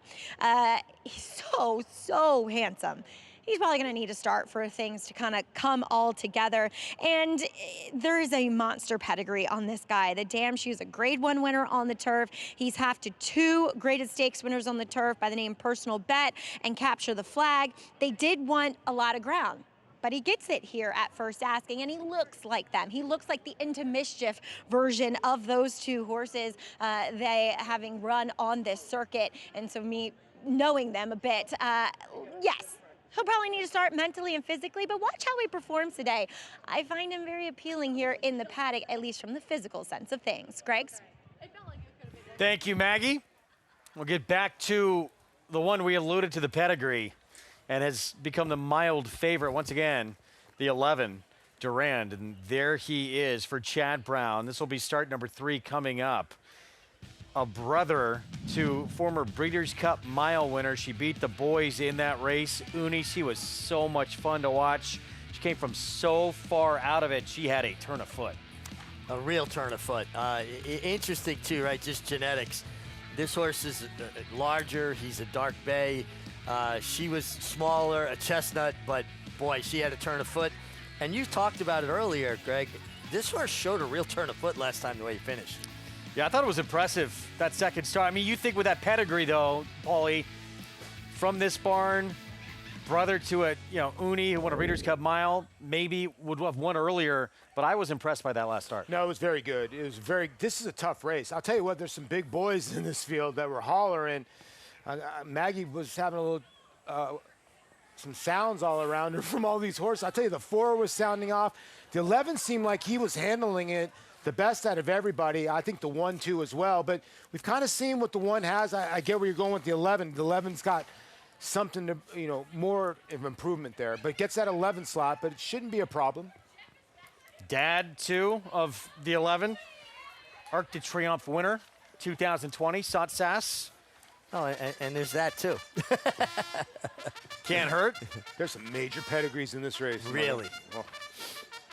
Here comes our post parade, and we will start with Johnny's Rendezvous, Phil Bauer. 2 very near misses the last 2 starts. His last 2 starts were big steps in the right direction. Phil Bauer always puts together a good meet up here. Seems like he handpicks the horses he brings. Tom Morley Barn, a Bourbon for Toby. I thought this son of Bernardini had a look in here at 9-2. Brad Ortiz Jr. on board the 2. Pratt on Ironside. Chad Brown first on grass. At first blush, I'm not seeing a tremendous amount of turf pedigree on the female side of the family, although the Grand Dam did win the Grade 1 Hollywood Starlet on synthetic. First on turf, Cromwell. Maggie mentioned a brother to Arabian Night. Very talented. Man, a big old son of Quality Roads. Going to get on the turf. Pedigree play. Todd Pletcher's Operation Overlord, Maggie touched on. Yeah, like Maggie said, out of a Grade 1 winning mare on turf that's produced 2 graded stakes turf winners from 3 starters. This one, turf pedigree as well. Belmont Jr. Alvarado, limo. Yeah, ran first time out. Did not have the best starts or the best way around the racetrack. Now gets on turf. Organite got beat by a very talented Todd Pletcher runner on grass, Noble Confessor. And Dave Donk's horse has improved with racing. This horse has improved with every start. Here's Spun, Bobby Robato. Has to get a little bit faster, but has some races that are decent enough for a long-time owner, Mark Keller. Here's the brother to Breeders' Cup Mile winner, Uni, Durand. Yeah, the pedigree's there. Horse comes off a big effort, has a turn of foot. Does have to overcome post 11. Mortal Lock has not been yet in 3 starts so far. What's the guy saying? Let it ride. I got a Mortal Lock and I'm going to wheel it.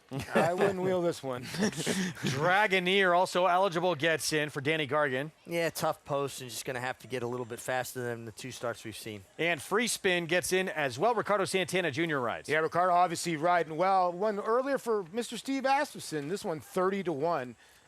Had some decent races in the Riley Mott barn. Let's go back to Organite. David Donk, have Dylan Davis aboard, and mentioned got beat by a pretty good one, Noble Confessor. For Todd Pletcher last time out of Bourbon for Toby was in this race as well. Would be a length behind Organite at the wire. Yeah, I mean, you can see this horse is in the pocket, following horses. I thought running a little bit with the emergency brake on and behind horses, but then found his best stride when he was able to secure a clear path, and then just came up second best, but a really nice effort. I thought it was, a good effort. You kind of wonder, he kind of got interested when he got outside of horses, didn't really want to get up inside, and then we got in between. He's still green. He's got a lot of improvement he could get from that race. Yeah, late you saw him turning it on again, rolling by a Bourbon for Toby. So this will be the 4th opportunity on the lawn for Oregonite, and Dylan Davis knows him well. He's been on board for all 3 of those starts. Back to the rail. And Phil Bauer, Rigney Racing, we know how dangerous these connections always are, Paul. Back from a few summers ago when they went 6 for 13 at the meet and kind of introduced everybody just how good they are. Yeah, and he's having another good meet today, or this meet. And a horse that I thought, the last 2 efforts have been very good and needs to be timed perfectly. I thought the time before that, Nellis, he kind of got ripped at the wire, but he pulled himself up. I thought Castellano gave him a decent ride last time, a really good ride, and just missed. He has to be timed perfect, so I wonder if he gets covered up today, as Javier's getting him a nice little look at everybody. It's a beautiful day, and the guy in the bicycle, he's got a bet on him. Well, is he a bicycle horse? Yeah, I don't know. It might be, right? Johnny's Rendezvous taken in the sights, yeah. 7-2. Even and he the horses certainly like this beautiful day, no? I used to love to give a warm-up where I'd get the nice gallop in, kind of get away from everybody to the backstretch, and then turn them out and let them stand and look at everything. Catch their breath, settle in, because they've already gotten their warm-up. Kind of like everybody in the crowd. They're settling in. They've been settled in since race 1 today. Fans getting every last look that they can with all the big races to come here the final few days and last week of the meet. Let's go back to Maggie. We'll check in with your favorite and 2 really big price horses on the outside. Looking at number 11, Durand, as he is that half-brother to Uni. He's actually not that big. He is very much of the same physical conformation as Uni. He is a colt, to be fair, so obviously there's a little bit more of him, but he's still very much of that same physical prototype. Short, stout, incredibly compact. And so I get with the way that he's run, trying to stretch him out. And last time it was a racetrack that was incredibly tilted towards inside speed. That first weekend we were up here on July 4th weekend, Belmont at Saratoga week, and Tom Collins was able to get to the lead, set the pace, and while this horse, managed to get over and save ground, he had a great trip overall, it was just the fact that Tom Collins had it a little bit better. My inclination is to not really like him going further, to be honest. I can see him winning, but that's where I saw it with him, as we know that Uni was very good going a mile.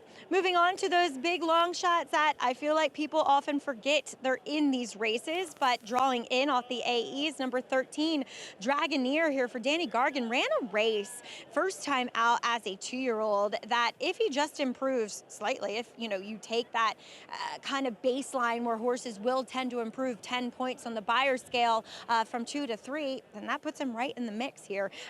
Obviously something went amiss as he was the beaten favorite in his next start, and he does get Lasix here, but he blew the start in that debut. He kind of blew the start again in his other start, but he was also very green in that debut. He was very rank in the warm-up, and today, while Katie Davis will climb aboard, he comes in here very fit.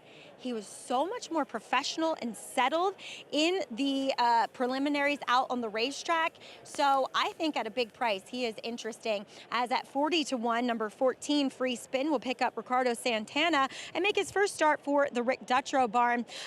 He, in that mile turf race at Ellis Park, as Paul had mentioned, with regards to the former race and with the anticipation, it's sometimes tough for horses to make up ground there because this guy was wired by a horse by the name Paris Surprise that day. And Vincent Chaminade had to just niggle at this horse the entire way. So I think if we do see a fairer run race, this racetrack is a little bit more fair. And furthermore, he has Ricardo Santana aboard, who is quite aggressive, will kind of give him that aggressive ride. He looked fabulous in the paddock. He's truly a turf horse. So I think there's a little bit of upside with him, Greg. Two huge numbers that draw in the also eligible list. Favorite, though, has become Durand. Here, start number 3. We'll see if third time's the charm for Chad Brown with Manny Franco. Yeah, listen, the sister, Uni, her third start, that's when she broke her maiden, too. Maybe history repeats. Frank Miramati with the 8th from Saratoga. One more.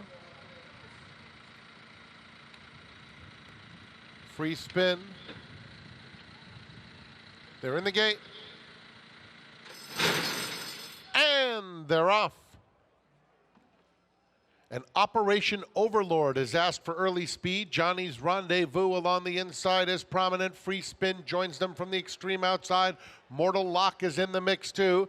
Those 4 right across the course as Operation Overlord is now dropping in behind them and is 4th. In the meantime, a smooth move from Manny Franco on Durand, getting him over to the rails, 6 lengths off the lead.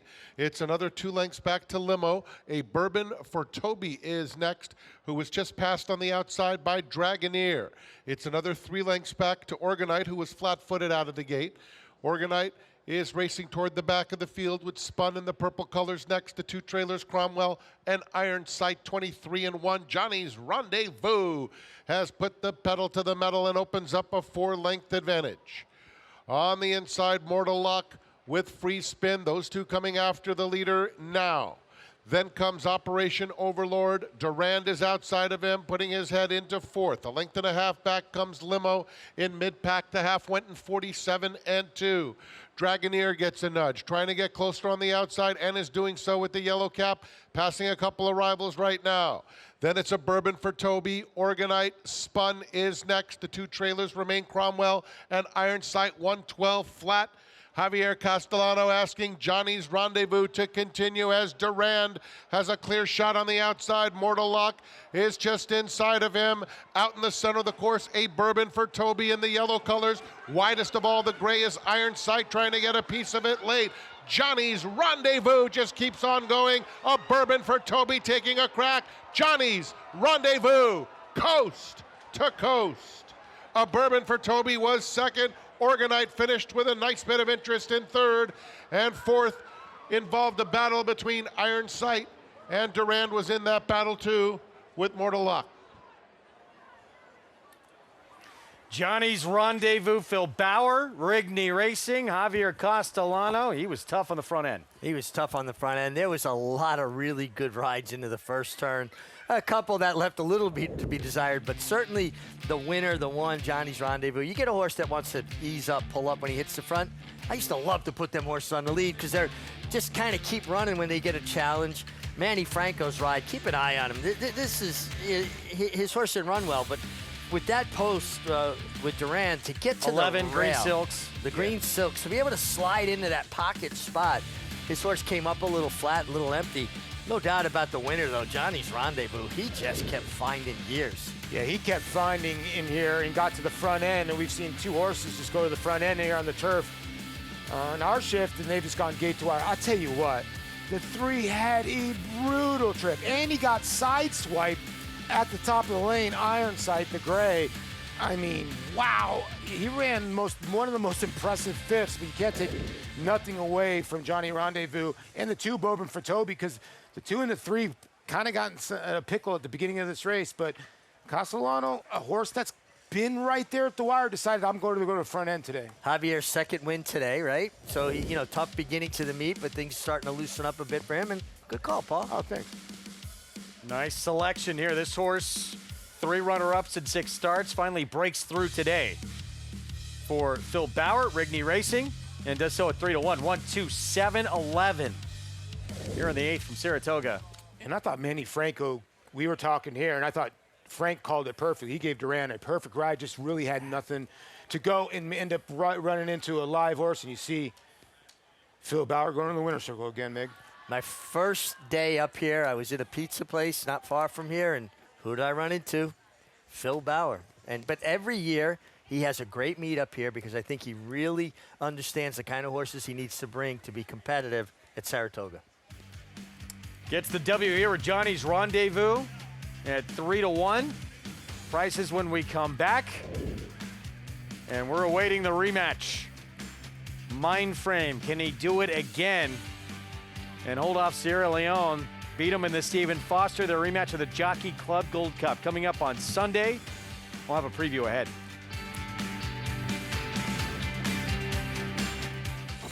You bet with NYRA Bets. Bet any track, anywhere, anytime.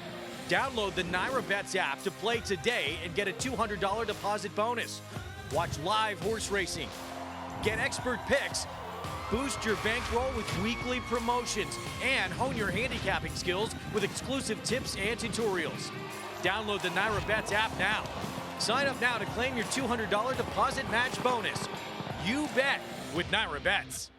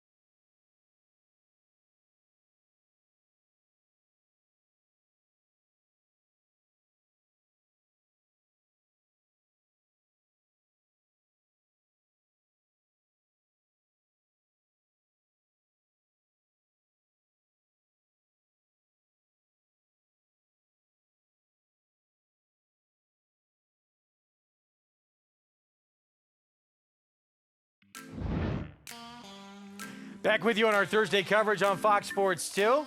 Watching Saratoga Live, brought to you in part by Gainesway Power, Passion, Performance. Johnny's Rendezvous. Embodied all those elements here in this 8th race. Phil Bauer, Rigney Racing, Javier Castellano. Let's go to Maggie. Exactly, here with Phil Bauer, Johnny's Rendezvous. And Phil, I noticed last time he kind of, wanted to put his head up in the air. He seemed unhappy necessarily being behind horses, and Javier just eliminated him doing that today, and it paid off. Yeah, it's, he's a very similar horse to the one that ran Sunday. He's kind of quirky, and early on in his 2-year-old career, we had him closed up and he was 2 rank, and then we cut him back and tried to get him to relax, and he just would wait on horses. So we pulled everything out this time and closed him back up and put the shadow roll on and just go. And so he's got tremendous stamina, and Javier said even galloping out he wasn't tired. So glad that they could get it done together. I'm happy to see Javier win for us up here, and it's a special place. It's fun.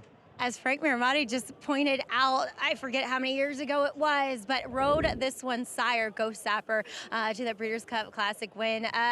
Somebody like Javier, a Hall of Famer, just getting on your horses, and it feels like he always learns a bit from them, having ridden them the time before. Yeah, that's what kind of boiled down to the decision today with equipment. He rode him, worked him, And we just put our heads together and came up with a successful result today. So it's always nice to have some input just from your riders in the morning and the jockeys as well. And it just, it's a team effort, and it feels really good when it comes together like this. It totally does. Well, congratulations here, and he breaks his maiden nicely. Thank you.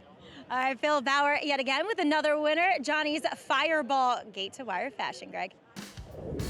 Impressive in victory, and now on to bigger and better things. Rendezvous. There's so many Johnnies out there. Oh, what'd I say? No, now you said Fireball.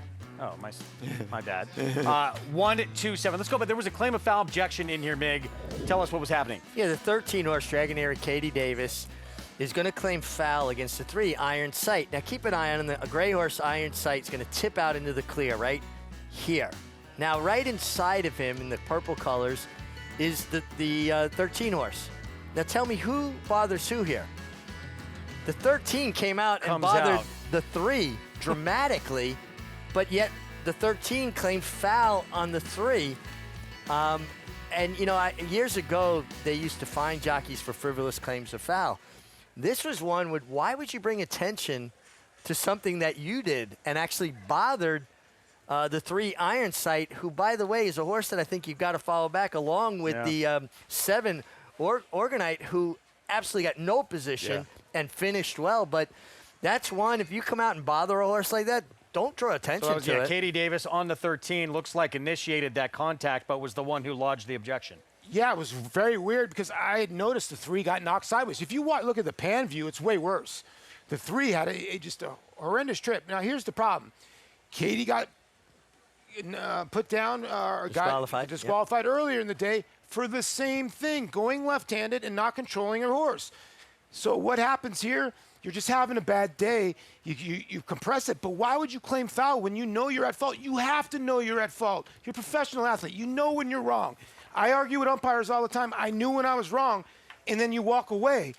You know you're wrong in that point. You cannot claim foul. Now you're going to bring more attention to yourself. She's going to get more days. Disallowed. Yes. Not a surprise. Sure. And we'll move on to the next race. We're going to look ahead to the weekend, though. Big one, huge rematch, and maybe the best race of the year shaping up at this Grade 1 Jockey Club Gold Cup. 1.25 miles, $1 million purse, and the rematch from the Stephen Foster when Mindframe beat Sierra Leone. They will tango again on Sunday. Sierra Leone, of course, last year's Breeders' Cup Classic winner. And Chad Brown gets his first ever Whitney win with his horse earlier in the meet.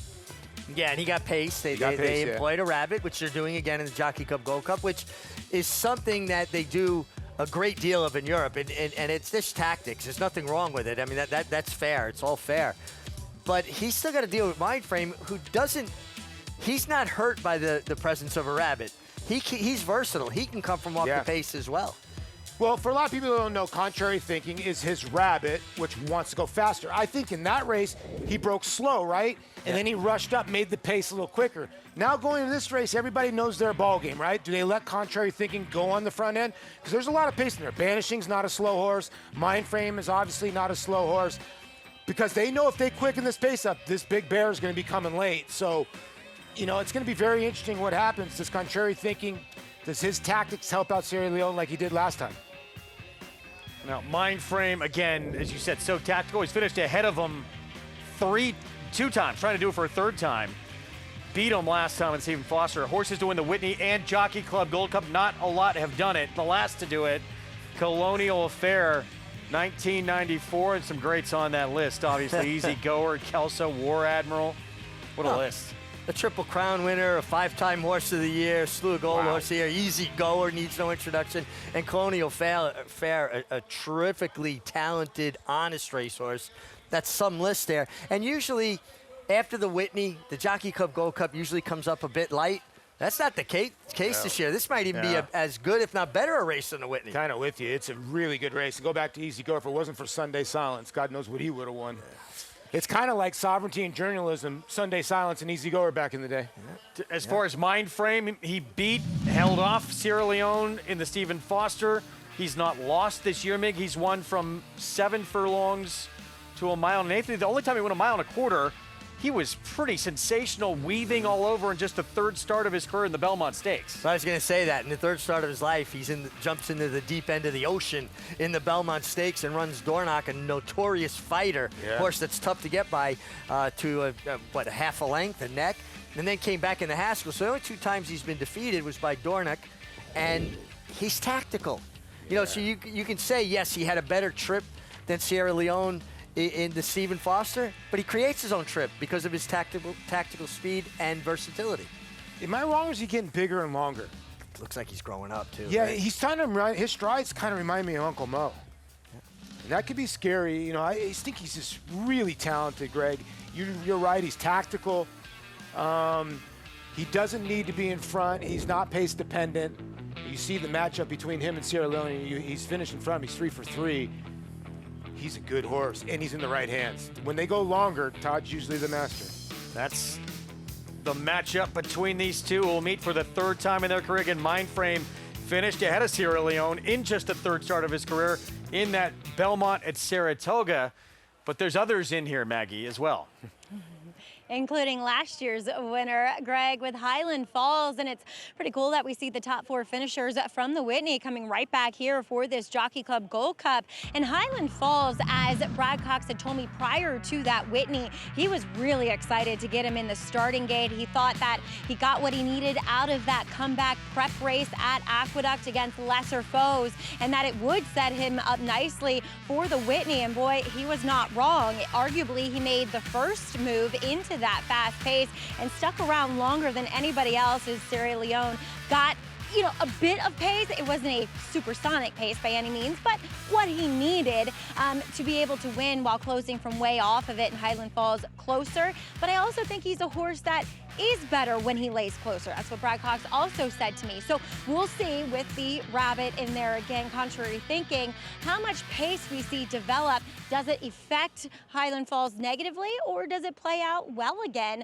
like it did in the Whitney? And he'll be looking to defend his crown for this year's Jockey Club Gold Cup. Greg? Can I ask Maggie something? Maggie, you still there? Maggie, has Mindframe gotten bigger?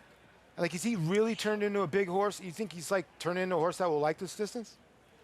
Oh, I thought before the Belmont last year at 1.25 miles, because that was the first time I saw him, Paulie, that he was a horse that would relish the 1.25 miles. If anything, now as a 4-year-old, he's still got that big frame, but he's filled it out. So he's done exactly what you want him to do. And I've always thought physically, he does look like a 1.25 miles type. It's just, you know, he's proven so many times that he's effective at 7 furlongs too. He's a really talented horse. Yeah, that's crazy. You know, he's fast at 7 furlongs, fast at a mile. Can kind of do it all. Yeah. And, you know, for a horse like Philly's Fog, who's getting a big moment here off that career victory for the barn, winning the Suburban, Kendrick Carmouche now has to think about what's going to happen with this rabbit. Can you maybe just say, I'll just let that horse go along, sit behind him, and act like I'm on the lead? I mean, obviously, you got to see how fast they go. I think in a perfect world, yes, you come out running, make that horse commit to being the pacemaker, the rabbit, and let him clear off, and then just put your horse out in the clear and ride the race like he doesn't exist. Yeah, if he's able to take him gate to wire, then, well, hats off to him.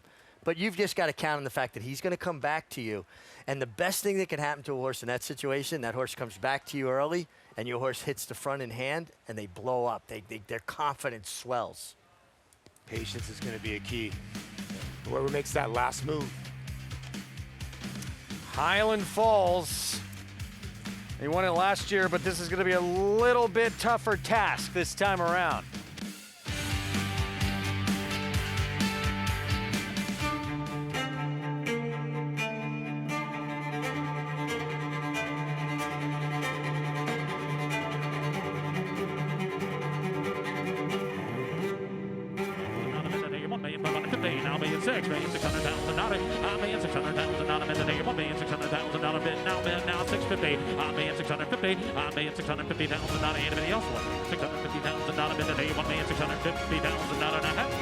$1,600,000, thank you. Who's in for Mohegan? Obviously everyone. A cheers with friends, then it's off to the races. A moment of calm before the dark and stormy. One more dance floor. Who needs skill when you have style? And feeling like it's the best time ever? Smile. hats, and nightcaps? Yes.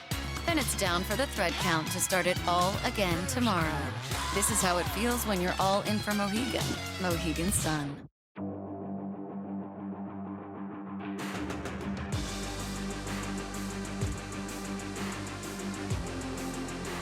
Bright future indeed. Bright future, the son of Curlin to win by 4. Bright future, Proxy, here's the line. Photo finish, bright future. Bright future, look at that. Bright future, the class prevails. Bright future, standing at Claiborne Farm.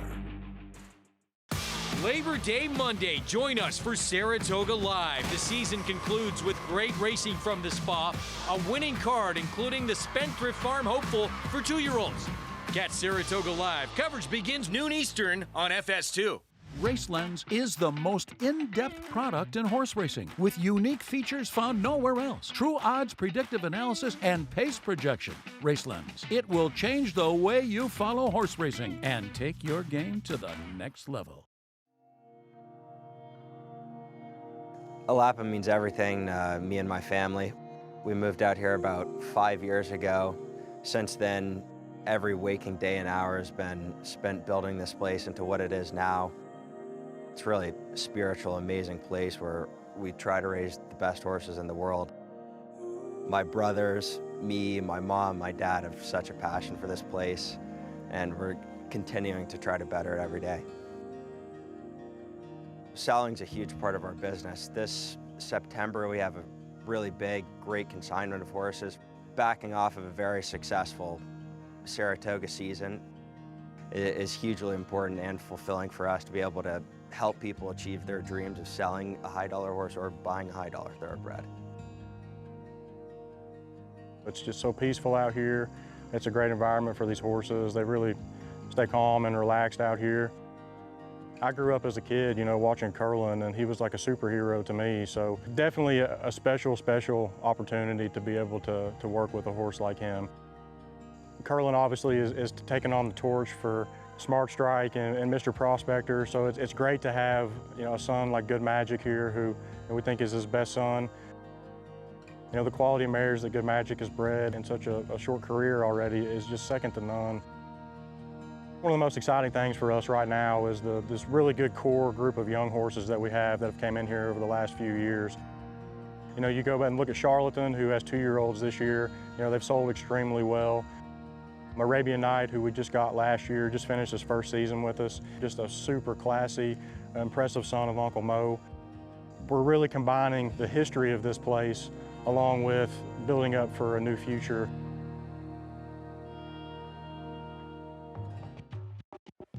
Good to have you with us on our Saratoga Live coverage. It's brought to you in part by Hillendale at Alapa on a perfect Thursday afternoon as we get set for race 9 coming up, approaching the 10-minute mark. Post-treaty obligations, sired by Hillendale stallion McLean's Music, who in that incredibly brief career, wow, was he fast in that one start. That was brilliant. and you know, I've listened to John Sikora talk about pedigree, and you want to introduce that kind of brilliance, that kind of speed into pedigrees. And how about Hillendale at Alapa? I mean, the place just looks magical. They could give me a stall there, Paul. I'd live in a stall there. I was telling you right before that. Can I sleep there? I've been having trouble sleeping. This horse, big win last start, but it was for $40,000, so he's stepping up. He was 4-5, and now he's coming back in 12 days. But he has a look, right? I mean, he's coming back in 12 days. So you just got to base it off that last race. Irad sticks. I thought this horse was very interesting. Got the first win at Saratoga. Did have 2 seconds coming in. This horse used to be in the Chad Brown barn, Linda Rice barn. So been in good barns, but the horse is running back so quickly. I wouldn't worry about that. So you're 5-1. A horse runs one of his best efforts. Could be right there. Well, as Maggie well knows with this one here, we've known him well on this circuit. Getting out of the gates, bit of an issue for Winnett. Yes, Greg, it has been. And last time it was really, exaggerated the fact that he was really lacking muscle mass behind. As I often say, horses use that hind end to literally jump out of the gate. All the power comes from behind. And he just looked, especially for a Linda Rice horse, uncharacteristically light and completely depleted of all muscle mass over his hind end. So he comes back in here today off a bit of a layoff, and it's come up again. So he's looking a lot better as far as his conditioning across his hindquarters and his top line, and his weight's even better. So too, it was a race where I'm still on the fence of the quality of that 50. I think this is a tougher 50, as we've seen some of those horses come back out of there and not run particularly well. But it was also a day back on June 28th where inside speed was golden, and that's exactly what Stolen Base was on that occasion. Now, Dan Ward will opt to take the blinkers off. He didn't run so well in them in this last two, so I understand doing that. And two, I think sometimes horses that don't get out of the gate, it's actually better for them to see when those doors spring open and the rest of their competition leaving. He also seems like a more energetic horse here in the Saratoga paddock. There is every bit of the possibility that he is just not heading in the right direction, but at least physically, he's rebounded. As we'll move on to number 3, a new face in Tahoe Sunrise for Norm Cassie. Now, honestly, taking horses, and I know you didn't claim him from Bob Baffert, somebody else did, but taking horses from Bob Baffert isn't the wisest decision, I have learned over the years, because they are put through the test to see if they can become the best, and some just aren't, and when you get them, it's kind of hard to bring them back to anything of that resemblance. But Tahoe Sunrise, to be fair, was part of a total pace collapse last time out, way back when, November 28th of 2024. Pike Place, he sat back off of a 5-horse pace stole and was able to circle the field that day. Looking at Tahoe Sunrise here in the paddock, he does look incredibly fit. The front wraps do go on, however. He was a bit tough to get the tack on, though they turned him around and actually had him face the wall, and he was much better to get the tack on then, kind of putting him in his own little bubble. He does look ready here, Greg, but can he get back to some of his better races is the biggest question mark. Maggie, thank you. Riders up. There's Ricardo Santana Jr. Leg up on 24 Mamba. Right now, the 3-2 favorite. Big drop in class, has been facing very tough company. This was back on May 8th. This was a victory against 100,000 optional claiming. It's a good win. The last 2 starts had been kind of muddied up by bad beginnings. A lunge at the start and a bad break. This horse was 3-1 against Baby Yoda when Baby Yoda, didn't he break the track record that day or something to that aspect? It was something crazy. Ran crazy. But this horse has had 2 bad beginnings. Now draws a complete outside with a better beginning. I just thought he was the one to beat. Absolutely. He's kind of a specialist at 7 furlongs, right? 4 for 9 at the distance. And that outside draw is such an advantage, especially with a horse that has had some gait issues recently. Yeah. There's Ricardo. Incredible summer for him. Yeah, it was really cool. 35 wins at the meet. It was cool to see him and Mr. Asperson win together today.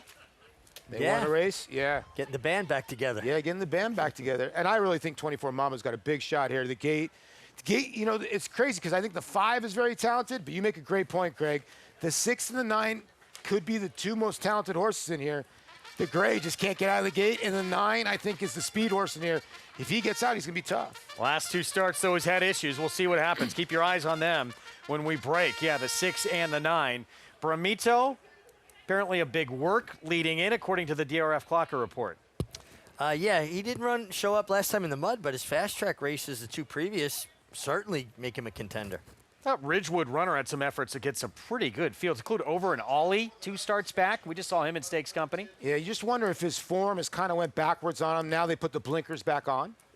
Here's Tahoe Sunrise, Norm Cassie, Jose Lezcano. Yeah, it seems like his form has kind of waned a little bit recently, and he lands in a pretty tough spot here off the claim. Barksdale, huge effort last start, but now back in 8 days and with a new barn. Yeah, kind of like the 4 and the 7. You got to treat him the same. This horse I think is still live at 9-1. Reddington, we talked about Highland Falls. He'll line up with the Jockey Club Gold Cup. This horse was 3rd to him 2 starts ago. Yeah, and he comes in off the claim here, and I think 7/8 suits him well. Kendrick is riding well. Win it. He is, when he's good, he's probably the best in this field. Yeah, he could be the best in this field. He needs to get out of the gate. He takes the blinkers off today. Treaty obligation, new barn, Rudy Rodriguez, and again, 12 days back. Yeah, a quick turnaround here for a horse that ran extremely hard and well last time. Will it translate? And 24 Mamba, he's been facing a lot better, an 8-time winner. He's honest. He shows up. He's very good at the distance. He gets that good outside draw. There is a lot to like here for this Tom Morley runner. And Flying Peace Stable, Jay Provenzano still looking for that Saratoga owner's title. Tell you what, this is a $50,000 claimer. I could claim for like 5 of these in here. It's incredible. It Right? feels like a Hard-knocking group. stakes Yeah. race almost. Yeah, it is. That's how tough it is at this meet. There's Reddington, 9-2 right now. Kendrick Carmouche for Michelle Giangulio. They just claimed this one for $50,000. We're going to go 4 starts back, and this was a win against allowance optional 75 at a mile. Yeah, and it was a good race. I mean, won by a nose, and this is when he got the 91 buyer. Now claimed out of the last start, the Gustavo Rodriguez barn. Michelle Giangulio picks this one up, and she's 13% off the claim. Kendrick Carmouche gets aboard. Similar rider to Ricardo, a very forward rider. I thought the 5 was live in here. I like this horse a lot What today. a game performance that was. Yeah. Did he fight for it? Yeah, Man. he's got some game. Like, there's horses in here that have all ran like in that 90 buyer-ish and all have had tough wins. There's like 4 or 5 geldings or colts in here. 9-2 right now. As we go, I believe we're going to look at Bermudo. There is Bermudo. So Eric Cancel will ride. Gustavo Rodriguez trains. What do you do with this horse? Cutting back, putting blinkers on? 2 starts ago at a mile and an eighth. He ran a 94 buyer to win for fun. Right? And then got on the mud, so you draw a line through that, I guess? I mean, do you think that was the issue? Because, I mean, it just was a subpar effort for him. I guess it's the only thing. If you want to play the horse, you draw a line. Now the horse has been reset and has been off since July. Now you're sprinting. And 1 for 4 2 for 4 at Saratoga, another horse that you could play in here. And again, one with a big work in the morning in the most recent effort in the AM. Is he the fastest? The 4? Yeah. Or is the 9? I think the 9 is, but, well, maybe not. Early? Well, especially with Ricardo. Ricardo comes out with intention. You know, he doesn't sit and let the horse dictate. He tells. He's more of a pilot than a passenger. True. If the 9 can break clean. Yeah, right. It's fast. But this horse is quick, Barksdale. Let me see. It's a difficult, like I said, Well, it's a really difficult race. Mig, how the way you just saw the 1 warming up, how do he look to you? Making a real nice impression. You know, he was nice and aggressive, but controlled, galloping over the backstretch, turned around. He's jogging very free, very loose. You just want to see a horse have that fluidity of stride when they're warming up. You don't want to see them look stiff or stabby. He's checking the boxes. He's warming up very nicely. Yeah, I think now that I look at it, 4 gets a clear lead, I think, maybe. Unless the 9, maybe the 9 sits right off the 4. That would be ideal for the 9. Yeah. No, I just thought moving to a new barn, he was a favorite when he won against Softer Company on a wet track last start. Now 8 days back, kind of asking a lot, no? It is a quick turnaround. I mean, and listen, horses change. I tell you, you want to see who's warming up good. Check out the 9, 24 Mamba. Yeah. Wow. Well, the 4 has gone 21-3. I would think that Tom would be happy laying right off the 4 and try to outfinish that horse. 24 Mama can finish from off the pace. This might be the toughest 50 claiming race we see all year long. Let's go to Maggie. We'll check in with Bermudo, who is the turnback runner in here. And I actually really liked him stretching out in distance. First off the claim for Gustavo Rodriguez, 2 back. And oftentimes, and Mig often has talked about this and taught me it, that horses will often run, their best race trying something new for the first time. And while he had done it, I think 1 time before, it was pretty much his first try at it. And obviously the mud didn't agree with him per se. But I also thought he looked incredibly fit that day. It was like Gus had been purposely training him to stretch him out in the distance. He wasn't, a victim of the way that the races came up and, it was the condition he fit in and, oh, well, it was a 9 furlong race as opposed to a mile per se. It was like he had purpose to win. So coming back here, he is very sharp, which I love to see with horses cutting back in distance. As you guys mentioned with the warm-up, he is moving incredibly well out there. Eric Cancel took him immediately away from the pony, and he is got his venom and vigor out there on the racetrack. So definitely what you want to see from a horse who is cutting back. Moving on to number 7, Treaty Obligation. First off the claim and coming back quickly here for Rudy Rodriguez, was justifiably DQ'd as we saw our friend Nick Zito get put up to get his win of the meet. And I just thought that a little less ground for Treaty Obligation, who also was coming off a bit of a layoff. And while I thought he looked fairly fit that day, I just think with another race under his belt and a little less ground, it should suit him. He warmed up beautifully, and Rudy kind of recognizing that he ran well enough last time for 40. Let's try him here for this 50 off the quick turnaround, and it looks as though he's reacting well to it. Greg? All right, Maggie, thank you. Here we go. This is a loaded group. 7/8 of a mile.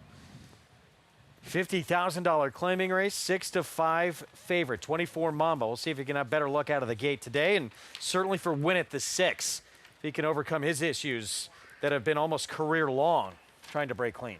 Yeah, if he can get away clean, we know the kind of ability he has. He's just been his own enemy and compromising his position because of the slow breaks. Talented horse, though. Yeah, look for a fast time here. I would think sub 123, somewhere in that area. Frank Miramati with the call.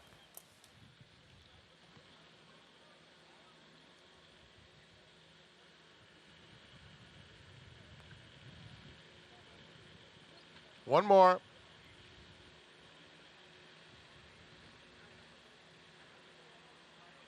They're in the gate. And they're off. 24 Mamba flies out of the gate, joined by Ridgewood Runner along the inside. And splitting that pair is Barksdale. Barksdale, very quick, takes the lead. Tahoe Sunrise now in second. After a sharp start, 24 Mamba gets a good setup. 3 off that duel in third, followed by Ridgewood Runner. And Reddington is fifth, 6 lengths off the lead, racing 4 clear of Treaty Obligation and Bramito. The opening quarter in 22-2. It's Tahoe Sunrise over Barksdale.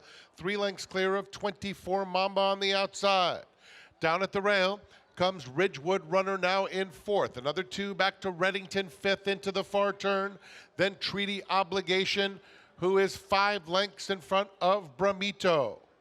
The half mile contested, 45 flat, 24 Mamba makes a 3 wide bold bid after Barksdale. Those two are 1-2 now with 24 Mamba putting his head in front. Barksdale is asked to counter in between horses. Just behind them, Treaty Obligation angles out. He's starting to finish with a bit of interest. Bramito's on the extreme outside. 24 Mamba has a 3-length lead with less than 1 furlong to go. Bramito revving up on the outside of Reddington, and he's coming fast. It's getting very close. 24 Mamba looking for the line. Photo finish. Maybe he held on, but that got ridiculously close. Bramito came right at him. It's a close photo.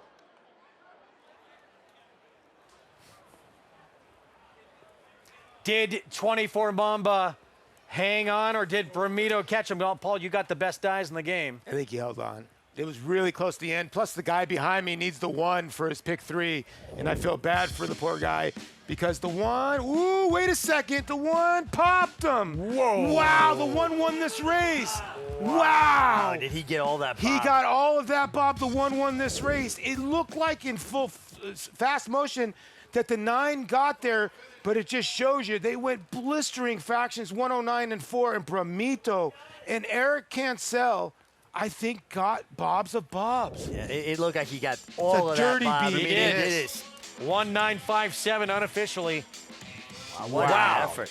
And this is one of those times where the 2 horses that really made the nicest impression warming up ran 1-2.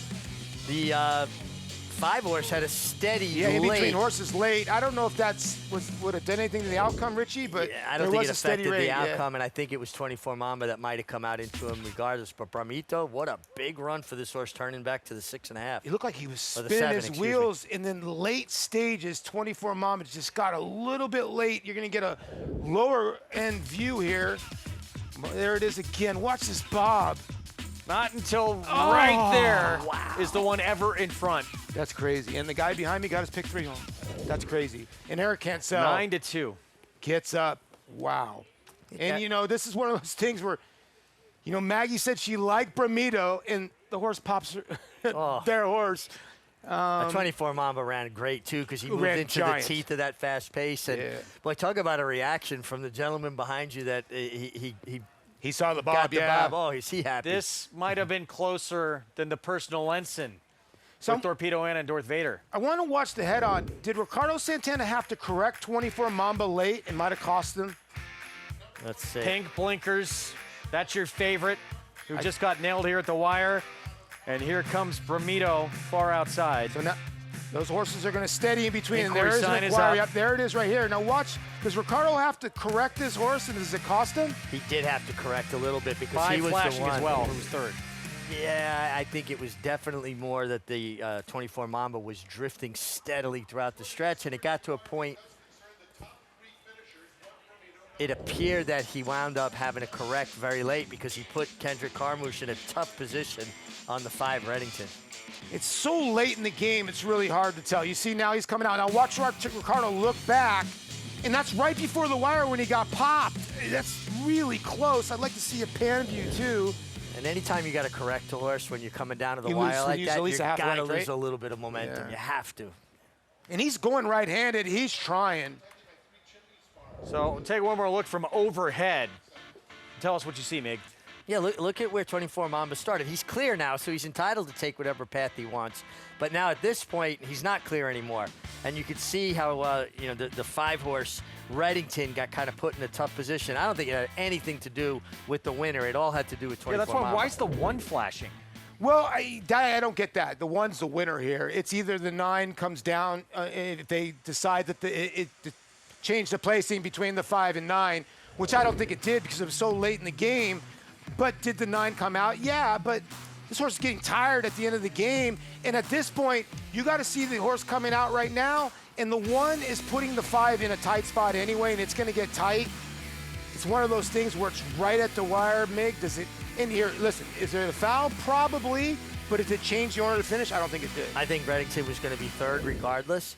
But if you have to put blame on anybody, I think it's the 9-horse drifting. I don't think Eric, I think he held his line fairly close. But he does come over late. But do you think clear at that point? You think they're going for the double jersey squeeze takedown? I honestly think that it was the 9-horse making that accordion effect. Well, you know, cap as a outside rider, your eventual winner. Yeah, but look where they started. Look where they are now. You can't really put that onus on Eric, especially that late in the game. It was the 9 that came out. Because Kendrick was already pulling out of there. You know, he was getting out of that position because he saw it coming. Eric was so clear of it, he was like, it kind of helped him, right?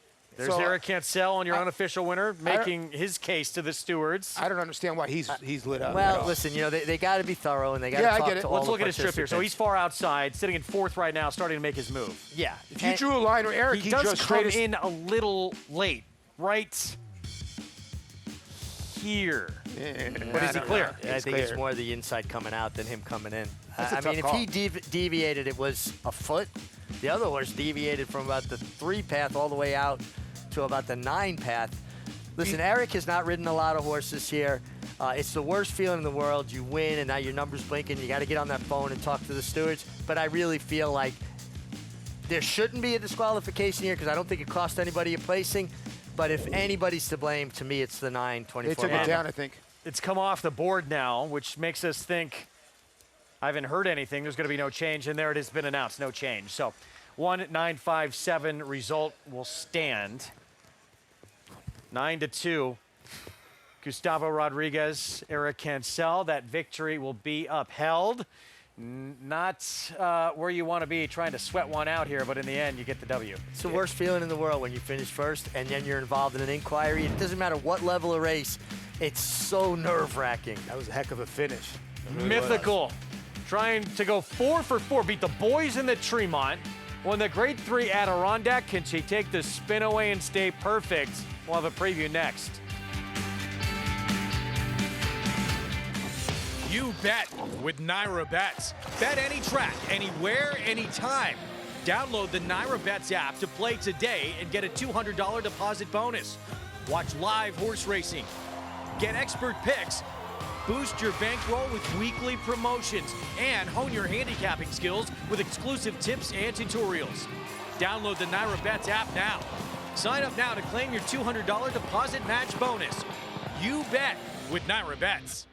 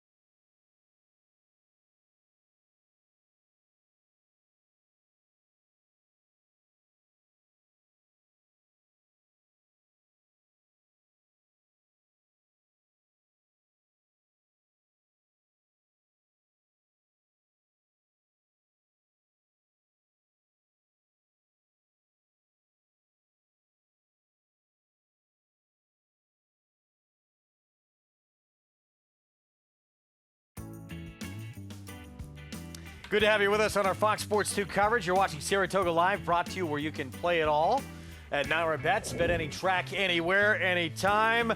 Bramito in the final jump. Getting by the favorite 24 Mamba for the victory. And nice job, Eric Cancel, Gustavo Rodriguez. This barn going to be sending out Phileas Fogg in the Jockey Club Gold Cup. Nice to go into the weekend with a little bit of a confidence, a little bit of a high. And, you know, listen, Eric has ridden sparingly here. He's shipped around a lot. So nice to see him to get one as well. Yeah, and ones are wild. 1-1-1, pick 3, Greg. Do you ever punch that 1-1-1, 2-2-2, 3-3-3? I've never done that. Man, somebody out there does it. I think it's got that pick 3. That was a nice pick 3. Race 10, mile inner turf, starter optional claiming race. And if that's going to continue, sign ain't interesting in here stretching out. This is the speed from the rail. That's their favorite right now, and the will pays the 1. So the horse to beat, the 1 and the 4. I like the 3 a little bit, but the 1 and the 4 are the ones taking the money. Could be all I think ones. the 4 is the horse to beat, though, right? Yeah, I think so. I think that will be your favorite competitive threat for Chad Brown and Flavian. Time for 3 chimneys this week in history, and it was a pretty spectacular 2-year-old by the name of Echo Zulu, who was dominant at Saratoga. The debut, 92 Beyer, first time out, and then added the spin away in start number 2 by 4 lengths. Yeah, she was spectacular, brilliant speed, really, really good filly. And that was when Asmussen and Ricardo Santana were a team. Yeah, she was just an honest horse, too. She danced a lot of dances, too. And I love the way she just pinned back her ears and ran to the wire. She was really nice. And there's a certain kind of, for some reason when you talk to Steve, Clairiere, like the mares hit his heart more than the colts do. She got incredible too. Unfortunately, we didn't get to see her past the Ballerina in her 4-year-old campaign. 112 Beyer victories in both the Honorable Miss and Ballerina at Saratoga at 6 and 7 furlongs. I mean, she would have run away with the Breeders' Cup, right? Filly Mare Sprint. Yeah, it would. Yeah. She was so talented. This year's group in the spin away, 7 furlongs, $300,000 purse for these 2-year-old fillies in Mythical. She's been perfect in 3 starts, including 2 wins at Saratoga, one of them against the boys. Yeah, and she's fast. I mean, she has really speed. You know, and I like the progression too, right, Paul? She went from 4.5 furlongs, 5.5 furlongs, then 6.5, now 7. She's really kind of done it the right way with that steady progression. Yeah, she's been good, and like you said, she's fast. You know, and she's probably going to be second choice to Todd Pletcher or Tommy Joe, who was so impressive first time out. She might get some value on this filly, who's 3 for 3. Jorge Delgado knows what he's doing. Jaramillo's a horse a guy that's been riding this horse since her start. So, are you worried about the 7 furlongs? You know, you always worry about a horse that's got blazing speed to carry that to 7 furlongs, and she's going to run into a filly like Tommy Joe. We'll see how good she is. Seems like Todd's horses have showed up in the stakes races so far. Yeah, and she might also have a little bit of company, Mythical, stretching out to the 7 furlongs. You know, you got horses like a horse like Cena, who her first start, they went 20-4, 43. She held on for second, and she comes back and goes gate to wire Delaware, setting fast fractions for Delaware Park. So Mythical does have a question to answer with the 7 furlongs. Meanwhile, as Paul alluded to, Tommy Joe very likely going to go off the favorite despite Mythical being 3 for 3 undefeated. She was so professional in this debut. Into Mischief filly, Spendthrift Farm homebred for Todd Pletcher. She was always poised. She was always in the right spot. She stalked the pace from the outside, and I think she gets a very similar trip. And I mean, it's amazing to me how Into Mischief stamps his offspring with that white face and the way they stride, right? Yeah, it's kind of, they do. She was just really good. She beat a really good field. She was like 3 or 4 wide. She rated in hand, and then when asked, you can see, look at her ears flipping back and forth. Johnny looked at the infield toe board to see where everybody else was at. That's got to be a great feeling. You know, when I was riding that, you didn't have the toe board, the toe board wasn't there, so it wasn't something like I would even have a presence of mind to think about doing. But you know, she was complimented too, and Tennessee Belle came back and was impressive breaking her maiden. Yeah, she came back and crushed. And you know, Pletcher's obviously been really good in this race with his spin-away winners. See if he can land another one this weekend. Sweet Loretta, the last to win it for him, but Ashado. He was pretty good. Star. Rachel's Valentina, so much interest with her. But Ashado really the one off that list who would go on and become champion. Yeah, she was great. Yeah, she was champion. Looking for his 7th spin-away winner. Think about that, man. By the way, we're going down to Maggie. We have to get that photo up from the last race. You got to see the photo. It's crazy. We'll try and get that to you in a moment. With more on the spin-away, though, let's go to Maggie. No, Paul, no. We don't need to see that photo again. Thank you very much. That was complete heartbreak for me, my husband, Jay Provenzano. Anyway, we're moving on, or at least I am trying to, as we'll talk about a horse that will look to give Chad Brown his first winner in the spin-away, as we're talking about Todd Pletcher's accolades in this Grade 1 event as Ornalaya.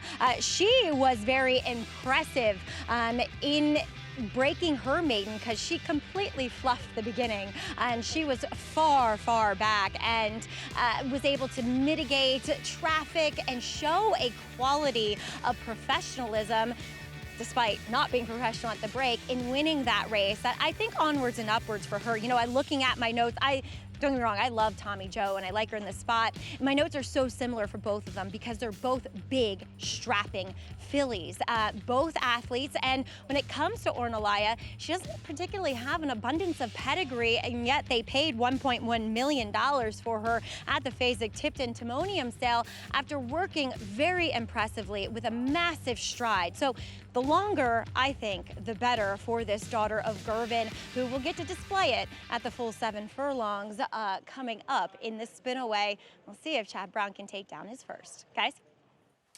He's been knocking off firsts quite a bit the last couple of years. 4-star Dave last year, Whitney this year. See if he can add another one. I'm sure it's just a matter of time. I don't think, he gets the right horses. I mean, Ways and Means looked like she could do it, but she was injured when she clipped heels in the only won so many races so many times. He won the Diana like 15 times or something like that. That's coming up on Saturday. The spin-away, the hopeful, two of the races we love at this meet, this final week of action. Immersive would win the spin-away and go on to be named 2-year-old champion filly last year. See what happens in this year's edition coming up on Saturday. We'll be back with the 10th next. Enjoy Fan Appreciation Week specials at the spa this Wednesday through Labor Day. Plus, secure summer's final premium giveaway this Sunday, a Saratoga quarter zip sweatshirt free with paid admission while supplies last. Visit NYRA.com/fans for details. Weekends are for winners at NYRA Bets. Opt in to Late Pick 5 hit and split bonuses to claim your share of $10,000 every Friday through Sunday. $10,000 hit and splits every weekend when you bet with NYRA Bets. City of Light, multiple Grade 1 winner, who posted 7 triple-digit buyers, stands to continue the legacy of his sire, Quality Road, with graded stakes winners, Menti, Chop Chop, and Formidable Man, sire of multiple Grade 1 winner and champion 2-year-old Fierceness. A powerhouse win. City of Light, a proven sire in the making, standing at Lane's End Farm. Dynamic pricing wins the Just a Game. King of Gosford. South Cordovan will win the Sword Dancer. Program trading and naval power. What a thriller. Mona. In Italian to win it. Starlust. Domestic spending. Ocean Road. Big M. Victoria Road. It will be McCulloch.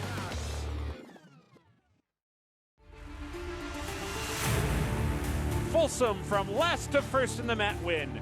And Folsom is flying to the finish. Folsom has taken the front and Folsom kicks for home. And Folsom sticks his neck out and runs to the wire. It is Folsom! It's Folsom in front, and Folsom wins the Governor's Stakes.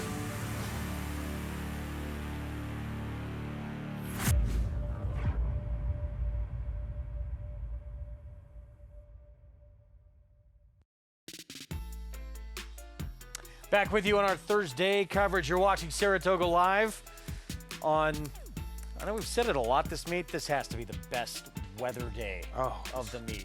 These last 2 days. And that shot is just stunning. You just don't realize how big this paddock is till you get it. And we're just over a blimp to the right over there.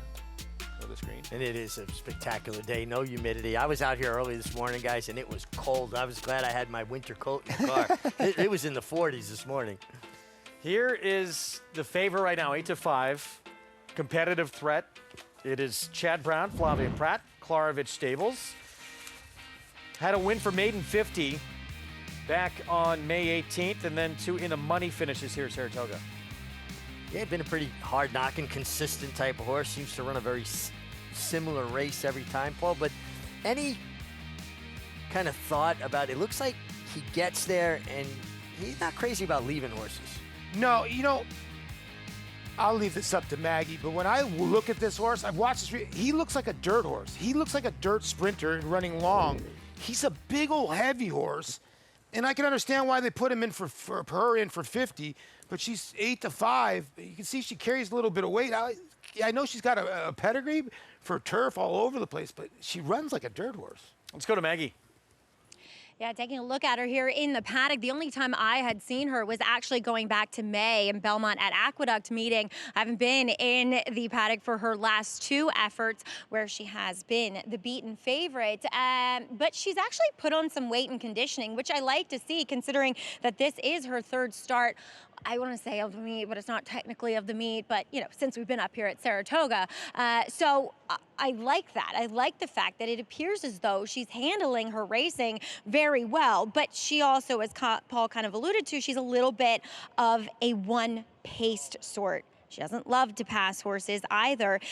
So I think that, honestly, I kind of get where Chad's going with a mile, but and maybe she gets a pace to close into because it does feel as though there's some horses that will be forward in here.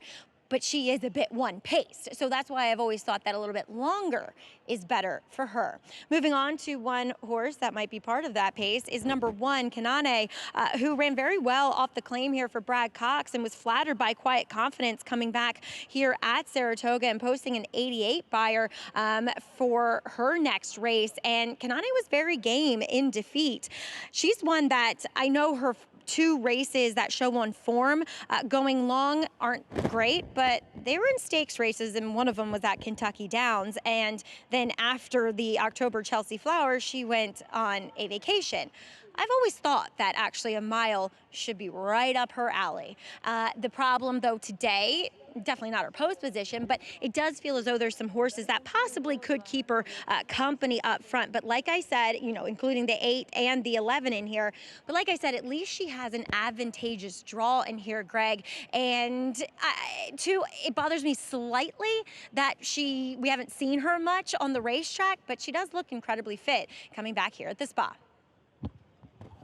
5-2 right now. If they don't try and use her speed and put her in front alone, why are they in this race? Especially from the rail. I mean, she's got turf sprint speed. Yeah. Why would you even think about rating her? You know what? Sometimes I don't try to read into what these guys do. And She looks like the speed of the speed, I no? would think the speed of the speed in here. A filly that, you know, when going long, like Maggie said, just never hit the front end. And, you know, one of the races going long was at Kentucky Downs. That could just...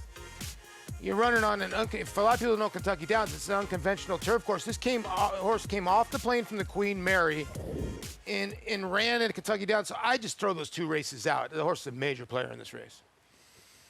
5-2 from that inside post. Meanwhile, there's Pratt just leaving the screen for Chad Brown, competitive threat. 9-5. Is that a bit overdoing it here, Paul? I think so. I mean, I thought the 1 was a better bet. I thought the 3 is a better bet. I like Aviso in the spot. I get it. You're looking at Chad Brown, you're looking at Flavien Prat, but those numbers aren't really improving that much. And Mig, there's Jose Lezcano on the 8. Interesting horse cutting back a little bit. Mig, the 11. Joe Sharp stretched this one out off 3 sprints, went gate to wire to win it a mile. Just problem is there's other speed in here now. Other speed drawn outside projects to kind of get that, you know, strung out 3-4 wide, tripping in the first turn, chasing a fast pace or part of a fast pace. Competitive threat to me. I think Maggie said it best, that she just looks a little one-paced. And those kind of horses at a sharp mile, I'm going to look elsewhere. I don't want those kind of horses at 8-5. She may win, but I just think that there's challenges she's going to face. Yeah. I think the 11 is dangerous because if you look at the 11, she got blinkers in her 2 starts ago for the first time. Then she was doing something for the first time, blinkers and going long, and she crushed the field. Now, I know it was weaker, but when you have a horse that's going long and is undefeated going long, tough to throw out. Here's Kanane. Manny Franco, Brad Cox, speed from the rail. Speed from the rail in game. She showed it last time. She fought all the way to the wire. Widdershins, Katie Davis rides, 47-1. Yeah, big long shot here from Mira Shockley. Gets Lasix. Aviso at 8-1. Ken McPeak with Kendrick Carmouche. I think this horse is very interesting. I think this horse gets the right kind of trip with speed in front of her. 8-5, competitive threat. 4-year-old filly in here where the 3-year-olds get 5 pounds on the 4-year-old. She looks good on the racetrack. Urban Star, winner of one of 6 starts on the grass. Yeah, it just feels like she'd have to find a race a little faster than anything we've seen previous. This 6 at least woke up a little and ran a good turf effort last start, right? 63-1 last time and ran pretty good.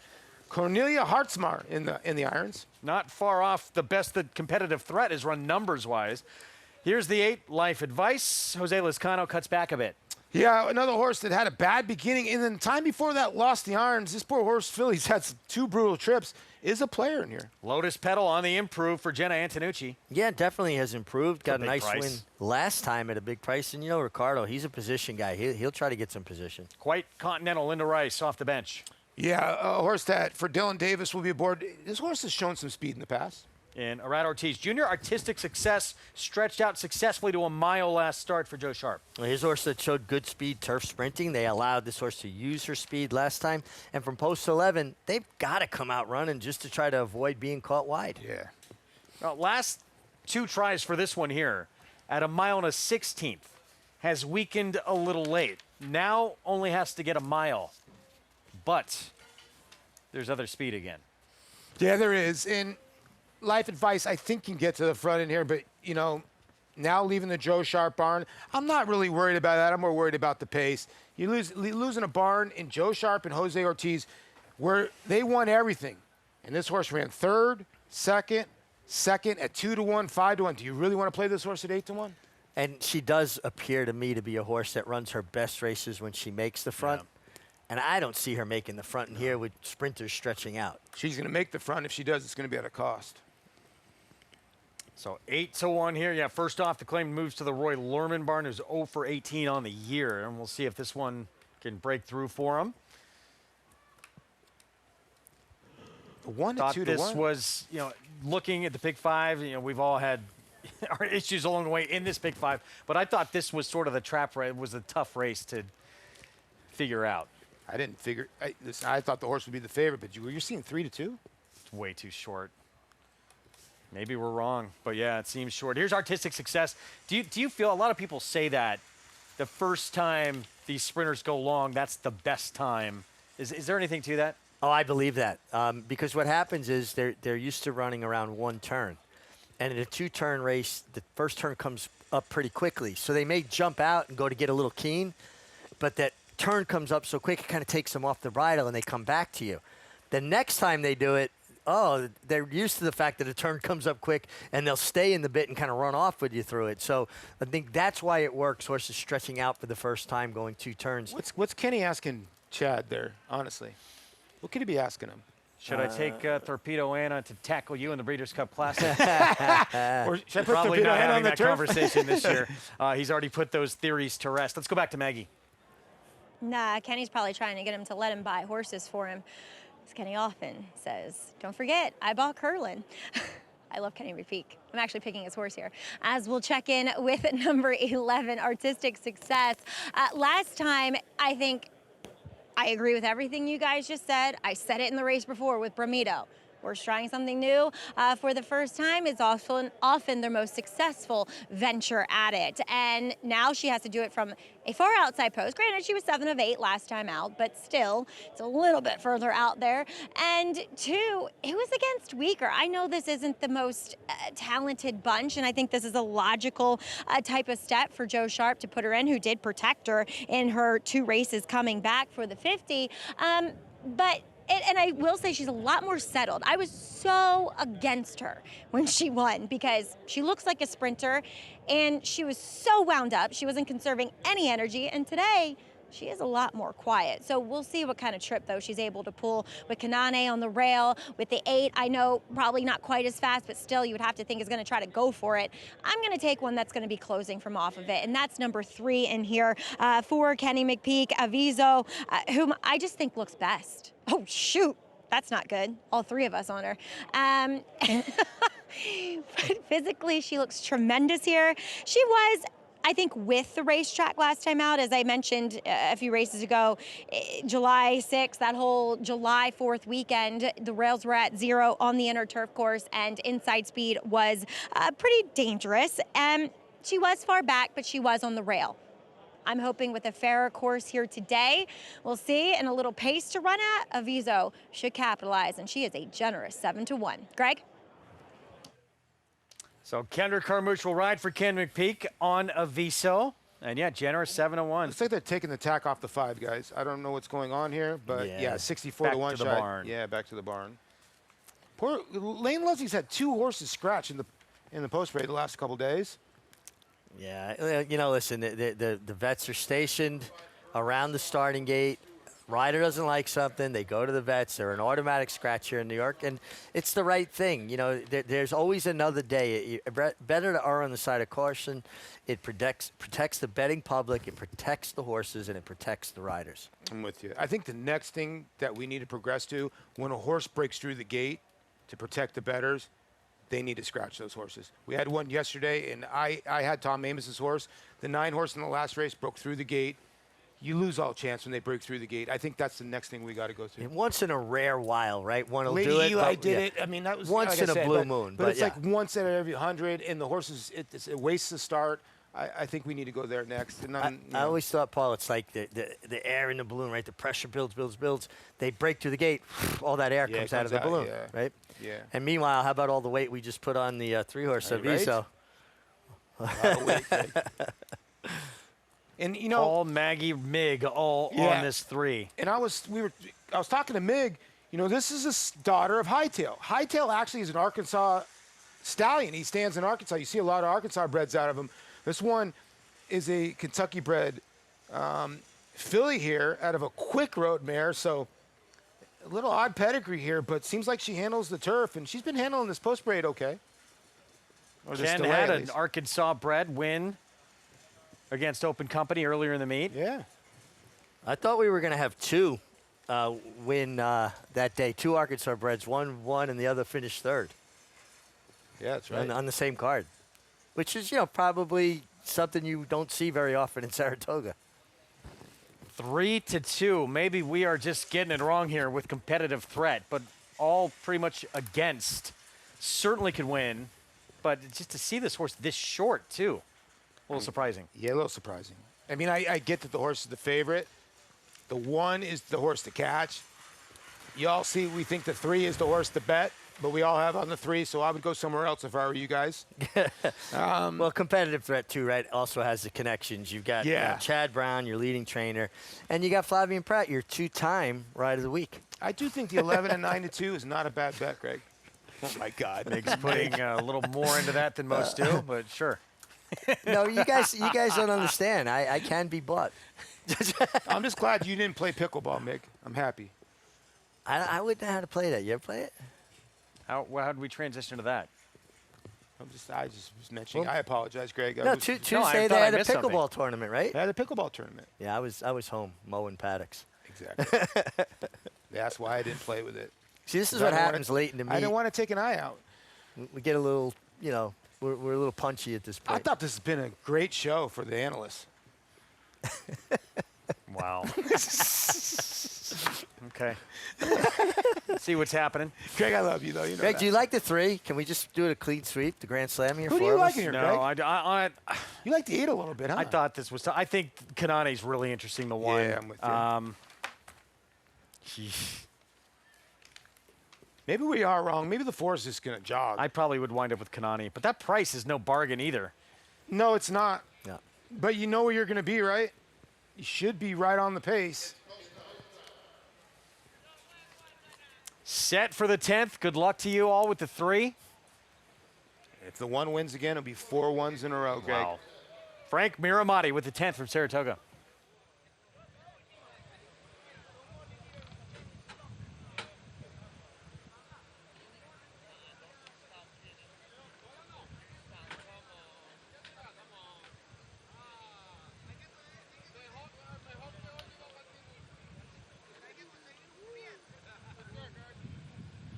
Quite continental going in.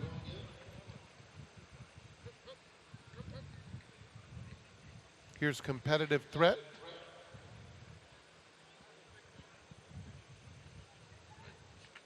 Turned around.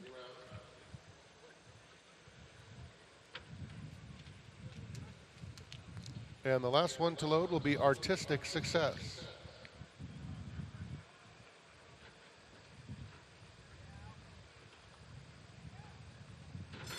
And they're off. Artistic Success bounced out pretty quickly and is sent out for the lead. Competitive Threat is in and among horses, and Lotus Petal has some early interest on the extreme outside. Life Advice, Lady River Lily is 4.5 for 5 off the lead. Kanane is just inside of her. She's right on the heels of Competitive Threat as they round the clubhouse turn. Then it's Aviso, followed by Quite Continental, and another 3 lengths back to Widdershins. The opening quarter went in 23 and 2/5 seconds, and it's Artistic Success showing the way. Has opened up a 3-length lead. Lotus Petal is in second, and Competitive Threat well spotted in hand along the rail in third. Then they're followed by Kinane.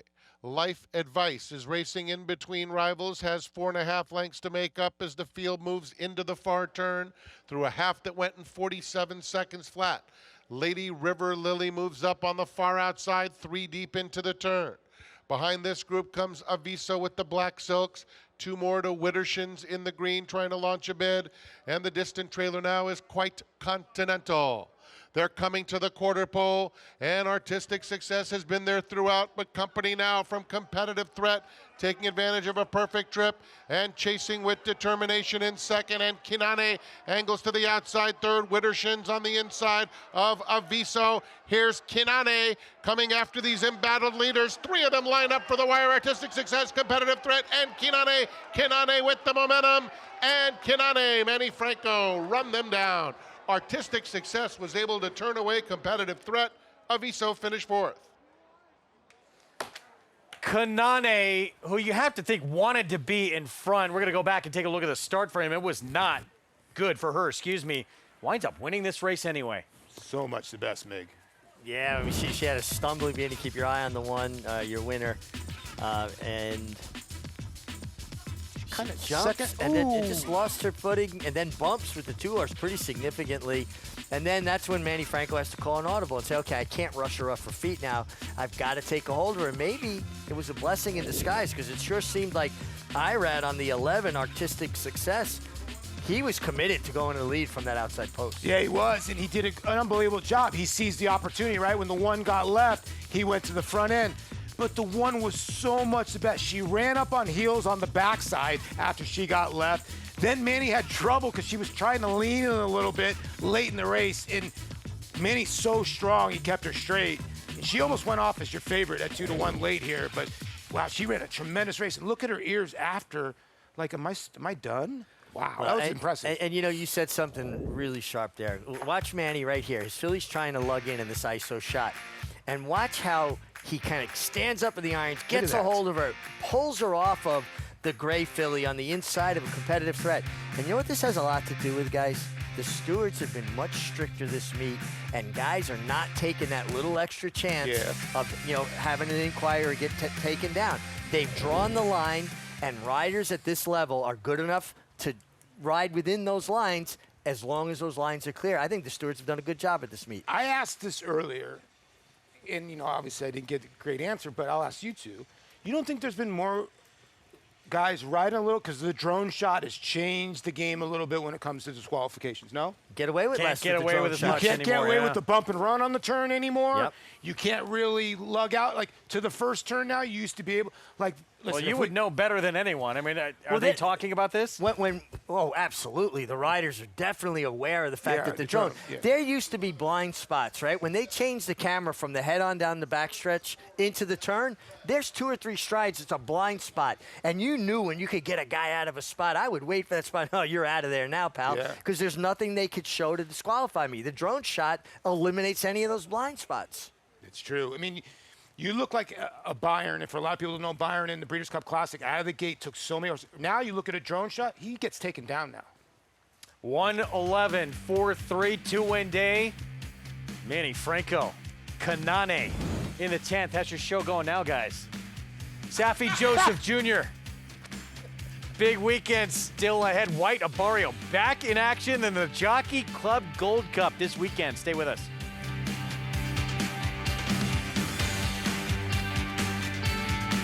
Selling the best. Fasig-Tipton graduates won more Eclipse Awards in 2024 than any other sale company. Torpedo Anna, Moira, National Treasure, Sierra Leone, Soul of an Angel, Straight No Chaser, Fasig-Tipton, eclipsing the competition.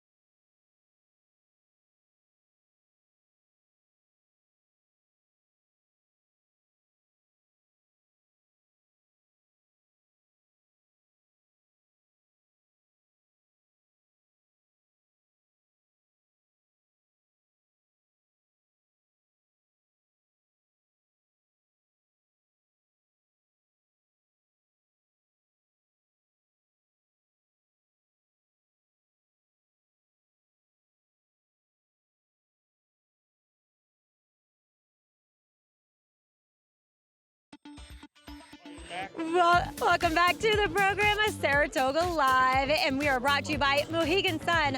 All in for Mohegan. Kanane stretching out in distance here for Brad Cox. Gets the win, as I'm pleased to be joined by Manny Franco aboard, and Jerry Abrams says he just said, quote, I got a piece of a lot of horses, including this one here. But Manny, great post position. There looked to be other speed. She seems so comfortable rating in the pocket for you. Yeah, she was so kind for me today. I thought the stretch out in distance will help her because I don't have to rush her like last time going 6. And set up perfect. I mean, I was on a inside out trip, so I was happy with the way the race set up for me. Absolutely. And Jerry, this is exciting. I know a lot of you guys said you weren't sure she'd be able to win without the lead, and she certainly responded to the task. We were very happy. I mean, Dustin told us the horse was going to be really good today, and Blake, and we have a great team, and Sandy makes the great claims, and Alan, my partner for many years, and Steve Sperenza, and Manny, thank you very much, and thank you for, hello. Yes, as Dustin Dugas, as you reference, is Brad's assistant downstate, and he always does a terrific job. But Manny, you know, I can relate because I feel like you have ridden well, you've finished in the money, the wins have been a little bit spread out here. Talk about the mental fortitude it takes to kind of get through a meet like this. I mean, you came here with a mind that you have to work, you have to take it, you know, day by day. You know, I come every day like I want to win, but if not, you know, I try to do my best in every horse that I ride to let, you know, the connection happy. That's what I'm trying to do, and you know, the meet it was going a little slow, but at the same time, my horses are running well. Just can't get it done, but I mean, the last few days I've been winning, so I feel good now. Absolutely. You always deliver, Manny. Never lose faith in you. Congratulations here. Thank you, Maggie. Thank you very much. Kanane delivering at the mile distance, guys. Manny Franco. 2 wins this afternoon. Stretch out Kanane, and it works out despite that stumble and slight bump out of the gate. Yeah, and he did a really great job getting her to settle in and save ground and then tip out, and very strong finish too. And she wanted to lean on the inside rivals. He just kind of picked her up, put the bit in her mouth, and took her out a path. Can I tell you that's the ride of the week? Even though you're not going to do a segment, that would be the ride of the week. No, so actually, far? we're doing a segment. So yeah, I actually Can like I nominate that one? Yeah, absolutely. That's got to be up there.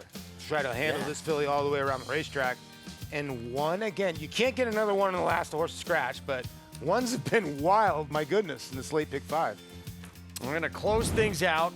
5.5 on the turf, $50,000 maiden claiming race. Repurposed Chad Brown. Manny Franco will look for number 3 on a first-time starter that will not go off at 8-1. No, will not. And then Billy Whiteshoes. A lot of people remember Billy Whiteshoes Johnson from the Dallas Cowboys. Yeah, man.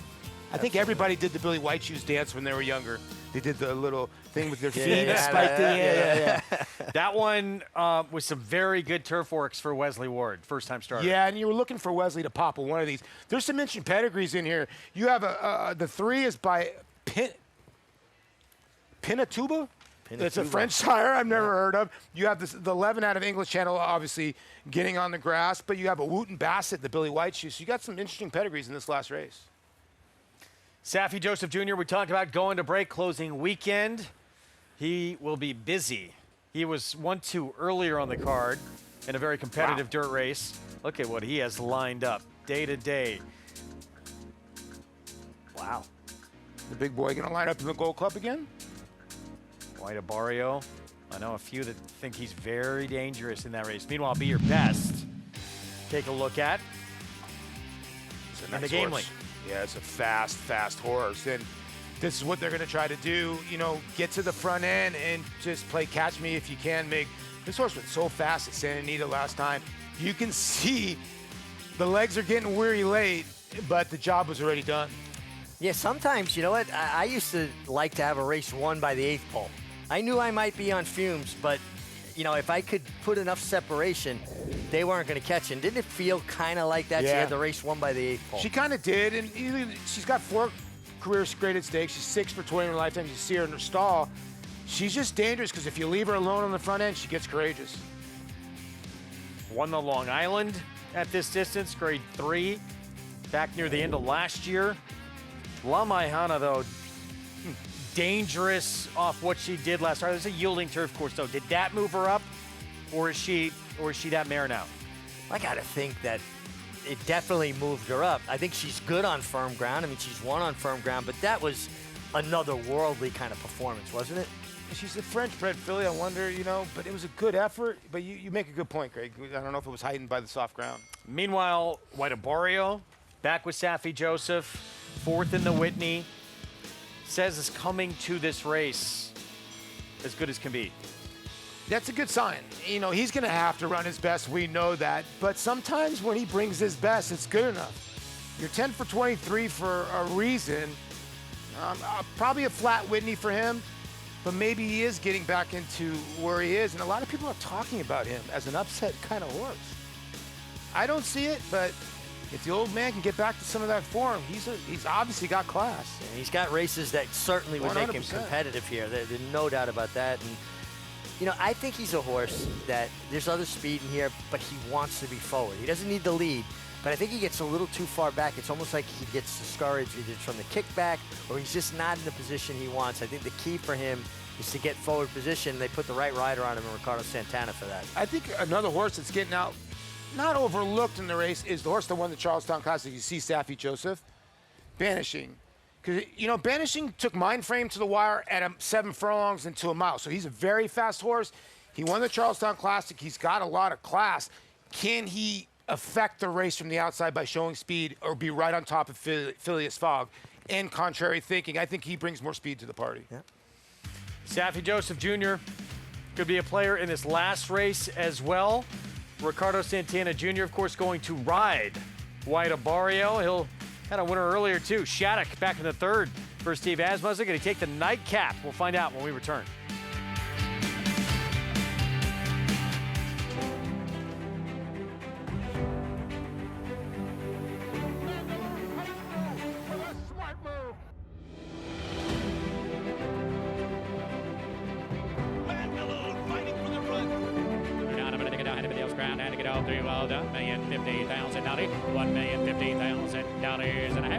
$1 million, Blake, thank you. It's Mandaloon. A Mandaloon wins.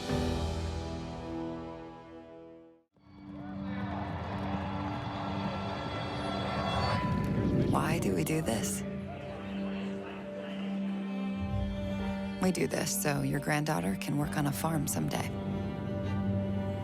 So your 3rd-generation business can become a 4th and 5th and 6th. So the stands will still be packed in 50 years, with thousands of fans cheering for horses and jockeys yet to come. That's why we come to work every day. Why we travel the world to bring home buyers. Invest in every race. Obsess over every single detail. Because the story of racing is written one moment at a time. And the future of our industry deserves nothing less. Keeneland, every moment matters. Mind-tingling, jaw-dropping, awe-inspiring, Secretariat-like.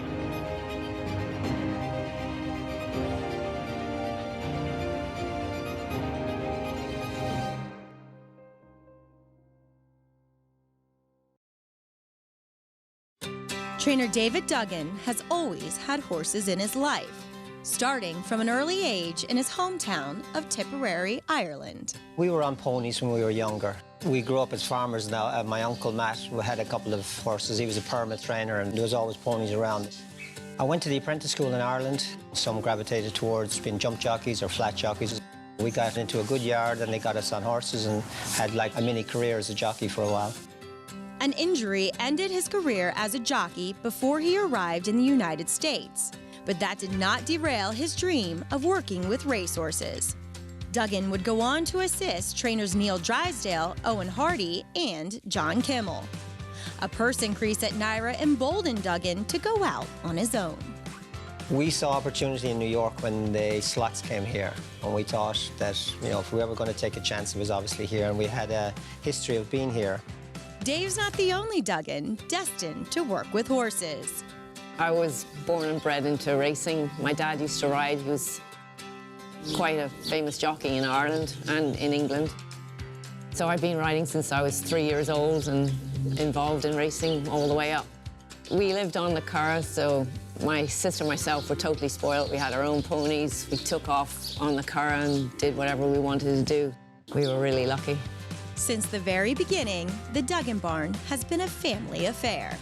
We think along the same lines probably 95% of the time, and I think that just makes things work. As I always tell my kids, Dad's the boss at the barn, I'm the boss at home. So he basically does all the set lists and the plans for the horses. We do discuss what's best, go back and forth a few times that way, but mainly Dave's the main decision maker. Port Bonheur! Port Bonheur! Poke that head in front. Can't hurry, love wins the Dancing Renee. It's Sunday Girl. She's gonna win impressively. Here's Drafted coming on to win the Grade 3 Run Happy Stakes. Through it all, Duggan strives to compete with the best in the game. You have to keep on upgrading your quality as a trainer and how you communicate with people and the service that you put out. To be consistently good at what you do and keep on churning out the right kind of horses for New York, because New York is very competitive. You look at Chad, you look at Todd. Why are they successful? That's the reason you keep on trying better every day. David Duggan, good for him. He had said probably should have retired. He was just too stubborn to quit. And good for him because he's had probably the 3 best years of his career the last few years. What a resurgence. It has paid off staying around in this game, and he'll send out Gypsy Dreaming the 10 in this nightcap. He's just a really, really good horseman. He and Lara are a tremendous combination. She's a terrific hand on a horse. She used to gallop Hidden Lake and Katinka and a lot of the good ones for John Kimmel when both he and Dave and Lara were working for John, and I got to work closely with them. Tremendous horse people, but even more so, tremendous people. He's great. David is a great trainer. My first win in New York was a horse I owned with Kenny Mayne, trained by David Duggan. The horse won, maiden claimer, and then got picked up, claimed out of the race. But he was just really transparent. He didn't have a ton of horses then. And I always wondered, why hadn't anybody given him a nice string of horses? And it seems like it's starting to happen later in his career. But he is such a good horseman. And like he said, Lara, I always would like to listen to Lara because she's got the keys to the engine. 10 minutes of post in this finale. Let's go to Maggie. We'll start with Dave Duggan's horse in here, Gypsy Dreaming, who will be trying the turf for the first time, as he is, by Always Dreaming, not the greatest influence, to be fair. But on the bottom side, there's plenty of turf where the dam, she was unraced herself, but she's half to multiple graded stakes winning turf horse Jouster for Todd Pletcher, who sends out the horse right inside of Gypsy Dreaming. But this horse is so well turned out. He does have a bit of size to him, so I'm slightly concerned about the 5.5 furlongs, that it might just be a little too sharp for him, but at least he's shown enough pace, enough speed on the dirt to suggest that he won't completely get out-footed here, but is composed himself beautifully here in the paddock, has a nice engine to him, and definitely has a turf hoof. So I think he is very intriguing at what should be a bigger price. Moving on to the three of the 4 first-time starters. Number 2, Repurpose here for Chad Brown. I was trying to get our guys to record him walking before he got the tack on because he was doing a little Zenyatta impersonation. He was doing the old flick his front legs out in front of him, which is always so eye-catching, and I can't tell you why they do it. Some horses just develop that habit. Maybe he just thought a bug was on his leg. I don't know.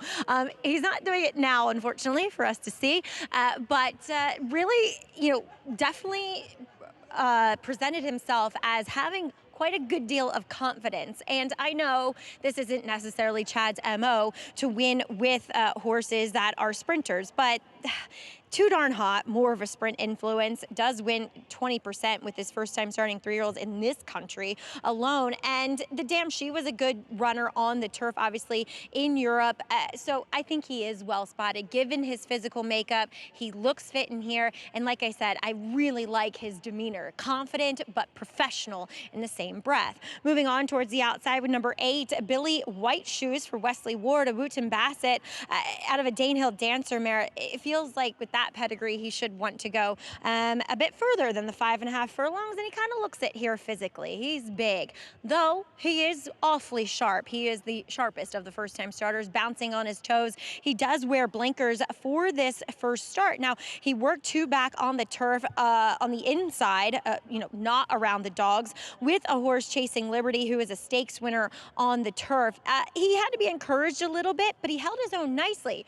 But on the gallop out, he was actually going better. So all that adds up to me is saying that I feel like 5.5 is going to be too short. Might have some talent, but I just think he might went a little bit further than this. Is number 9, Chief None, for Todd Pletcher, out by None Never. Isn't great with his first time starting older horses, though, I will say. He only hits at 8%. The Damn She was 3 for 12 on the turf, half sibling 1 for 7. There was another half sibling who won on the turf. And this guy physically at least looks well spotted. He's definitely, obviously, as the pedigree would suggest, a turf horse. Is wearing blinkers first time out, though, here for for Todd, which I don't often love with Todd specifically. And he's incredibly laid back. I mean, he had to be encouraged to walk forward a bit here, not as if he was freezing or anything, just kind of like uninterested in the proceedings. He is a little bit more focused now that we see Arad Ortiz up in the irons, but mentally, we'll see. Is that light bulb on? That's my biggest question mark, but physically, he's ready, Greg. 4-1, Chief None. Mom was a first out winner. That was routing on the grass. Second Dam was a superstar. Too Charmant, trained by Ron McAnally, multiple Grade 1 winner. He was really nice. Ron McAnally, the trainer of Candy Ride. Yep. A lot of people tried to vet out Candy Ride, and he didn't vet out, actually, for Nick Zito and Rick Pitino. And then I got the call that Mr.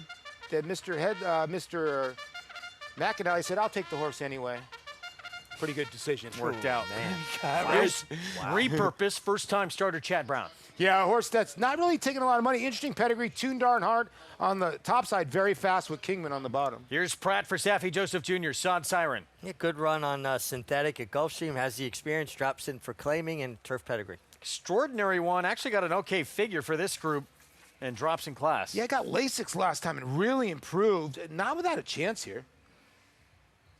Law Quran. Speed and then backed up against tougher company last Yeah, start. speed against maiden special weight on the drop, so this horse could be the quickest in here. Billy White Shoes, Wesley Award, first-time starter. Well, all you football fans or Dallas Cowboy fans, it's football season coming up, and Jose Gomez gets aboard. Bless you, Greg. Chief None, thank you, 4-1. Todd Pletcher with Arad Ortiz Jr. Well, Greg, you talked about this horse's pedigree and certainly top flight connections. Yeah. David Duggan, Gypsy Dreaming at 8-1. I thought this horse looked tremendous in the paddock. If this horse takes to the turf, could be the quick of the quick. Seems to be a lot of love for this outside runner. Anthony Dutro runner went long in the grass in the debut, then sprinted on dirt. The mother was actually a multiple stakes place sprinter on the grass, so may like it. So long on the turf, short on the dirt. Now you get to go short on the grass. It's the Goldilocks effect. Everything's just right. Sod Siren, 5-2 favor right now for Saffie Joseph Jr. The nightcap when we return.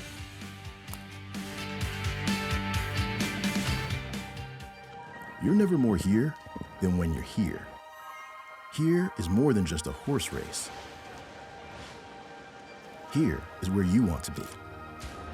And here's the horse that's going to make it happen. They're off in the Breeders' Cup. Here she is, coming around the final turn, making sure that this year, you won't be anywhere else, but here.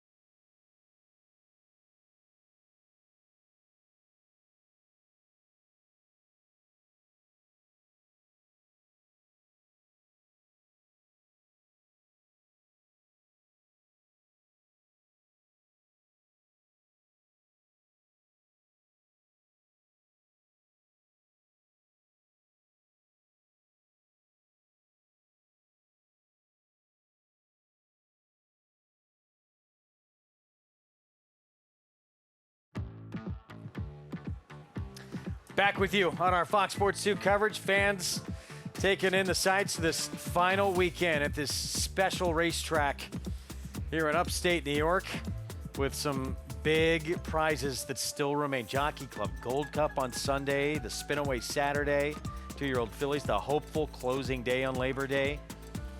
Giveaway on Sunday for the fans.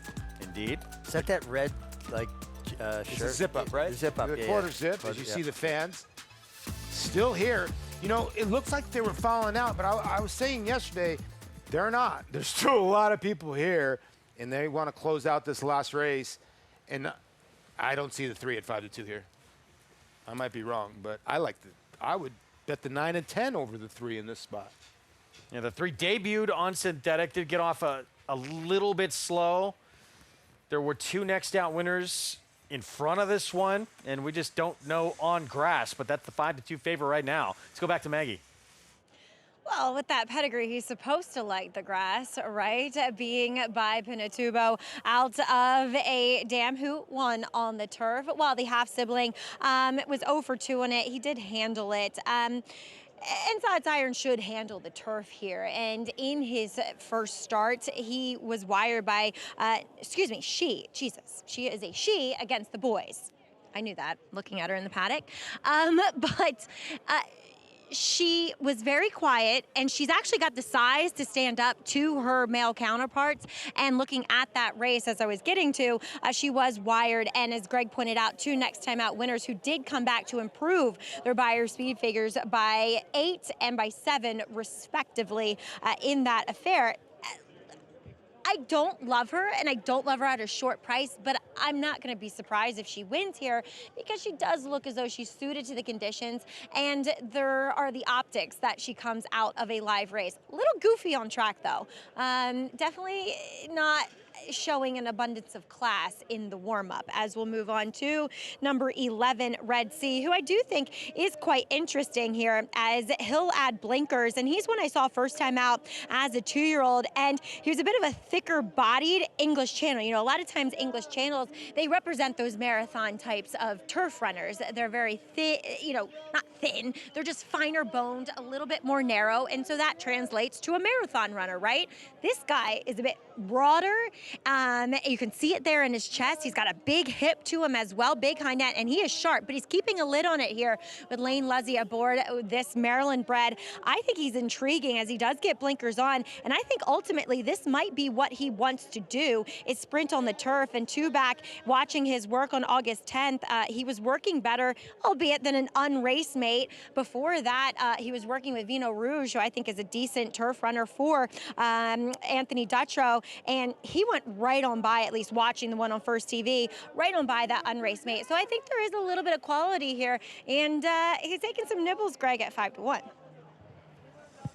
See if spring on the grass is what this one wants to do here. Start number 3. As mentioned, the Dam, multiple stakes place sprinter on the grass. Actually ran a 93 Beyer sprinting on the turf. And she'll try it for the first time from that outside post. Yeah, and the favorite is still the 3 going into the gate. I'm a little surprised, but, I just can't take a horse off that synthetic at Gulfstream. Sorry. Good competitive race, and Paul landed on the grandson of Tout Charmant. The 9. I listened to my host. Chief None. Rad Ortiz Jr. for Pletcher. Let's go to Frank Miramati. They're in the gate, and they're off. Red Sea broke out very alertly, but there are several of them. Extraordinary one with the yellow blinkers. And here's Sod Siren. And Sod Siren is now up to take the lead. On the outside, Loch Curran is moving up to challenge in second. They're followed at the rail by Extraordinary One, a joint third. Gypsy Dreaming just steady to touch in fourth. Then comes Repurpose. Red Sea is 6 lengths off the lead. It's another 2. Back to Billy White Shoes. Chief None is the distant trailer. The opening quarter in 21-4. They're battling up top. It's Sod Siren on the inside. And Loch Curran. Loch Curran is up to take the lead. Behind them, Extraordinary One is in the yellow blinkers in third. Extreme outside. Red Sea is trying to get a little piece of it. and 1 furlong to go, and it is still Sod Siren. Lock Curran is chasing, as is Extraordinary One. Extraordinary One is getting closer now with each and every stride. Here's Extraordinary One. Extraordinary One, hand-ridden to victory. Sod Siren was second, Repurposed third, Red Sea finished fourth. Extraordinary One, drop in class. Katie Davis, Eddie Davis, and had a figure that was probably one of the best of anyone on turf. Easier company and wins easily here. Katie Davis winning for her brother, Eddie Davis. She's had a tough day. Gets her third win of the meet. Was disqualified earlier, but perseverance pays off, and Katie Davis gets it done for her brother. Extraordinary One. She just put the favorite away when Flavien Prat, who, you know, at 45, and you're supposed to close it out, right? And you just don't. And Extraordinary One always traveling really well in the bridle for Katie and gets out in time and just mows down the winner here. So a nice little price. And a horse that figured is just the connections that haven't been really firing at this meet. And you get a nice price here at 12-1. 12-1 upset to close it out. 4-3-2 photo for fourth. Let's go to Maggie. I'm here with a jubilant Eddie Davis. And Eddie, congratulations. I mean, honestly, you could almost treat this horse like a second-time starter. He ran well in a maiden special weight doing this. He got beat 4 lengths last time in a maiden special weight not too long ago. And for him to come back and, you know, win like that is just amazing, especially my little sister, Katie. I mean, that's awesome. So I'm so proud of him and, you know, John McAllen to pick these horses out. He has such a good eye for horses. And I really owe it to him and God. Well, Eddie, as you were saying, you've been doing things up at Finger Lakes. How good does it feel How good does it feel to be back here in your hometown? This is my home. You know, there's nothing like this. You know, there's no better place to win than Saratoga. Like, that's it, you know. So thank God, we were able to get the W. Heck of a ride with your little sis, too. God, Congratulations. Let's go, Katie. It was a family affair here in the last, guys. Saw Katie win for Dad a few years ago here, not listening to his instructions, and it worked out. Now she wins for her brother to close out this night, having a tough, competitive finale here. Really tough competitive finale. But you guys had pointed it out, you know, at a big price. This horse improved with Lasix last time in a tougher group and worked out a good trip today. Yeah, and it's a big smile on Katie's face. She's had a rough day like you talked about, but this will sweeten the ride home. It's amazing how a win washes away those tough days. It's almost like when you're like 1 for 4, and you go up for your 5th at bat. 1 for 5, but you get that hit. 2 for 5, way better than 1 for 5. It's that key, like little things matter in life, Greg. So, I mean, this has got to be huge for Katie, and obviously her big brother. This is giant. You gotta love that too, Eddie Davis saying with my little sister. Yeah, that's cool. Very cool. Yeah. All in the family to close things out on this Thursday here from Saratoga. I'll tell you what, that pick 6 and pick 5 had to be nice, no? Let me look at it. It was all 1s till then. But I'll look at it right now. How about the first 3 finishes in a turf sprint, the finale at Saratoga? Great Britain bred, a horse bred in France, and another Great Britain bred. Wow. 10,000 on the pick 5. And that carried over the pick 6. We have a pick 6 carryover tomorrow. We have not had a lot of those at Saratoga. Extraordinary One for Team Davis. Let's go to Maggie. It sense into my head from earlier. That sounds about right.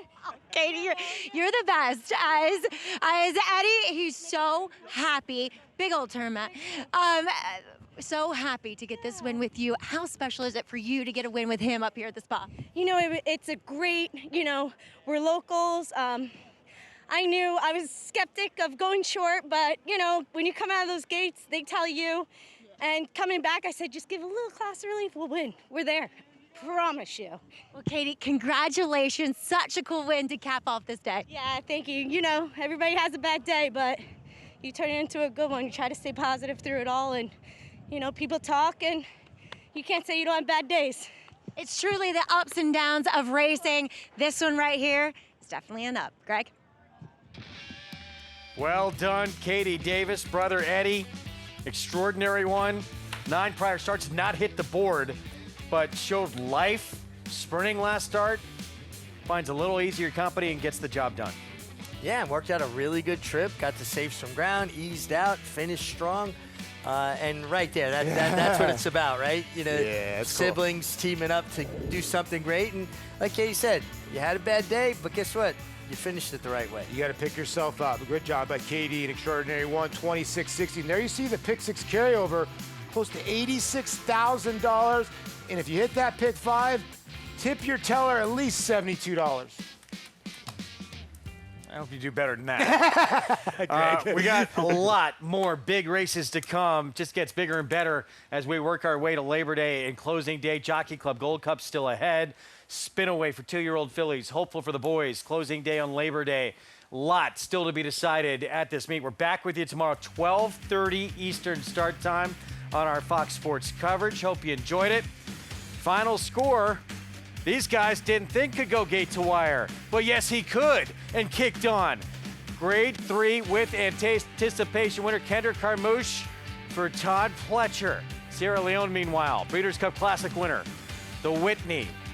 Can he turn the tables on Mindframe in the rematch?